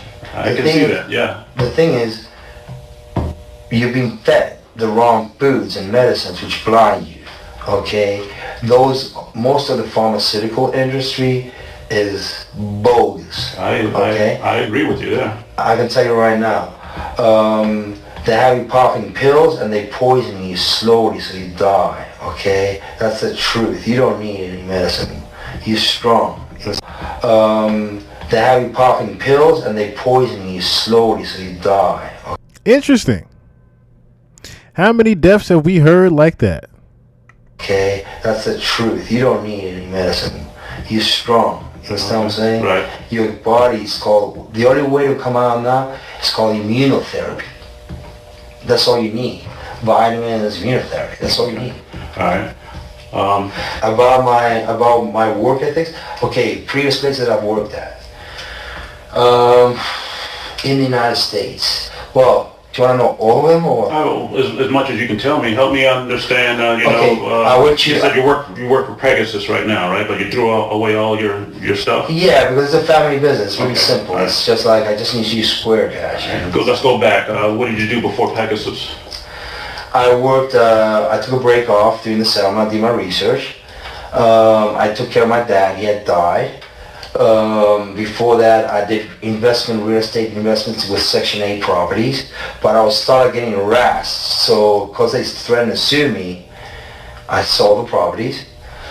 Before that, I worked for RG Electronics. I was the top producer, the top salesman of TVs in 2012, in the last quarter. Before that, I worked for a company called MA Labs, out of Doral here in 87th. They computer components manufacturers. Before that, I worked for SMT of America, which is Micron out of Idaho. They semiconductor artificial memory chips, DDR memory basically.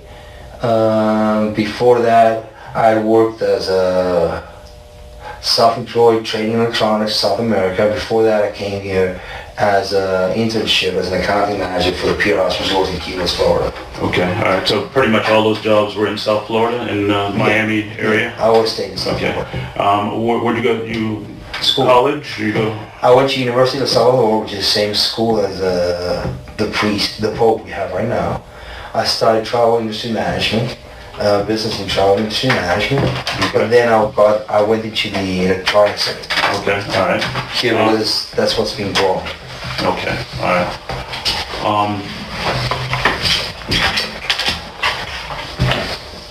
Do you have anybody that you can think of that you used to work with, that you trust? Anybody, any former coworkers?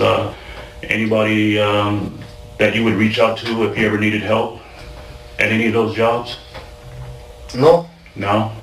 Okay. I'm pretty self-confident. I mean, I have my head on my shoulders and I know what I'm doing. Okay, all right. And I mean, I know you all think this is bogus, or you may not yet understand it, but look, I got 3 bullet holes. I got you. I did this for the country. Trust me, I feel great. Okay. And I'll do it any day. because at least I avoid a president getting shot, and at least I avoid other dummies trying to fuck up our country. Excuse my language. No, you're good, man. And my people, because my Americans are my people. Okay. I have issues with when people mess around with my people. All right, tell me. All right, let's go back to Thursday night, Friday morning. Before you did what you did, well, what was your state of mind? I mean, what it were you was thinking? cool as ice. I went there. I knew what I was doing. It's not like I didn't know what I was doing.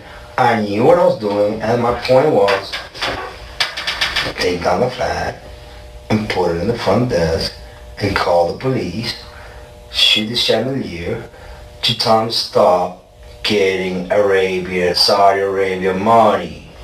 Alright. That's all, because Obama is behind him, so is Hillary, okay? So he's got to stop taking the Arabian money because he's letting everything slide. He's letting Obama stand right behind him, and so Hillary. And he knows who they are.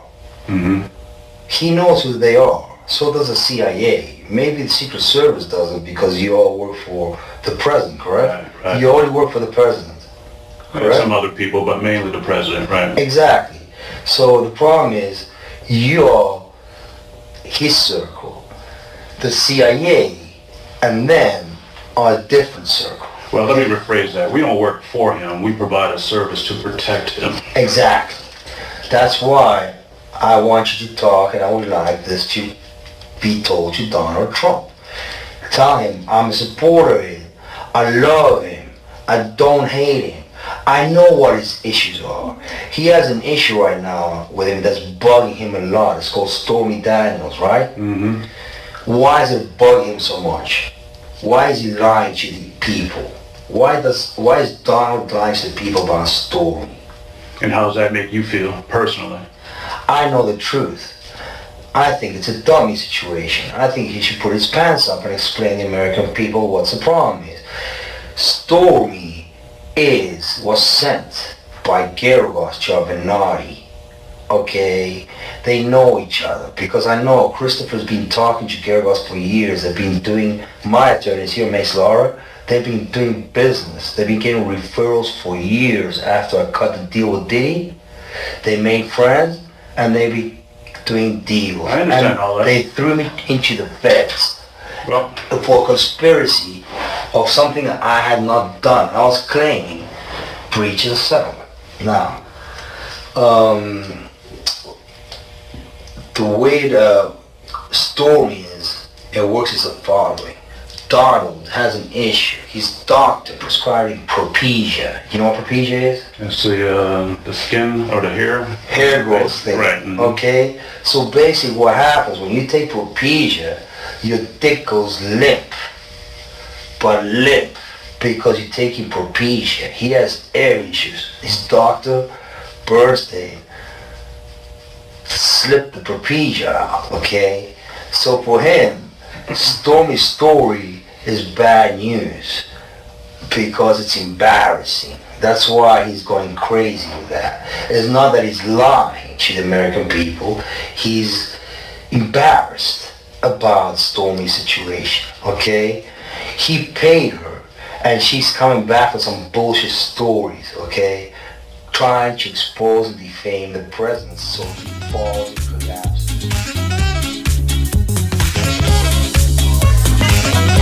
All right. I thought I had the whole thing, but there is a full, I think it's like a whole hour interrogation video of it, but it pretty much just goes into his life.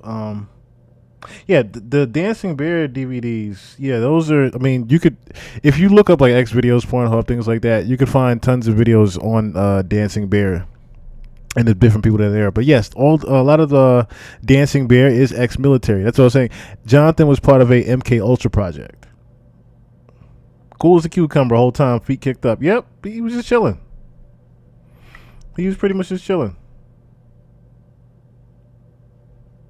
Yeah, and he just had a hearing not too long ago, but it's still being continued.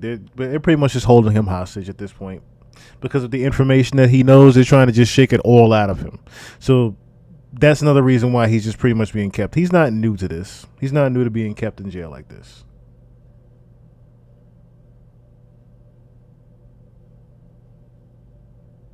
Yeah, this is from like 7-8 years ago.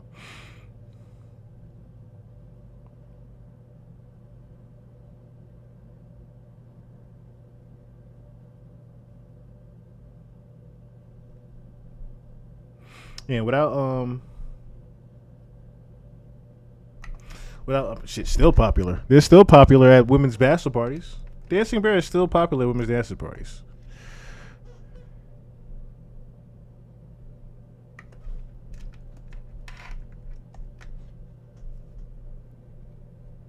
See?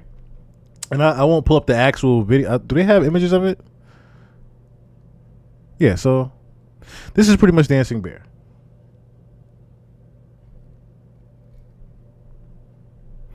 I'm gonna show you the title of it, and then you pretty much can put 2 and 2 together of what Dancing Bear actually is.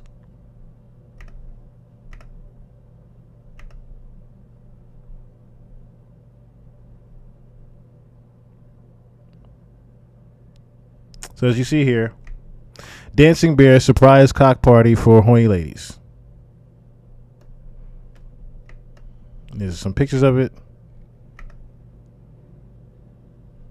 Hold on. This is a better one.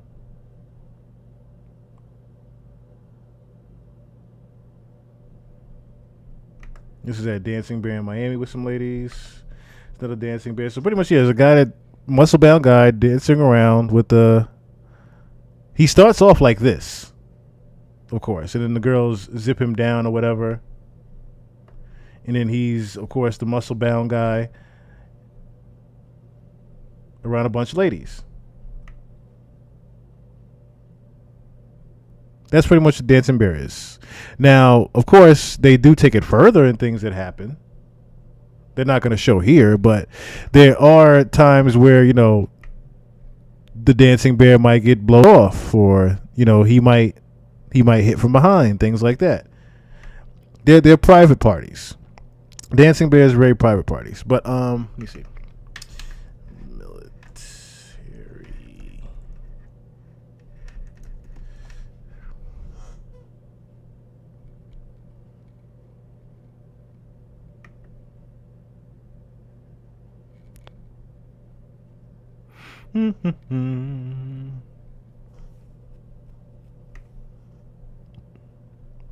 Let me just put this in.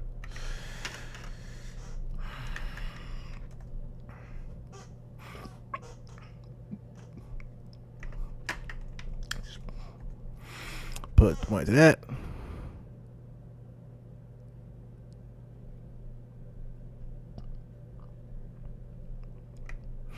I wish I had the old video. I remember what the old video was.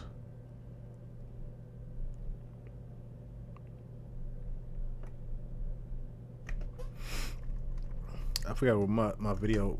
I did it so long ago. The military, ex-military being Dancing Bear.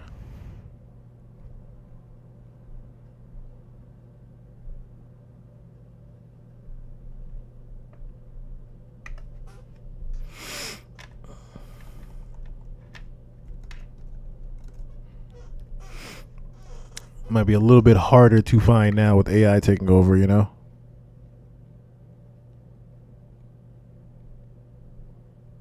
Yeah, because now it's just showing the MK Ultra stuff. All right. All right, been going about 4 hours now.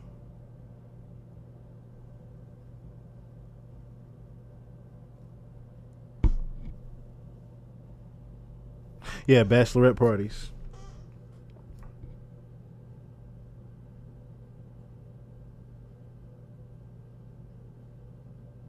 Yeah, so I said he wasn't the only one that go on the shooting spree. It was a couple of them that actually that had some, like I said, some bad complications with their mental, some bad accidents with their mental, and pretty much went crazy. That's what I said. A lot of these people that have, you know, a lot of these MK Ultra experiment soldiers they ended up being crash dummies for a lot of the psychotic psyop events that ended up happening in the world. Random killing happening, random shootings happening. Notice how it's always someone that was part of an MK Ultra project. They pretty much were made to conduct the psyop.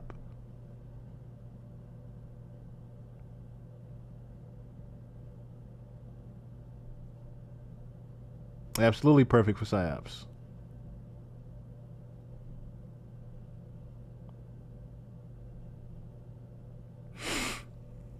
All right.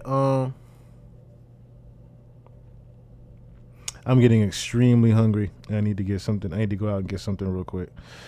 With the little that I have. So you might see me tonight. You might not.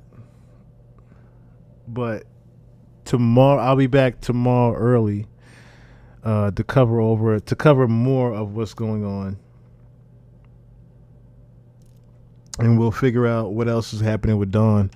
If anything, I'm going to try to just put together something.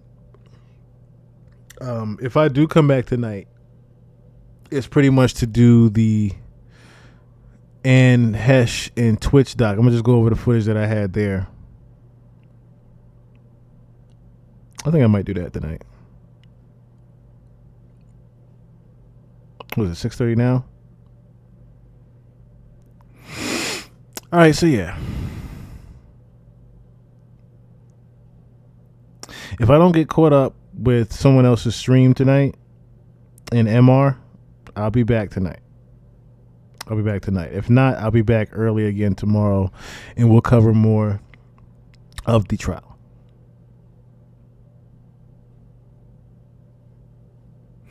So, thank you guys once again for tuning in. Like I said, if you guys would like to donate, the Cash App is there. Someone did donate. That's why I'm able to go eat right now.